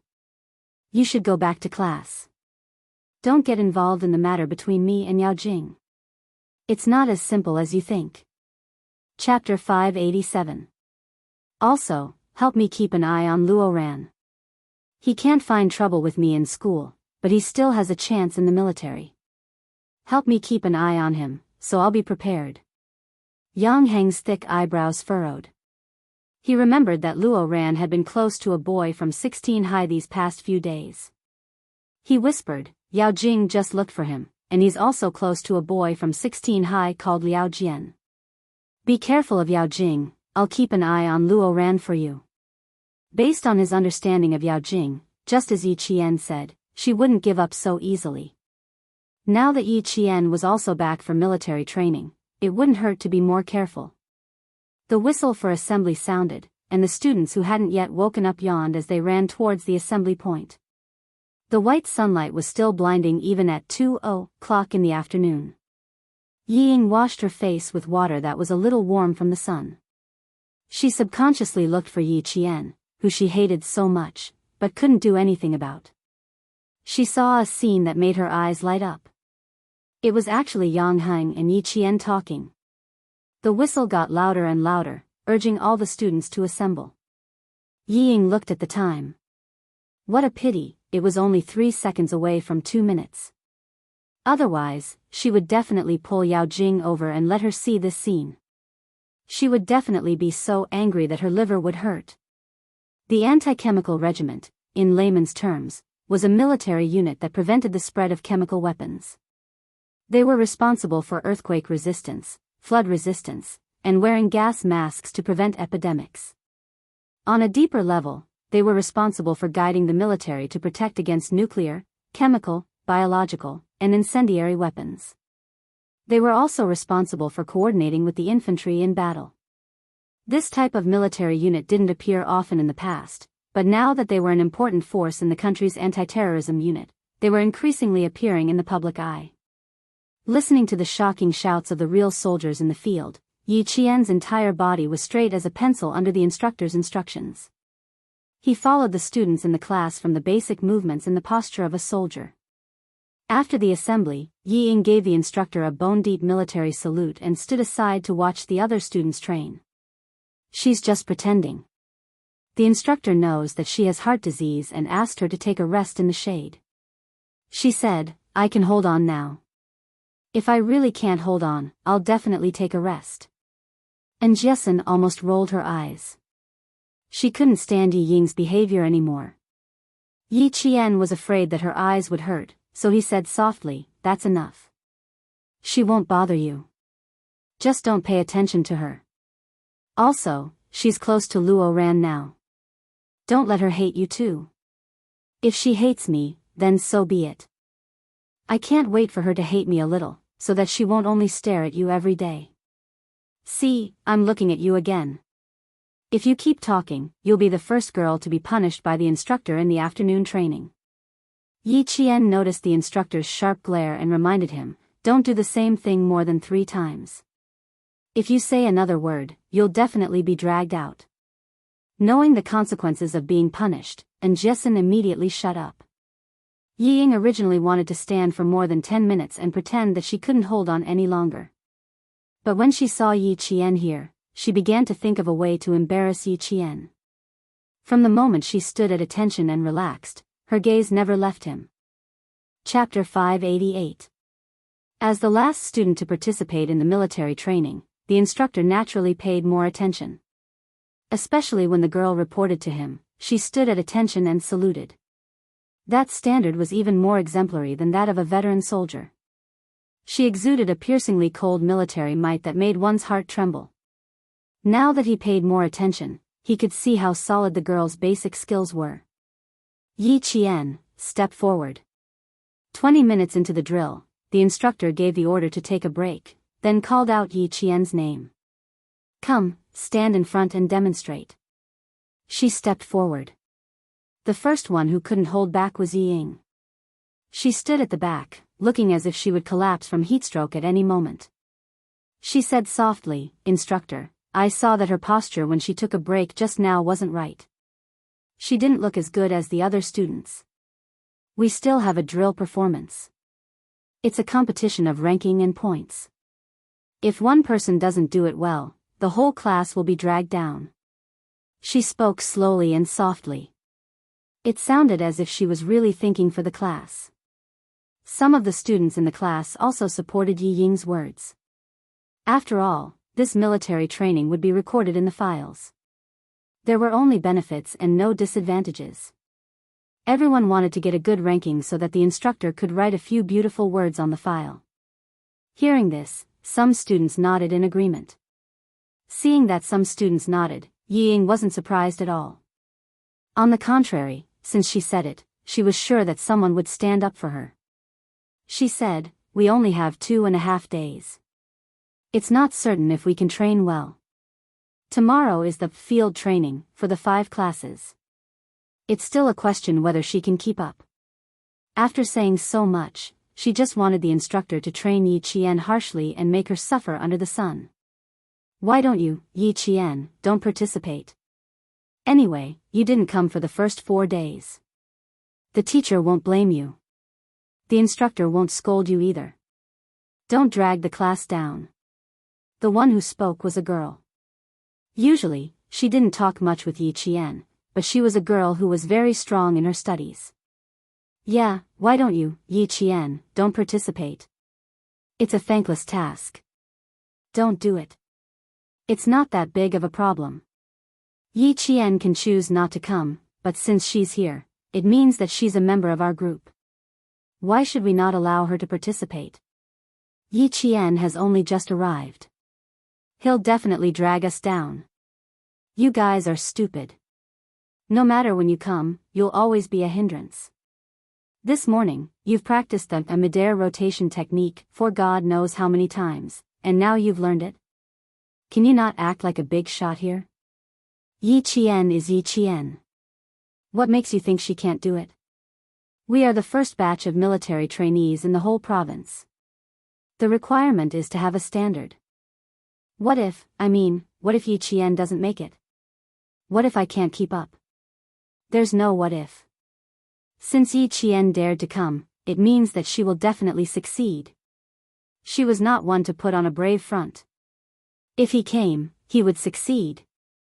I'm definitely not inferior to you guys. In an instant, the students were divided into 3 groups. One group opposed, one supported, and one watched from the sidelines. And Jessen wanted to step forward and say a few more words, but she tactfully glanced at Yi Qian, who had been pushed into the limelight by Yi Ying. Seeing her gently shake her head, and Jessen shut her mouth tightly. Seeing that the voices of Class 1 were getting louder and louder, they were particularly eye-catching on the field. Many classes turned their gazes over. Because the students' voices were too loud, each and every one of them was filled with the smell of gunpowder. The instructor immediately blew a sharp whistle to warn them when he realized that his loud voice was not enough to deter them. Chapter 589. The sharp whistle made the instructors of the other classes immediately stop their training and rush over to support their comrades in order to control the students who had suddenly become agitated. The political instructor also rushed over. These students were all important targets to be taken care of. During military training, it was fine if they fainted from heatstroke or suffered some minor injuries, but if they started fighting right under the eyes of the instructors, the situation would become serious. Yi Qian didn't expect that Yi Ying's few words would cause such a scene. Yi Ying was also quite surprised that a few words had such a big effect. Her original intention was to let the instructors teach Yi Qian a lesson and embarrass him in front of the class. Who knew that it would cause a group argument in the class? Look, some of the boys were even about to fight. Yi Ying's eyes flickered and she walked over obediently. Do you see Yi Qian? I said before that you want to fight with me. Do you think you're worthy? Amidst the quarrel that grew louder and louder, she laughed softly. What do you think? Do you like this kind of welcome ceremony? You definitely won't like it, but I like it. How pitiful. You'll definitely be the one who gets scolded the most when they start scolding you. Do you think you'll be accepted by the students just because you're back? Yi Ying's smile became even more smug. The arrogance between her brows was just like in her previous life. On the first day of military training, the principal and provincial leaders emphasized that the results of this military training are very important. If we don't face the consequences well, there will be serious consequences. Do you know how many students in our class want to get into university? Do you know how many students are worried that if something goes wrong during this military training, it will affect their college entrance exams? Do you know? Ignoring her made her even more arrogant. Yi Qian tilted his head and lowered his gaze slightly. He looked at Yi Ying, who was half a head shorter than him, and looked down at her with a condescending gaze. She raised her eyebrows slightly. Her smile was calm and composed as she said indifferently, "You really know how to worry. Shouldn't a patient with heart disease be resting properly? You're always scheming about this and that and sowing discord. Aren't you afraid that your heart will get tired and go on strike?" Yi Qian knew that she didn't have a heart condition, so he deliberately said those words. He admired the way her face changed from anger to anger. He smiled coldly and said, "Think about it carefully. Every time you've schemed against me, have you ever succeeded? It seems to have never happened before."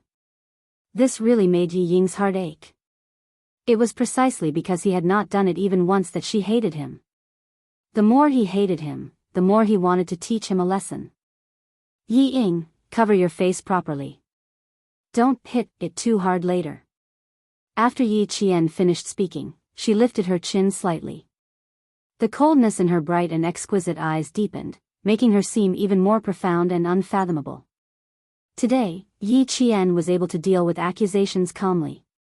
She was confident that she could easily resolve such a small matter. She also had the ability to plot against Yi Ying time and time again, and finally turn it into a slap to Yi Ying's face. Yi Ying's expression suddenly darkened. She gritted her teeth and said fiercely, "Don't be so smug here. This time, I'd like to see how you're going to explain this to your classmates and to the school. The whole class is fighting over you. Yi Qian, you really have a lot of face. With such a big face and such a big stance, I'd like to see how you're going to deal with this. Chapter 590. Of course, they would deal with her as they should. In the face of Yi Ying's uncontrollable arrogance, the corners of Yi Jian's mouth curled up slightly. The coldness between her brows was as if she was preparing for a battle. At the same time, it made her brows look even more beautiful, but at the same time, it also revealed a cold hostility. Do you know why I didn't step in to stop you? Looking at Yi Ying, who was still waiting for her to be unlucky, her smile was also dazzling. Because, I'm not the one who started this, it's you. In the army, a team, a group, could not be separated, let alone destroyed. Yi Ying had obviously made a big mistake, but she still thought she was infallible. Yi Ying was too inexperienced. So inexperienced that she did not want to make a move at this time. Because, there was no value in making a move. At this moment, Yi Ying's faintly proud face suddenly revealed a trace of panic. She wanted to ask for clarification, but she saw Yi Qian walk to the instructor's side and say something. The instructor actually nodded slightly. He, who never smiled during training, even twitched the corners of his mouth. It was obvious that he was smiling at Yi Qian. The slight panic she felt at first really expanded now. Not only did she panic, but she also had a faint bad premonition. Yi Qian, what was this wretched girl trying to do? She hadn't even been in the army for 2 hours. How could she make the usually strict instructor smile? Perhaps it was because of the hot weather, but the boys and girls were all hot-tempered. Yi Ying threw out a fuse, and immediately ignited the fire in everyone's hearts. Even the instructor's sharp whistle didn't stop. Although the students from the other classes were ordered to rest on the spot by their instructors, some busybodies still came over to watch the commotion. Luo Ran was one of them. When he heard that the quarrel was because of Yi Qian, he also raised his voice. She's obviously here to drag the class down with evil intentions. You bunch of idiots, you've all been fooled by her. Applying for leave means that your military training score is 0. Yi Ying from your class has a heart condition. Originally, she applied for leave too, but in the end, she still came together because she was afraid that her military training score would drag her down. You bunch of idiots, Yi Qian will also get points if she sneaks in. She's here to drag your ranking down, do you understand? A bunch of idiots. When the political instructor saw this, he waved his hand and an extremely unfamiliar instructor walked over. Without saying anything, he directly threw Luo Ran to the ground. With one hand pressed against the back of Luo Ran's head, from the front. Luo Ran's facial features were squeezed out of shape by this instructor. Woo-woo. He still wanted to struggle, but in the end, not only could he not even make a sound, his entire body was suppressed to the point where he could not move at all. After this instructor made a move, the rest of the instructors separated the two groups of people who were quarreling. They stared fiercely at these students who were causing trouble without any team spirit. Idiots, he's right. You guys are just idiots. Yi Ying was overjoyed. Even the instructor said so. Yi Qian, you, before the joy could reach his face, he heard another instructor scolding, looks like I've been teaching you for nothing every day. I've been telling you guys to have team spirit every day. Everyone is tied to the same rope. The one who wants to cut this rope is your real enemy. Her joy instantly disappeared. Why did she feel like the real enemy the instructor was talking about was her? Yi Qian glanced at her, then followed the instructor to the political instructor. Yi Ying was the one who started this, but for the sake of the entire group, she had to step forward. Chapter 591. The instructor had a very deep impression of Yi Jian. A student standing in front of him was a soldier. He had never had such an impression before. Students were soldiers, unless they were military school students. The noisy scene was suppressed by a few instructors in a short while.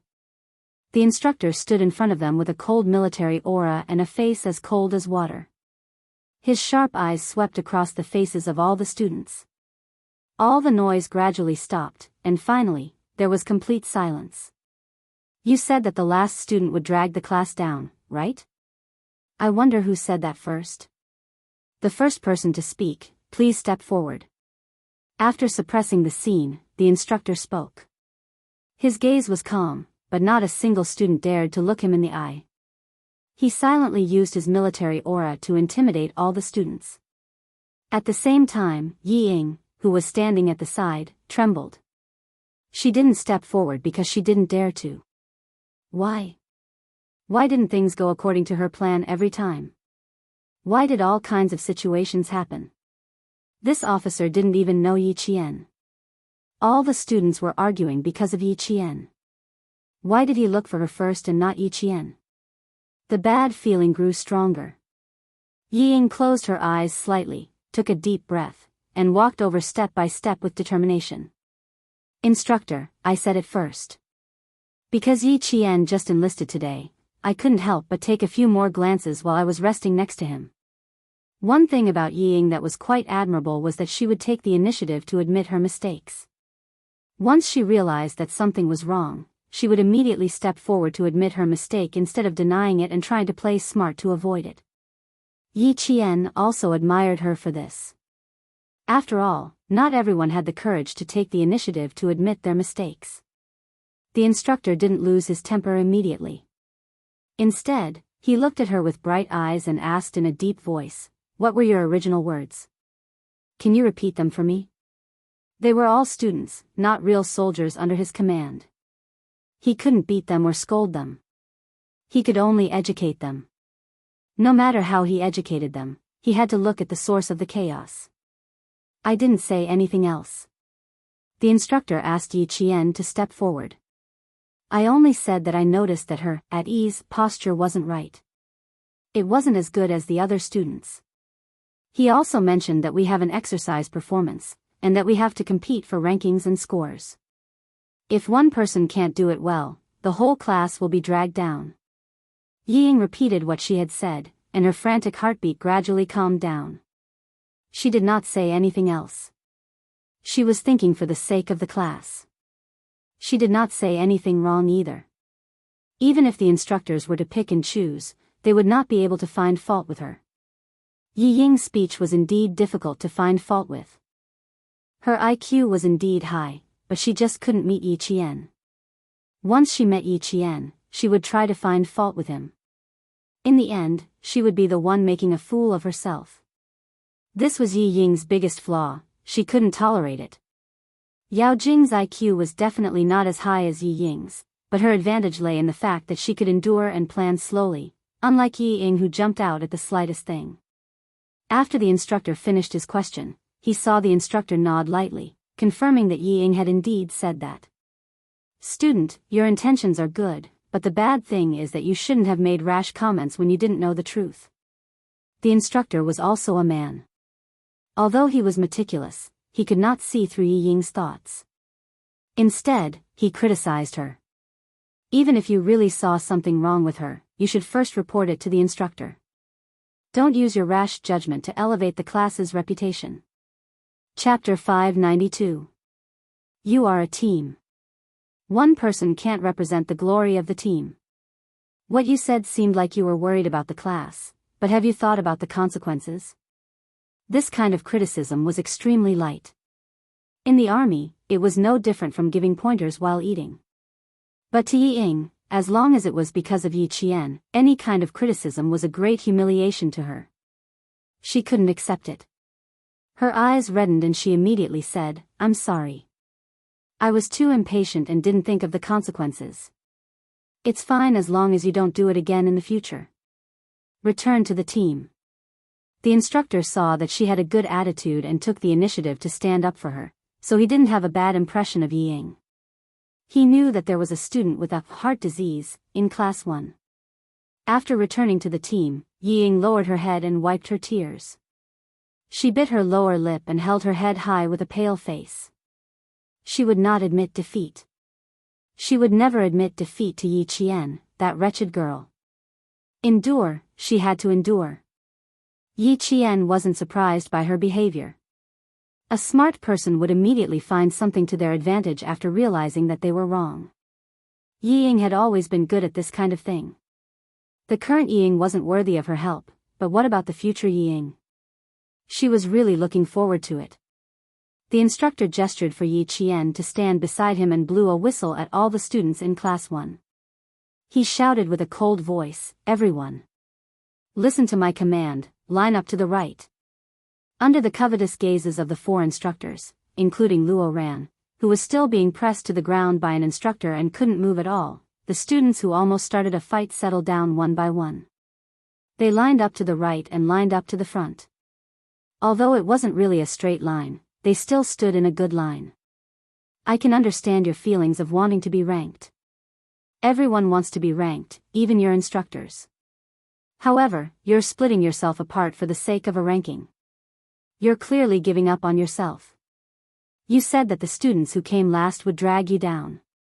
Come, instructor, call those male and female students who had the most objections over here. I'll review their results. What do you think? The female student who first voiced her opinion, come up as well. Since you can see the mistake in that ease posture, you must have done a good job yourself. Come up together. In the army, what mattered was real ability. If you were capable, you could be arrogant. If you were not capable and still had the loudest voice, then you had better be obedient. Before you entered the army, it didn't matter what kind of army you were in. Once you entered the army, the first thing that mattered was obedience. If you don't have the ability and you still refuse to obey, I'll first train your skin, flesh, tendons, and bones until you become obedient. If the students couldn't train too hard, then let them open their eyes and see who would be the one dragging the class down. 6 boys and 4 girls, a total of 10 people stood up. Yi Ying stood against the scorching sun. Compared to the other 3 girls who were already terrified, her body was very straight. Although she didn't practice with the rest of the class every day, she still participated in the morning exercises. Compared to the wretched girl who only practiced for less than half an hour, she didn't believe that she couldn't win. With confidence, she naturally straightened her back. She even reminded the girl beside her whose shoulders were curled up, "I'm not afraid, so what are you afraid of?" She didn't even practice for a day, but you practiced for 4.5 days. Chapter 593. The girl didn't answer. She wasn't afraid that she wouldn't be able to walk well. She was afraid that she had only said a few words, but the instructor had heard everything and even called her out. What if the word disunity was added to her file? What should she do? It's over. If you were the one who did this, Yi Qian would have to bear the consequences. Wang Dandan, who had a good relationship with Yao Jing, said softly. Her eyes flashed with a look of disappointment. Yi Ying is still too inexperienced. She's obviously smart, but why can't she grasp the opportunity? This was the sophomore class 8. They were divided into classes 1, 2, 3, and 2. Class 6 happened to train at the same time as Class 1, so Class 6 was the clearest about what happened in Class 1. Initially, Yao Jing was quite interested. Yi Ying's little tricks were indeed hard to guard against. This time, her little trick was brilliant. In an instant, she had turned Yi Qian into a target of public criticism. But, when she saw her moving closer to Yi Qian, Yao Jing knew that her trick had gone wrong.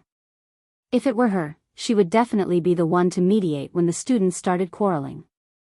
She would talk as she mediated and make the whole thing worse. She would even incite the students who were watching from the sidelines to join the camp for Yi Qian to withdraw from the military training.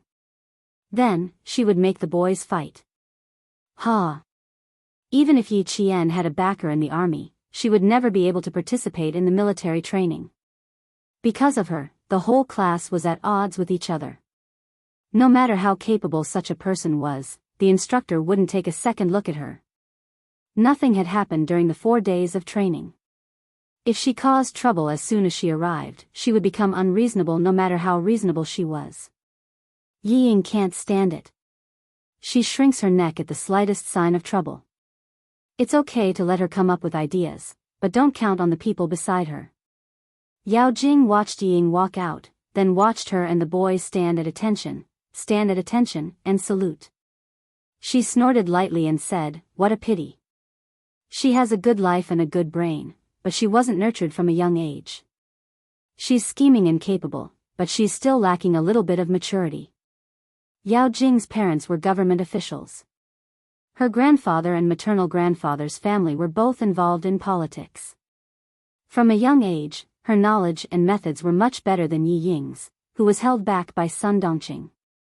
If Yi Ying had such a family instead of being raised by Sun Dongqing, she would definitely be much more capable than Yao Jing.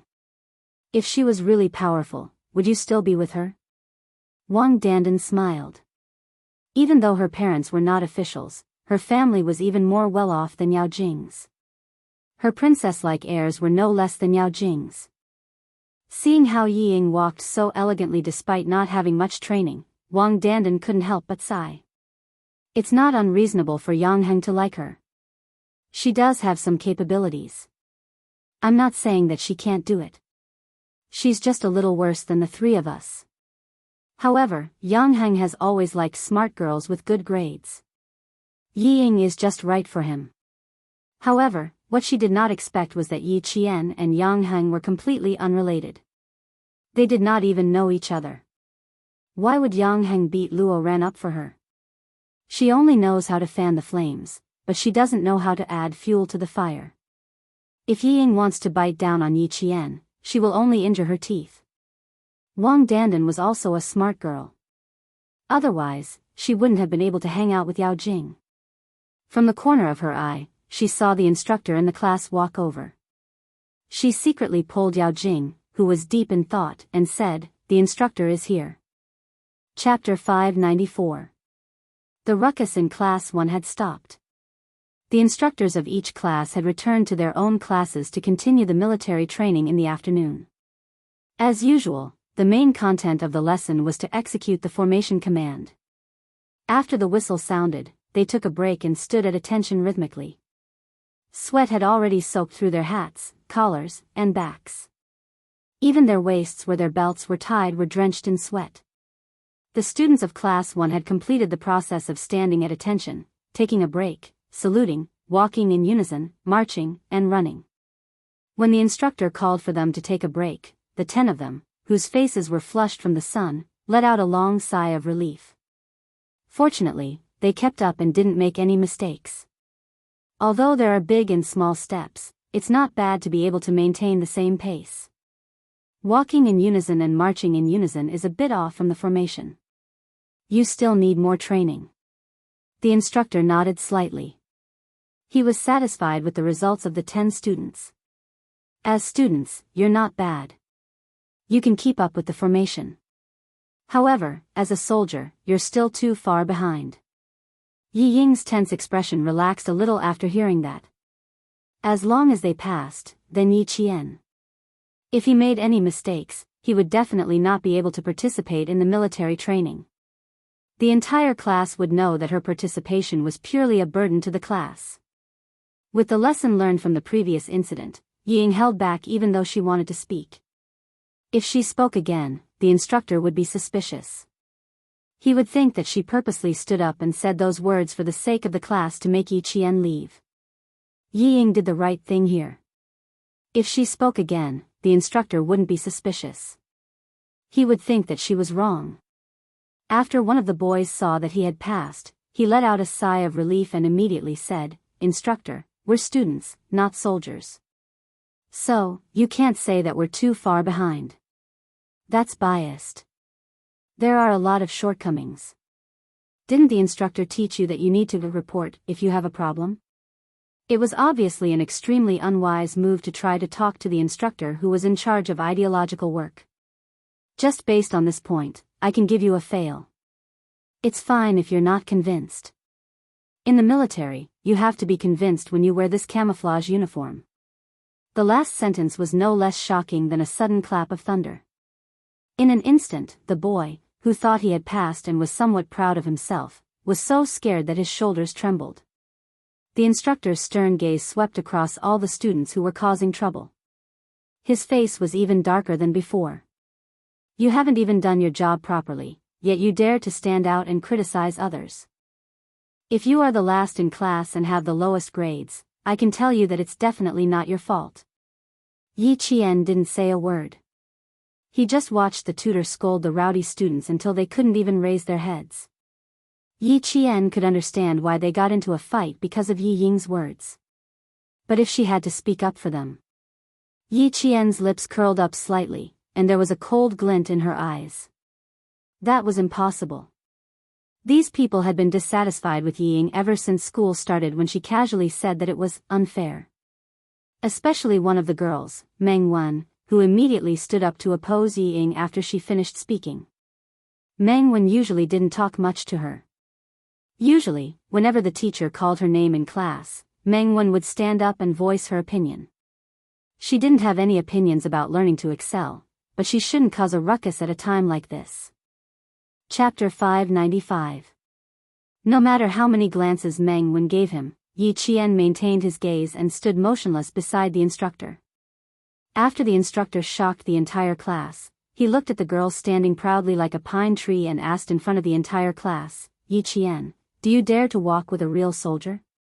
Let your classmates see who's the one who's dragging who down. This is my suggestion, you can choose to reject it." That sentence caused an uproar in the class. How could that be? Yi Ying laughed. She was being forced into a corner. If she said she didn't dare, then it meant that she would be dragging the class down if she participated in the military training. Her classmates who were supposed to protect her would also lose face. If she said she would, she would lose even more face. She hadn't even participated in a single training session, yet she dared to walk with a real soldier after less than half an hour of training. She wouldn't be afraid of bursting if she agreed. And Jessen was about to suffocate from a heatstroke. When she heard the instructor's words, she was so anxious that she was sweating like beans. Yi Ying, that bastard. She was putting Yi Qian on the stove to roast alive. Just as Jessen was cursing Yi Qian in her heart, she heard Yi Qian's calm voice. His strength shook her heart as he agreed to the instructor's suggestion. "Instructor, I have no problems. I'm ready to be inspected at any time." Under the sunlight, Yi Qian's brows were like green mountains and clear waters, but the expression in his dark eyes was carefree. He stood upright with his temperament like a pine tree in snow. When the slanted sunlight shone on his shadow, it was like an unbending spear. The instructor's suggestion wasn't very good, but it contained some probing elements. He wanted to see what this cold-blooded high school girl with the temperament of a soldier looked like. As the first province to expand military training for high school students, the inspection on the 7th of October wasn't just limited to a few leaders. Even the capital's military district would send people over. For such an important event, it was necessary to select a top student soldier, flag bearer, leader, and speaker. These were the students who would represent the spirit of the entire student body on the day of the Grand Review. If Yi Qian was right, then she would be the top student and the flag bearer. How could the students who had not stepped out of school know what the instructor was thinking? When they heard Yi Qian agree in a voice that made their hearts tremble, they all looked at Yi Qian with different intentions. Exclamations, suspicions, worries, disapproval, all sorts of gazes fell upon him. Ultimately, all of them could be summed up into one meaning: is Yi Qian crazy? How could she agree to such a suggestion? It was clearly putting her in a difficult position and putting her at a dead end. The students who supported Yi Qian started to worry. The class monitor, Lu Xian, walked out and shouted, "Report." The tan instructor said in a deep voice, "Speak." "Instructors, I think it's unfair. Yi Qian just trained for less than half an hour. How could she line up with real soldiers? Also, just now, he was referring to." LV Sinwei paused. Yi Jian was referring to the instructor just now. Just now, the instructor said that the 10 students who have been training for 4.5 days are not qualified according to the standards of soldiers. I think the instructor's suggestion is unfair to Yi Jian. Chapter 596. Most of the students in the class agreed with Lu Xian's words. He wanted to speak up for Yi Qian, but he saw the instructor's stern expression disappear. He smiled and asked Yi Qian, "What do you think? Do you want to continue?" Instructors all had the heart of a fox and were good at playing cards. Yi Qian looked at him as if he was looking at political commissar Yen. When he heard this, he took 2 steps forward and stood in front of the class. He smiled brightly and said, "The sun is too bright. Everyone is angry because of me again. Let's all take a break. For the sake of unity in the class, for the sake of not dragging the class down during the big review, and for the sake of all the students being able to train without worrying about me affecting the class ranking, why don't we all sit down and watch the instructor's heroic bearing?" As soon as she opened her mouth, there was a round of applause. It was enough to show how popular Yi Qian was in the class.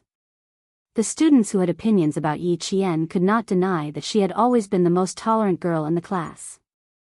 No matter who had a problem with a topic, she would always look for her. Even if she had something on hand, she would put it down and help explain it to the other students. This kind of help was a silent help. At a critical moment, it could be seen that out of the 50 to 60 students, only 10 stood out to express their opinions. The instructor couldn't help but smile when he saw this. He said to Yi Qian, "Okay, we'll listen to your arrangements this time." After he finished speaking, he said to the instructor, who had a stern expression the entire time, "Go and gather the instructors of Class 2 and Class 3. The students of each class will rest for 15 minutes.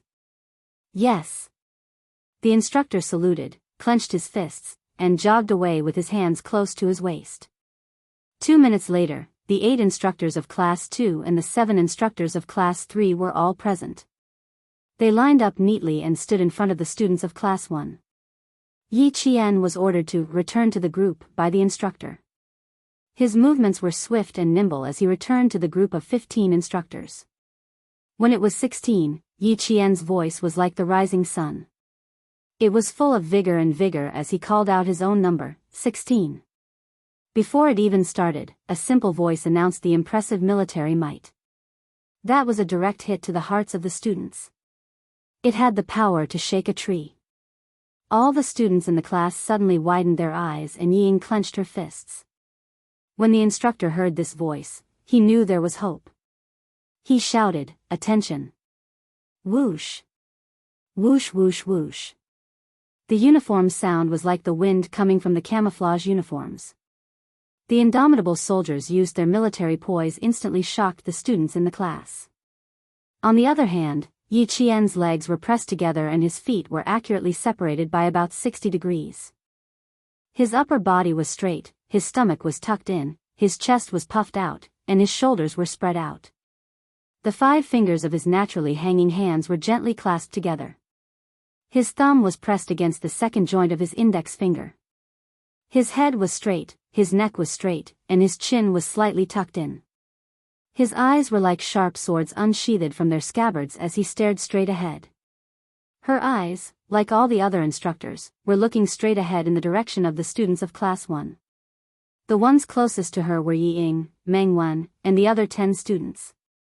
In that instant, they felt Yi Qian's gaze burst out with a cold light, which turned into a cold substance and directly brushed past their faces.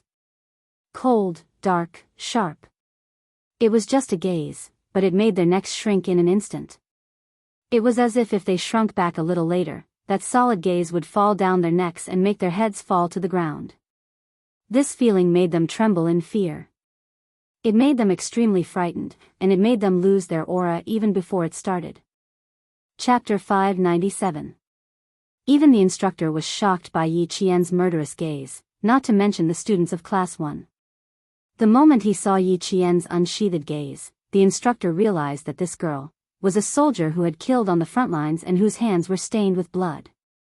Only a soldier whose hands were stained with blood would have such a sharp gaze that was a mixture of justice and killing intent. Shocked, he gave the order to be at ease again. Yi Qian's movements were perfectly synchronized with the instructor's without the slightest bit of incongruity. The 2 simple instructions made the students of Class 1 suck in a breath of cold air. The students of the other classes were also addicted to watching. They didn't even realize that the slender figure mixed in with the instructors was just like them, a high school girl. Yi Ying's hands were clenched so tightly that her palms turned white. How is this possible? How is Yi Qian able to maintain the same movements as the instructors? How is she able to do it? Her eyes were filled with unwillingness. It was as if she wished that she could be Yi Qian and follow the instructors to receive the attention of all the students. Yao Jing, who was closest to Class 1, had dark clouds rolling in her eyes even though she could tolerate it. How is this making Yi Qian look bad? It's clearly making her receive the worship of all the students. She can't do anything right, but she's good at spoiling things. She even said that she understood Yi Qian the best. Is this understanding? Is this understanding personally sending her to the front of all the students and making her the most prestigious person in the school? Wang Dandan's eyes could not turn away. Especially when Yi Qian walked in step with the 15 instructors, the valiance exuded by the movement of his hands made her gasp in amazement. Amazing, amazing. Too amazing. It's actually the same. It's actually the same. Marching in step was a common step used by soldiers. It was usually used to march in a neat formation. In a group of 16 people, it was clear who was slow or who was taking smaller steps. Yi Qian, who had joined the group of male soldiers, did not embarrass himself in the slightest. His posture was upright, and his arms and legs were in sync. His arm swings were natural and graceful, and his pace and stride were as precise as the instructors. He did not fall behind by half a millimeter, nor did he walk half a millimeter more. Wang Dandan did not have any conflicts with Yi Qian. In addition, she liked to read military reports and had a dream of becoming a soldier. At this moment, when she saw that Yi Jian was as handsome as the image of a female soldier in her mind, she immediately started praising Yi Jian without hesitation even though Yao Jing was beside her. It's so cool and exciting. Have you watched the TV series, Two Ladies, Two Soldiers? It's the one that won the National Outstanding TV Series Award. Yi Jian is even better than Qin Xiaomei. Yao Jing's expression turned cold. Dandan, if you still treat me as a good friend, stop praising Yi Qian. Let me tell you, I hate her. She's the one who made me unable to raise my head in school for the past few days. Yao Jing said through gritted teeth. The coldness in her voice made Wang Dandan narrow her eyes. Yao Jing hated Yi Qian, but that didn't mean that she hated Yi Qian. What's more, Yi Jian had become her idol in her heart. Okay. I won't say it. Wang Dandan smiled and blinked. Although she didn't say anything, her eyes were extremely bright as she stared at Yi Qian. She sighed inwardly. If only I could be like Yi Qian when I become a soldier in the future. Chapter 598. Wang Dandan was not the only one who thought so. Most of the girls and boys thought so as well. After setting up his position, Yi Qian gave the command to attention. His left leg moved forward by about 50 centimeters, the tip of his foot pointed out by about 30 degrees. His two legs were straight, and his right leg took a shortcut to his left leg. Just looking at his back made everyone applaud. Yi Qian. You're amazing. Holy shit. Yi Qian, you're my idol. My idol. How can you be so amazing? Yi Qian, be my girlfriend. I need a girlfriend like you who can make me feel proud. Handsome, handsome, handsome. You're so handsome that no one has ever been before. Yi Qian, how can you be so handsome? Applause rang out, but Yi Jian remained calm.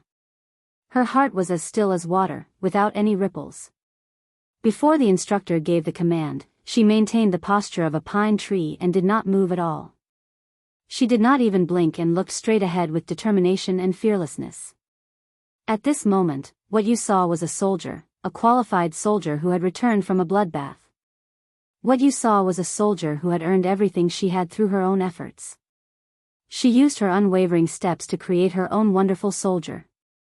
She was a female Special Forces soldier who stood out like the sun rising from the east. The instructor was used to seeing the soldiers in formation, but when he saw Yi Qian's posture, although his expression was calm, his eyes burned with passion. This was definitely a girl with a story. She was definitely a female soldier who could be brought to the battlefield as soon as she was born. She had military might, a murderous aura, and a murderous aura. Marching. It was time to test one's basic skills. The applause also stopped at the instructor's command. All the students held their breaths as they stared at the instructors, and also at Yi Qian. Marching in a straight line was the best way to display the bravery of a mighty army. That was the military might of an army that had been forged into iron. It was a sharp blade that had the bravery of an army. Yi Qian's aura changed again. It was no longer reserved, but completely released. His brows were filled with killing intent, and his resolute gaze was as cold as autumn water. It shocked the students so much that they held their breaths, not daring to let out a breath. Under the sunlight, her upper body was straight and slightly leaning forward. Her fingers were gently clenched together, and when she swung her arm forward, her elbow was bent, and her forearm was slightly horizontal. This movement seemed simple, but it was actually practiced hard. The bottom of her wrist was about 10 centimeters above the bottom button of her shirt, and about 10 centimeters above her body. With a raise of her hand, Yi Qian immediately calculated these numbers accurately. Her left leg kicked out about 75 centimeters in front of her.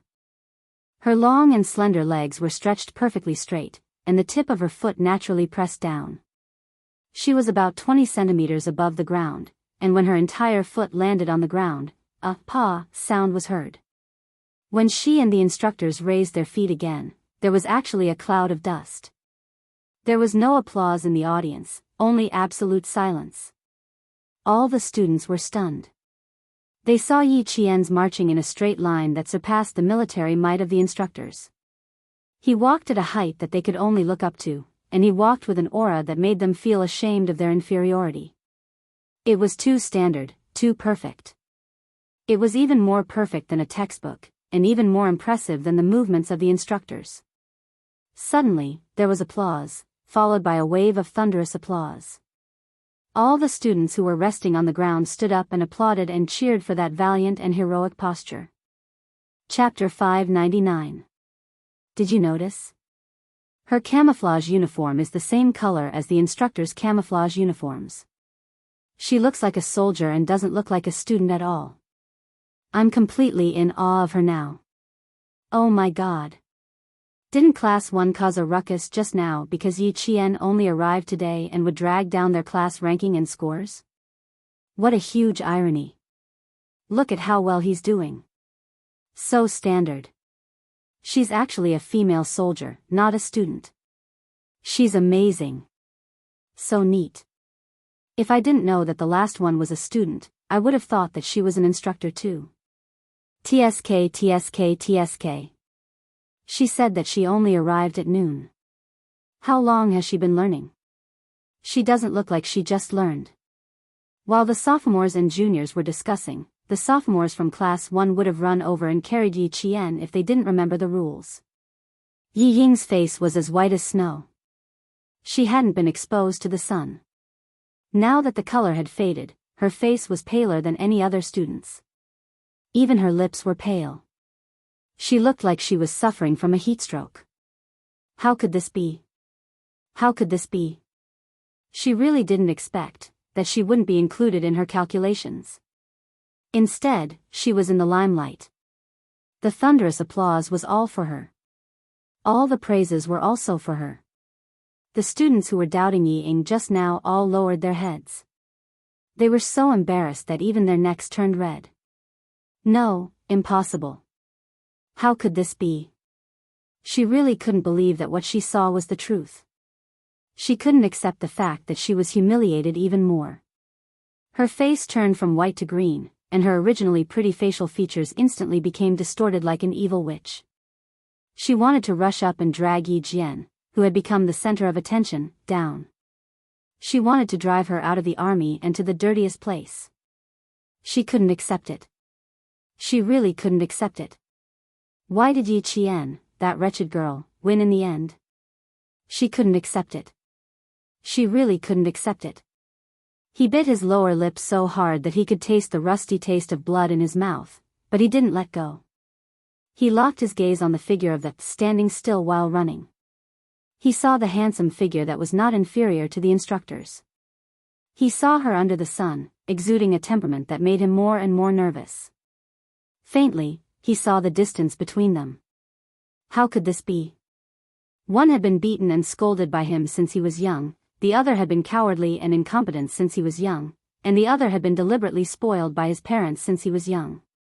How could Yi Qian be better than him in every aspect?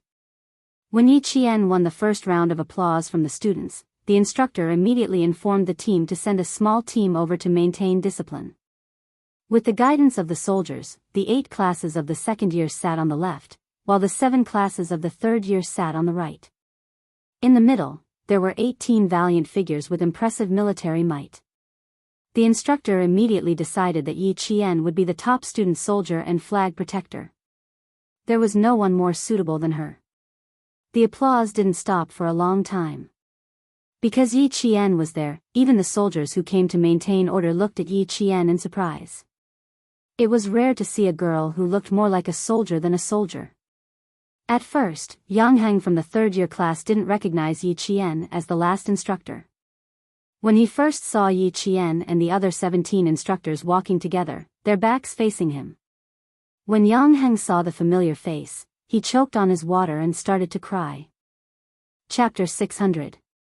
Yi Qian, it's actually Yi Qian. In addition to having a superb memory and heaven-defying observation skills, she also had the ability to hide things. Were Luo Ran and Yao Jing blind? Why did they still provoke her? Yi Qian? Isn't she the girl who made Luo Ran bleed and kicked the basketball like a soccer ball? There were also people in grade 12 who recognized her. Yi Qian had done something incredible on the basketball court that day. She had made the school's famous hooligans bleed. This was not something an ordinary person could do. Yang Heng frowned and said in a low voice, she didn't do it on purpose. She accidentally hit him when she was returning the ball. If this continued, Luo Ran would not let Yi Qian off. I didn't say she did it on purpose. Thinking about it, it's not likely. Yang Heng, why do I feel like you know her? What do you think? What do you think? Looking at this junior sister is really tempting. In grade 12, boys and girls were well aware of the situation. Those who wanted to fall in love would seize the time to find a partner. Those who wanted to study would bury their heads and ignore the outside world. They would only focus on revising. On the other hand, students whose grades were neither good nor bad were more relaxed. They would more or less pay attention to the big topics in school. They had heard of Yi Qian's name but didn't really know her. Now that they heard her name, it was clear. So she was Yi Qian. Yang Heng had always been impatient with these topics. He glanced at the boy in his class and saw the pockmarked acne on his face. He laughed and said, "What's wrong? Are you feeling amorous? Do you see Yi Qian's skin? It's reflecting the sun's rays. It's as white and tender as an egg. You should be more virtuous. Don't go near her. Mites are also contagious." There was a hint of a smile in his voice, and all the boys around him heard it clearly. Even the soldiers who were maintaining order couldn't help but laugh. These words were not false. Other people looked dirty when they sweated, but Yi Qian's skin was white. When she sweated, it was like pure white snow melting. It was as clear as water, giving people a sense of comfort. Her pitch-black eyes glistened under the sunlight. They were like the crescent moon hanging high on a laurel tree. It was so bright that people wanted to be the one chasing the moon. Her appearance alone was enough to amaze the boys. However, her temperament was as biting cold as a sword and as proud as a pine tree. She had a military aura that made them look up to her. They could only look at her from afar and not blaspheme her dignity. Handsome, elegant, virtuous, talented, and well-versed in both the pen and the sword. Such people really do exist. I didn't study in high school for nothing. Compared to the straightforwardness of the science class, the boys in the liberal arts class were much more reserved. There was no other to praise was a compliment. To compliment was Yi Qian's. The break, which was supposed to be 15 minutes, had been extended to 5 minutes. Yi Jian, who was standing in the military posture, had also been standing for 5 minutes. The veterans all had to admit that they were impressed by her. Stand in a military posture is the mother of all military actions. Pull in your stomach, stick out your chest, raise your head, look forward, and spread your shoulders back. Your body must be as strong as steel. You must have your head up to the sky and your feet firmly planted on the ground. At 3:11 in the afternoon, a gust of wind blew, blowing up the yellow dust on the field. Someone cried out and quickly raised his hand to wipe away the dust that blew into his eyes. Everyone stared with their eyes wide open. Almost half of the students were blinded by the wind and sand. Yang Heng and the rest who reacted quickly had already closed their eyes. They waited for the wind to blow away the dust before opening their eyes. They saw the wind carrying the dust close to the motionless figure in the middle of the field. It had been 10 minutes. She should have some reaction by now. Chapter 601. Even Yao Jing had begun to stretch her neck.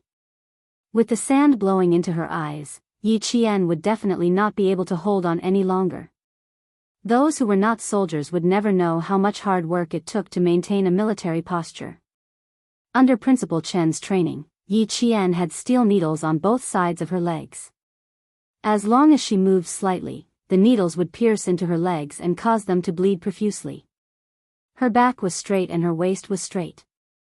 Her wrists were also tied with iron balls and sandbags. She had to look straight ahead. Even if the wind blew and sand into her eyes, she would not blink. As long as the instructions were not over, she would not be afraid of storms, thunder, lightning, or strong winds. As long as she stood still, she would be able to stand tall and straight like a pine tree. So what if the sand blew into her eyes? So what if sweat flowed into her eyes? The army had to look like an army. A soldier had to look like a soldier. A soldier's image, a soldier's majesty. She had to be a deterrent to the enemy and a sense of security to the people. She had to be powerful when she moved and her attacks were sharp and unstoppable. Wearing this military uniform meant suffering. The wind, sand, sweat, and tears were all trivial things that could be ignored. Yi Qian kept her eyes level. She stared at the sunlight that could make one's skin peel off. She stood there for 20 minutes without moving an inch. Even the students who were sitting down started to get impatient. They were already uncomfortable sitting under the sun. How much more uncomfortable would it be for Yi Qian, who was standing still? 25 minutes. She didn't move. Not only did she not move, I even saw the wind blow directly into her face. She didn't even blink. Could it be that her long eyelashes blocked the wind and sand? Are you stupid? No matter how long your eyelashes are, how can they block the wind and sand? Why don't you bring a pair of fake eyelashes and try it out? Even though I rubbed my eyes, it still hurts. Look at Yi Qian. She's standing so straight. Just based on this, we boys can't compare to her. What was there to be surprised about if boys were not as good as her? If he told them that Yi Qian had helped the Public Security Bureau uncover the truth within 4 hours, wouldn't they be shocked? After finishing the entire bottle of water, Yang Heng gripped the empty bottle tightly. His gaze was fixed on Yi Qian. Wasn't this Yi Qian very attractive? Even if all the students in the 2 middle schools were added together, who could compare to her? 1 in 1,000? 1 in 1,000,000? It would be difficult to find a girl like her in 1,000,000 people. She was still standing. The sun's blazing white light began to glow with a faint golden hue, and her body was elongated by the setting sun. On the ground, her figure stood side by side with the instructors, and her aura did not diminish in the slightest. They had trained for about half an hour before, and now they had about 40 minutes.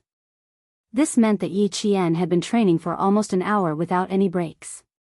An hour was the limit for boys, but to her, it seemed so easy, without a trace of fatigue. As he watched, Yang Heng couldn't help but laugh. There was a sense of pride in his handsome eyes. Look, standing there like a ray of light, Yi Qian was Yang Heng's friend.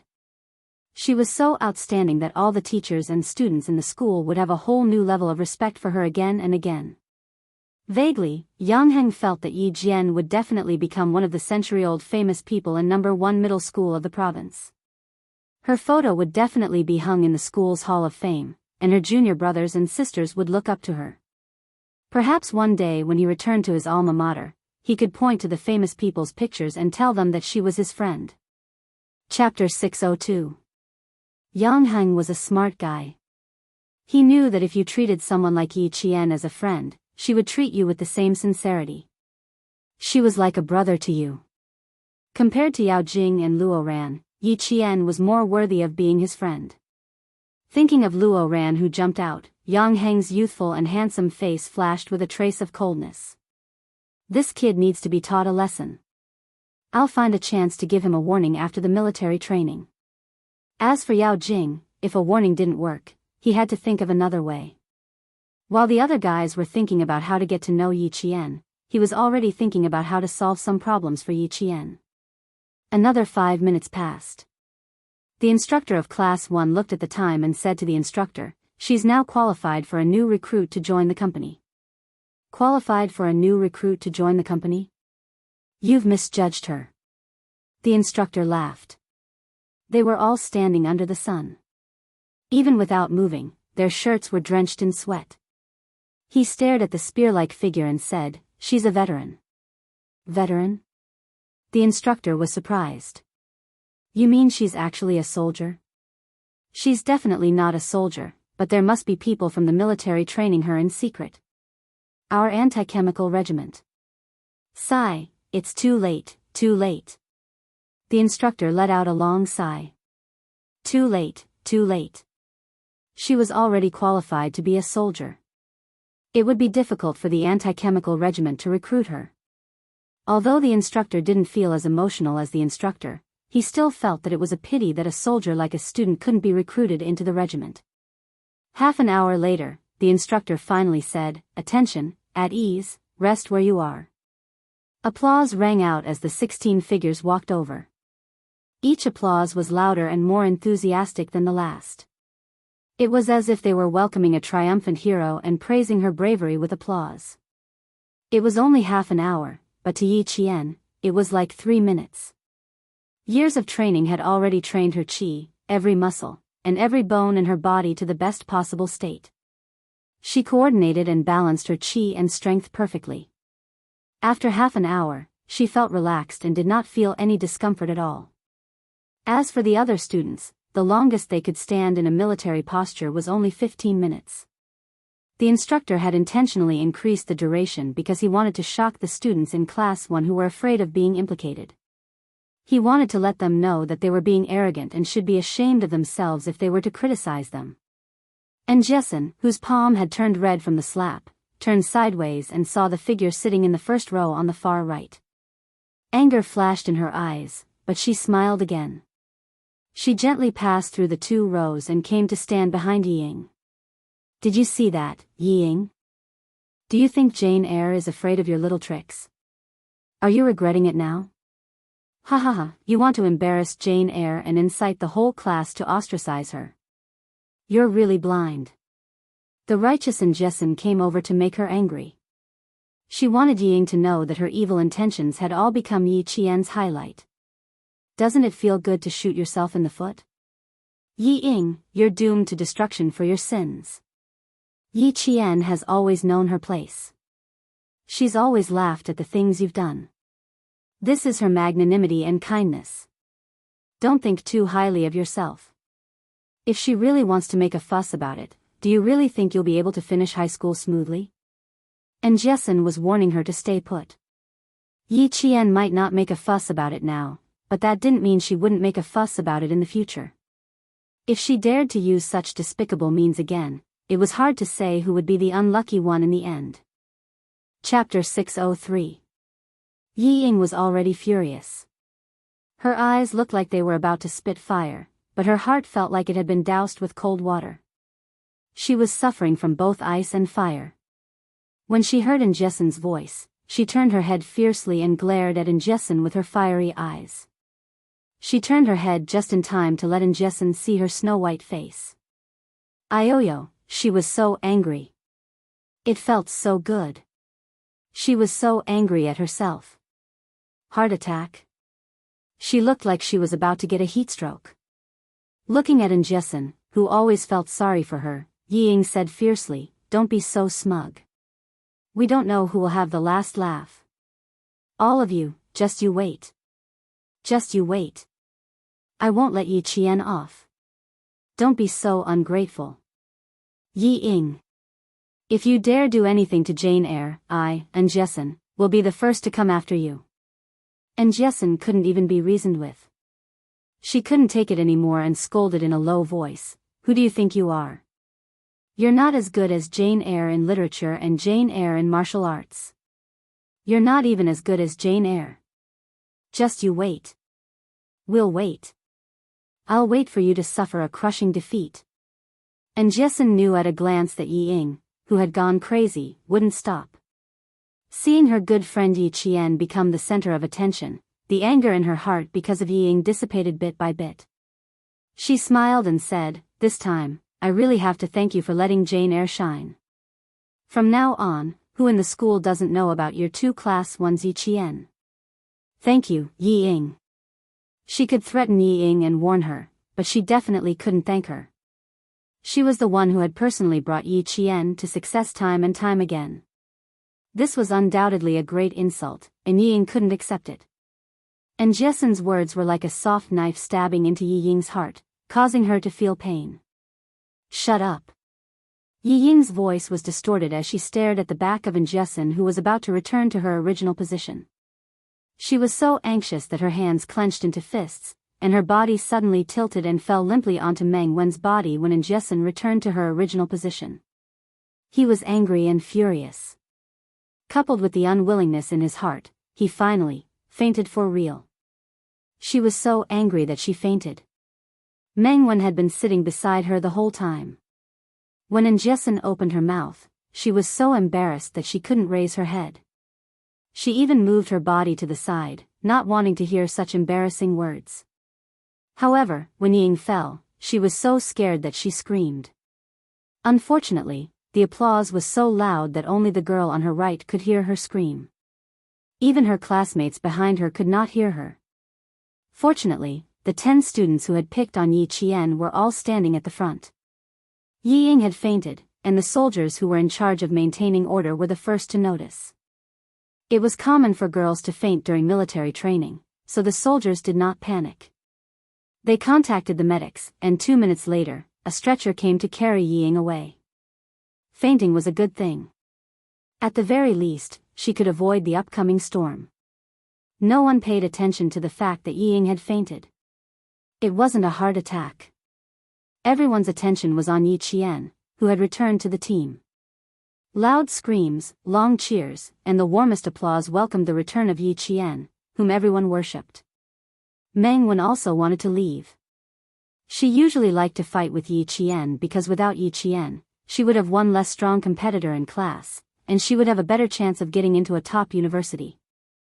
Chapter 604. Unfortunately, Yi Qian was here, and he was so good at it. She couldn't take it lying down. He was already so good, but he still had to take up the teacher's time in class. This made her even angrier. She wanted to make her suffer during the military training, but, in the end, she was the one being put in a spot. The remaining 9 people wished they could find a hole to hide in. Luo Ran, who was being restrained by an unfamiliar instructor, ate a mouthful of dust. His head was pressed against the ground, and his facial features were squeezed out of shape. He couldn't move his body at all. He couldn't see Yi Qian's performance in these 40 minutes, but he could hear the cheers. Luo Ran hated himself for being restrained by this soldier. Otherwise, he would have rushed up and cheered for him. All the instructors returned to their respective classes. They were greeted by the enthusiastic applause of their classmates. Even though their palms were burning, they didn't want to stop for a long time. Yao Jing's applause was just for show. She didn't make a single sound. How could she be happy when someone she didn't like won so beautifully? She couldn't be happy. She only wanted to destroy the person who was like the moon surrounded by stars. She wanted to hide her light and warmth in the darkness. She would never be able to see the light again. Wang Dandan, who was standing beside her, glanced at her with a smile. Her gaze moved slightly as she continued to applaud her instructors. She also gave her applause to Yi Qian, a girl whom she admired. Jing Jing, I think Yi Qian isn't a simple person. As for the matter between you and him, I think you should just let it go. Wang Dandan smiled as she spoke amidst the applause. It was as though they were having a normal conversation. She wasn't worried that Yao Jing would fall out with her. You saw it for yourself. Do you think he only trained for 20 to 30 minutes? How is that possible? It's obvious that he only trained for a few years. He doesn't have such a solid foundation. Don't make a mistake. Not only will you offend Yi Qian, but you'll also make Yang Heng stay away from you. Yao Jing's eyes darkened. She wiped the sweat from her forehead and smiled. Dandan, your words have a deeper meaning. Why? Do you think I'll be too harsh on Yi Qian? Are you sure you'll get the same results as you did in junior high if you deal with her so heavily? Wang Dandan turned her head with a sweet smile. She had a pair of small canine teeth, and when she smiled, her teeth were sharp. Although her rosy cheeks were not as pretty as Yao Jing's oval-shaped face, they were as sweet as candy. Didn't your parents come to school last time? What was the result? We're friends. That's why I'm advising you. Of course, it's up to you whether you want to listen or not. I don't think Yang Heng likes someone like Yi Ying. You don't have to extend your love to her.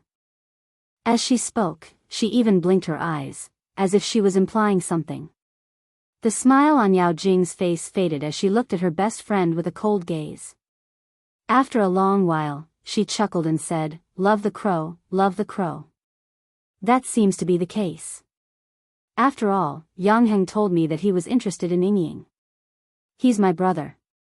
Wang Dandan didn't say anything else. She frowned slightly and stopped trying to persuade her. She had known Yao Jing since junior high. Because of their families, they had a good relationship. She knew Yao Jing quite well. She had tried to persuade her, but Yao Jing still hadn't come to her senses. It seemed like only Yang Heng could persuade her. Chapter 605. Yi Qian was indeed not someone to be trifled with. Having grown up in a business family, Wang Dandan quickly realized that Yi Qian was the most beneficial person to her. She had made up her mind not to trifle with him.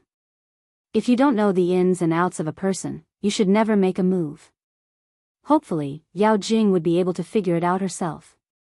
Following Yi Qian's return to his class, the applause from the entire field was like a tidal wave, each wave louder than the one before.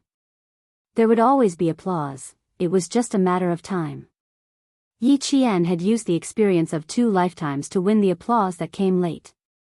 Finally, she had added the most beautiful touch to the most beautiful years of her life. With her ability, she had not let down the most beautiful years of her life.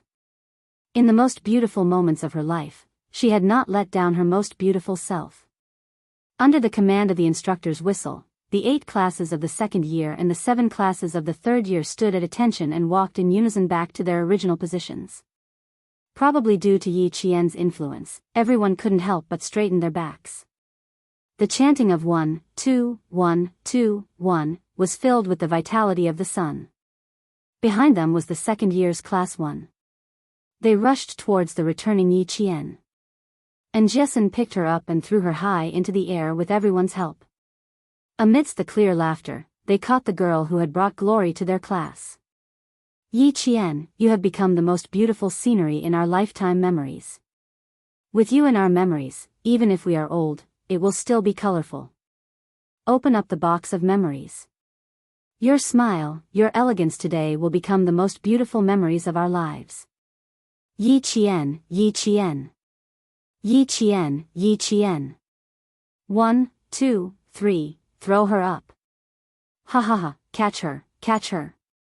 Laughter and military songs filled the air. You sang about your comrades, I sang about the little white poplar. In this spring of youth, with you, me, and him, it was the most beautiful day ever. Yi Qian was so happy that he couldn't control himself. His laughter was like spring water from a mountain stream, splashing out one after another to make people happy. Amidst the laughter, the instructor blew the whistle, signaling the excited students to put down Yi Qian. The stern instructor gave the class time to gather together and form a tight, inseparable group. Just now, the first class had experienced a split, and they needed this kind of positive energy to mend the cracks. And the best person to unite the class was Yi Qian.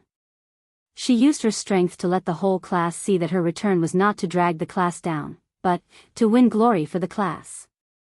Students, do any of you still think that your classmates will be your burden? Will I become a burden to you? The instructor's words made the 9 people in the front row blush even more. All of them lowered their heads and no longer had the confidence they had when they had objected. Yi Qian stood in her original position. Behind her, a classmate whispered, "Yi Qian, you're so cool. From now on, I'll only respect you. We almost got into a fight just now. Let's see if the 9 of them still have any face left." They're so embarrassed that they can't even raise their heads. Ying fainted at the right time, or else she would have been embarrassed. Yi Qian had some people in the class who didn't like her, and so did Ying. Yi Qian always smiled at these words. She didn't like to gossip because she felt that no matter whether she said it or not, if this person's character was really bad, others would know, so it didn't matter whether she said it or not. Chapter 606. The instructor in front of them spoke earnestly, explaining why the students had to undergo military training and why they had to be united. The students who quarreled today seemed to have the spirit of collectivism, but in reality, they were all individualists. They were afraid of being implicated, afraid of delaying themselves, afraid of falling behind, afraid of not being able to get first place. They were afraid of this and that, but they never thought of lending a helping hand to their classmates. They never thought about whether they could use their break time to properly teach the students who didn't understand. All you think about is escaping, all you think about is individuals. Students, your behavior has already violated the meaning of our military training, which is to cultivate the strong perseverance and collective spirit of hard work, to cultivate a good style of study and life. You all still have to learn more. In group activities, the spirit of the group is your pillar. This pillar cannot fall, it has to be supported by someone. Those who have the ability to support it, then help those who are less capable. This way, you will be able to go further and faster. It is not to exclude individuals to achieve individual victory. That way, even if an individual wins, it will not be of any use in the group. These words were not only for the 9 students in front of them, but also for the entire class. With the instructor's whistle, the morale of all the students in Class 1 instantly reached a high point. Everyone's morale was high, and even their voices were louder than ever. Yi Qian had used her own actions to prove that not only would she not be a burden to the class, but she would also lead the class to a higher score. Whoever dared to doubt her would have to take a look at themselves first. The instructor seemed to have forgotten about Luo Ran for a moment. He did not expect such a person to exist at all. It was only when the instructors of the class resumed their training that he coldly and resolutely walked towards Luo Ran. The soldier holding Luo Ran down was not an instructor. If Yi Qian were here, she would definitely be able to see that this soldier had a pair of cold eyes as sharp as an eagle's. The area between his thumb and forefinger and fingers were thick with calluses. This was a sniper from the anti-chemical regiment, and he was also an outstanding sniper. Release him and bring him to the infirmary. The instructor looked coldly at the boy who was as weak as a dead fish. To put it bluntly, this kind of brat needed to be taught a lesson. He was still so arrogant even after being taught a lesson for 4 days. He would definitely become a scourge in society. After receiving the order, the soldier lifted Luo Ran up like a little chick. Behave yourself, kid. If you want to eat another mouthful of dirt, I promise you'll have your stomach pumped tonight. Fortunately, he was a student. If he was a soldier in the regiment, he would have been dragged out and taught a lesson. Luo Ran was a stinky and stubborn person. He was used to being arrogant, so how could he bear this kind of humiliation? He wanted to put on airs and be fierce, but when he opened his mouth, it was as if his throat had been burnt. He was so hoarse that he couldn't even say a word. Fuck, just you wait. Don't leave this place if you dare. The instructor laughed instead of getting angry. All right, we'll be waiting. We're not afraid that you won't come looking for us, we're just afraid that you won't dare to come looking for us. He was lawless.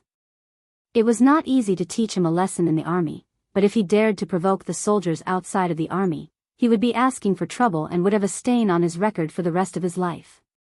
In the infirmary, Yi Ying woke up from her coma after being treated by the medics. Just as she regained consciousness, she heard an extremely arrogant voice coming from outside. "Let me go. I'm going to sue you. You're abusing a student. I'm going to sue you." Chapter 607. This was Luo Ran's voice. Yi Ying struggled to open her eyes. Yes, she could still look for Luo Ran and get him to teach Yi Qian a lesson. No, not in the army. He had to do it outside. Also, she couldn't implicate herself. Then, looking for Yao Jing. Tomorrow was a field training and they were going into the mountains. Could she find an opportunity? That's right, that's right. This was a good opportunity. She had to seize it. She had to look for Yao Jing and get her to step up. After all, her parents were officials. If something happened, the school couldn't do anything for the sake of Yao Jing's parents. Therefore, after she dragged Yao Jing out, she had to think of a way to get herself out of this mess. She was still on the bed and her brain was still in a semi-conscious state, but her mind was already spinning fast. The door of the hospital opened. The soldier who dragged Luo ran and said to the military doctor, "I'm afraid he needs to be injected with a tranquilizer." He didn't know the rules in the army. They had to let him know what the rules were and what it meant to follow the rules wherever he went. The military doctor looked at the boy whose right side of his face was bruised and the right side of his body was covered in dust. He knew that he had been taught a lesson. This kid is quite wild. I'm afraid one shot of tranquilizer won't work. I'll need a few more. You decide how many shots to give him. I'll hold him down while you give him the injection. When the soldier spoke, his voice was cold, and it definitely did not sound like he was joking. His hand moved for real, and he flipped Luo Ran over to another bed. The strength of his hand was so strong that Luo Ran roared hoarsely, but there was nothing he could do. He had no way of winning against the soldier. He wanted to show off, but he was in the wrong place. Luo Ran, who wasn't afraid of anything and only knew how to do whatever he wanted, tore his camouflage uniform. As he struggled fiercely, he saw the military doctor walking over with a long needle. The needle was injected, but it wasn't a tranquilizer. It was an anti-inflammatory needle. However, Luo Ran really calmed down. When the needle pierced his skin, he didn't dare to move. The teacher in charge of the school's logistics also rushed to the hospital. Seeing Luo Ran sitting peacefully on the bed, the teacher heaved a sigh of relief. This Luo Ran really knew how to cause trouble. He had never seen such an arrogant student. He even dared to go against the instructor in the army. Why wasn't he afraid that he would be beaten to a pulp? I'm sorry to have troubled you. There are still 2 students in our school who have fainted from heatstroke. I'll have to trouble the military doctor to take a look at them. I'll do the ideological work here. Her own school's students had caused trouble, and it was the teacher who had to step forward to apologize and clean up the mess. After they left, the teacher reprimanded Luo Ran. I don't care what your opinion is, there are still 2 more days of military training. You must behave yourself for the next 2 days. Do you hear me? Who's causing trouble? Who caused trouble? I just ran over to tell the truth. Is that considered causing trouble? Luo Ran had never respected his teachers. The school had recently built 2 computer rooms and more than 100 computers, all donated by his father, so that he could finish high school in China. After taking his family's money, he still wanted him to act like a grandson? The school's attitude towards him was the same. As long as he didn't cause any big trouble and didn't cause any trouble in school, he would be allowed to finish 3 years. The teacher didn't have any requirements for him at all. Anyway, this kind of person wouldn't take the college entrance exam. He only wanted to get a high school diploma. He had no interest in preaching at all. He glared at him coldly and left. Chapter 608. Yi Ying, who was behind the blue folding curtain, waited until the teacher left before she spoke softly. Luo ran. If you continue to cause trouble, you'll be the one at a disadvantage. At the moment, letting Luo Ran take action was the best way. After all, he hated Yi Jian. Luo Ran, who was about to leave, rushed in and saw Yi Ying with a pale face, lying on the bed with an four-drip. This was a sickly beauty. Luo Ran's eyes lit up as he sat on the bed. When did you come to the infirmary? Fainted from the sun? Didn't you say you didn't have to participate? Why, is the instructor in your class making things difficult for you? Yi Ying knew that Luo Ran had feelings for her, but she didn't want to interact with this kind of person. His face was swollen like a pig's head, but he still pretended to be cool in front of her. Yi Ying's eyes flashed with disgust as she said softly, Yi Qian has been working so hard since he came back. How can I be a burden to the class? It's just that I didn't expect my body to be so weak that I fainted. She fainted from anger, but pretended that her body was weak. It's her again. Don't worry, isn't there a field training tomorrow? Just you wait. I'll deal with her sooner or later. Luo Ran's eyes were fierce as he said maliciously, I'll go back tonight and think about it carefully. I'll definitely have a chance to make a move tomorrow. She didn't even say anything, but he was already planning to make a move. Yi Ying's eyes flashed with joy as she said in a low voice, You've already been targeted by the instructor. If you do anything else, you'll definitely be noticed. Also, Yi Qian performed so well today. Luo Ran, don't be rash. She was reminding Luo Ran to be more careful and cautious. Alright, this has nothing to do with you. It's between me and Yi Qian. The sound of the door being pushed open was heard. Luo Ran immediately shut up and walked out with his hands in his pockets. He saw two boys carrying a girl over on a stretcher. He rolled his eyes and left the infirmary as if nothing had happened. Yi Ying was anxious. She hadn't hinted to Luo Ran to pull Yao Jing in. There was still more than half of the four-drip left. There was no hurry. The field training was tomorrow. She could go after the four-drip. This time, he must get Yao Jing involved. There were only 2 beds in the infirmary. When the military doctor saw that Yi Ying had woken up, he instructed a boy to pick up the four-drip and said to Yi Ying, Student, your condition has improved. You have to give up your bed to another girl. It was only 2 hours of training from 2:00 in the afternoon to 4:00 in the afternoon. Some students with weaker physiques would feel a little uncomfortable. It was normal for them to suffer from heatstroke.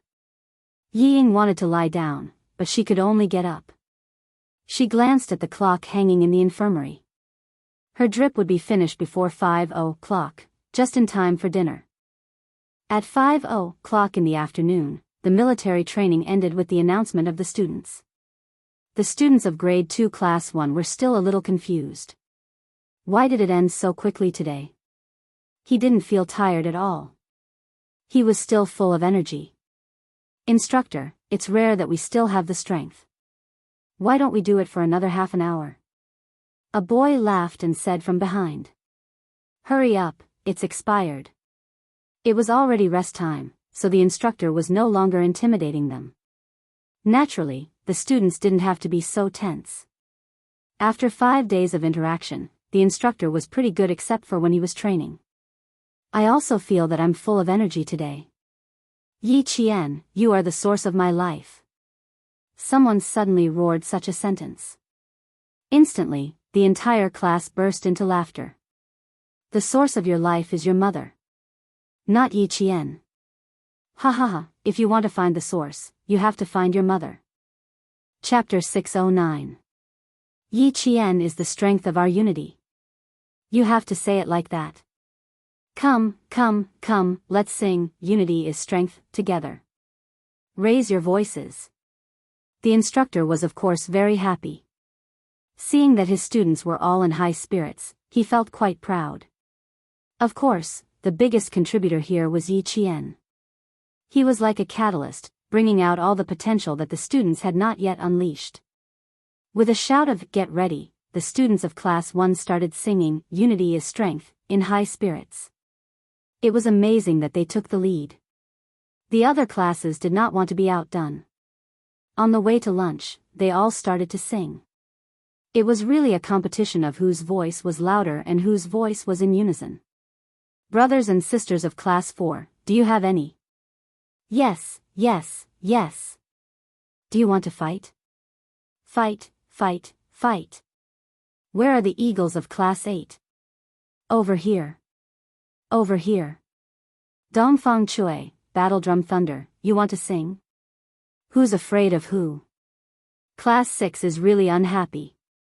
Singing is not loud, not forcing yourself if you don't sing. Why don't you go stand guard? The entire field was filled with deafening singing. If you can sing well, so can we. Let's see who can win. Singing was originally a tradition in the army. Now, it had also become a tradition in military training. First, it was to unite the morale of the troops and unite the hearts of the people. Second, it was to inspire the hearts of the people and relieve the pressure. In the army, it was to encourage the recruits to persevere. In military training, it was to encourage the students to persevere. They would bleed, sweat, but not cry. They would not fall behind if they lost skin or flesh. Third, and most importantly, it was to liven up the atmosphere. The instructors were very strict to begin with. When they shouted during training, it was scary. It was also not very humane. It was also a bit of a blow to the students. Singing together could close the distance and liven up the atmosphere. They could also get to know the instructors better and get along more harmoniously. Class 1 took the lead and brought the 5 days of training to the climax of livening up the atmosphere. Everyone was shouting at the top of their lungs. Some of them even pulled so hard that the tendons on their necks were exposed. And Jessen, who had howled until her throat was dry, laughed and said to Yi Qian, "Our morale is high. Look at what you've done. The other classes are so envious of us." She did not pay any attention to why Yi Qian was able to work with the instructors and carry out their orders like a real soldier. She also did not think of asking about it. To her, there was nothing worth asking about. Yi Qian was so capable. What could possibly stump her? Instead, it was Yi Qian himself who was thinking about how best to break the news to Jessen. Principal Chen's identity could not be leaked. There must be a reason why a world-class sniper would hide in a small town for nearly 15 years. Here, he could not mention Principal Chen at all. There's nothing to be envious of. Since Ying brought it up, I have to satisfy her. Yi Qian raised her delicate eyebrows. Her expression was as calm as the clouds in the sky. There are too many petty tricks. It's like an endless loop, back to junior high. An endless loop. She had to deal with it again and again. It was getting a little annoying. The aroma of the food drifted over. And Jessen could not help but swallow her saliva before replying, "This person just likes to play petty tricks. She's still the same as before." She suddenly recalled the vicious words she had said earlier. Her expression turned serious and she immediately said, "When you were training, didn't I warn her not to cause trouble for you?" She said, "Let's wait," 3 times in a row. Her expression was so ferocious that it looked like she wanted to eat a living person alive.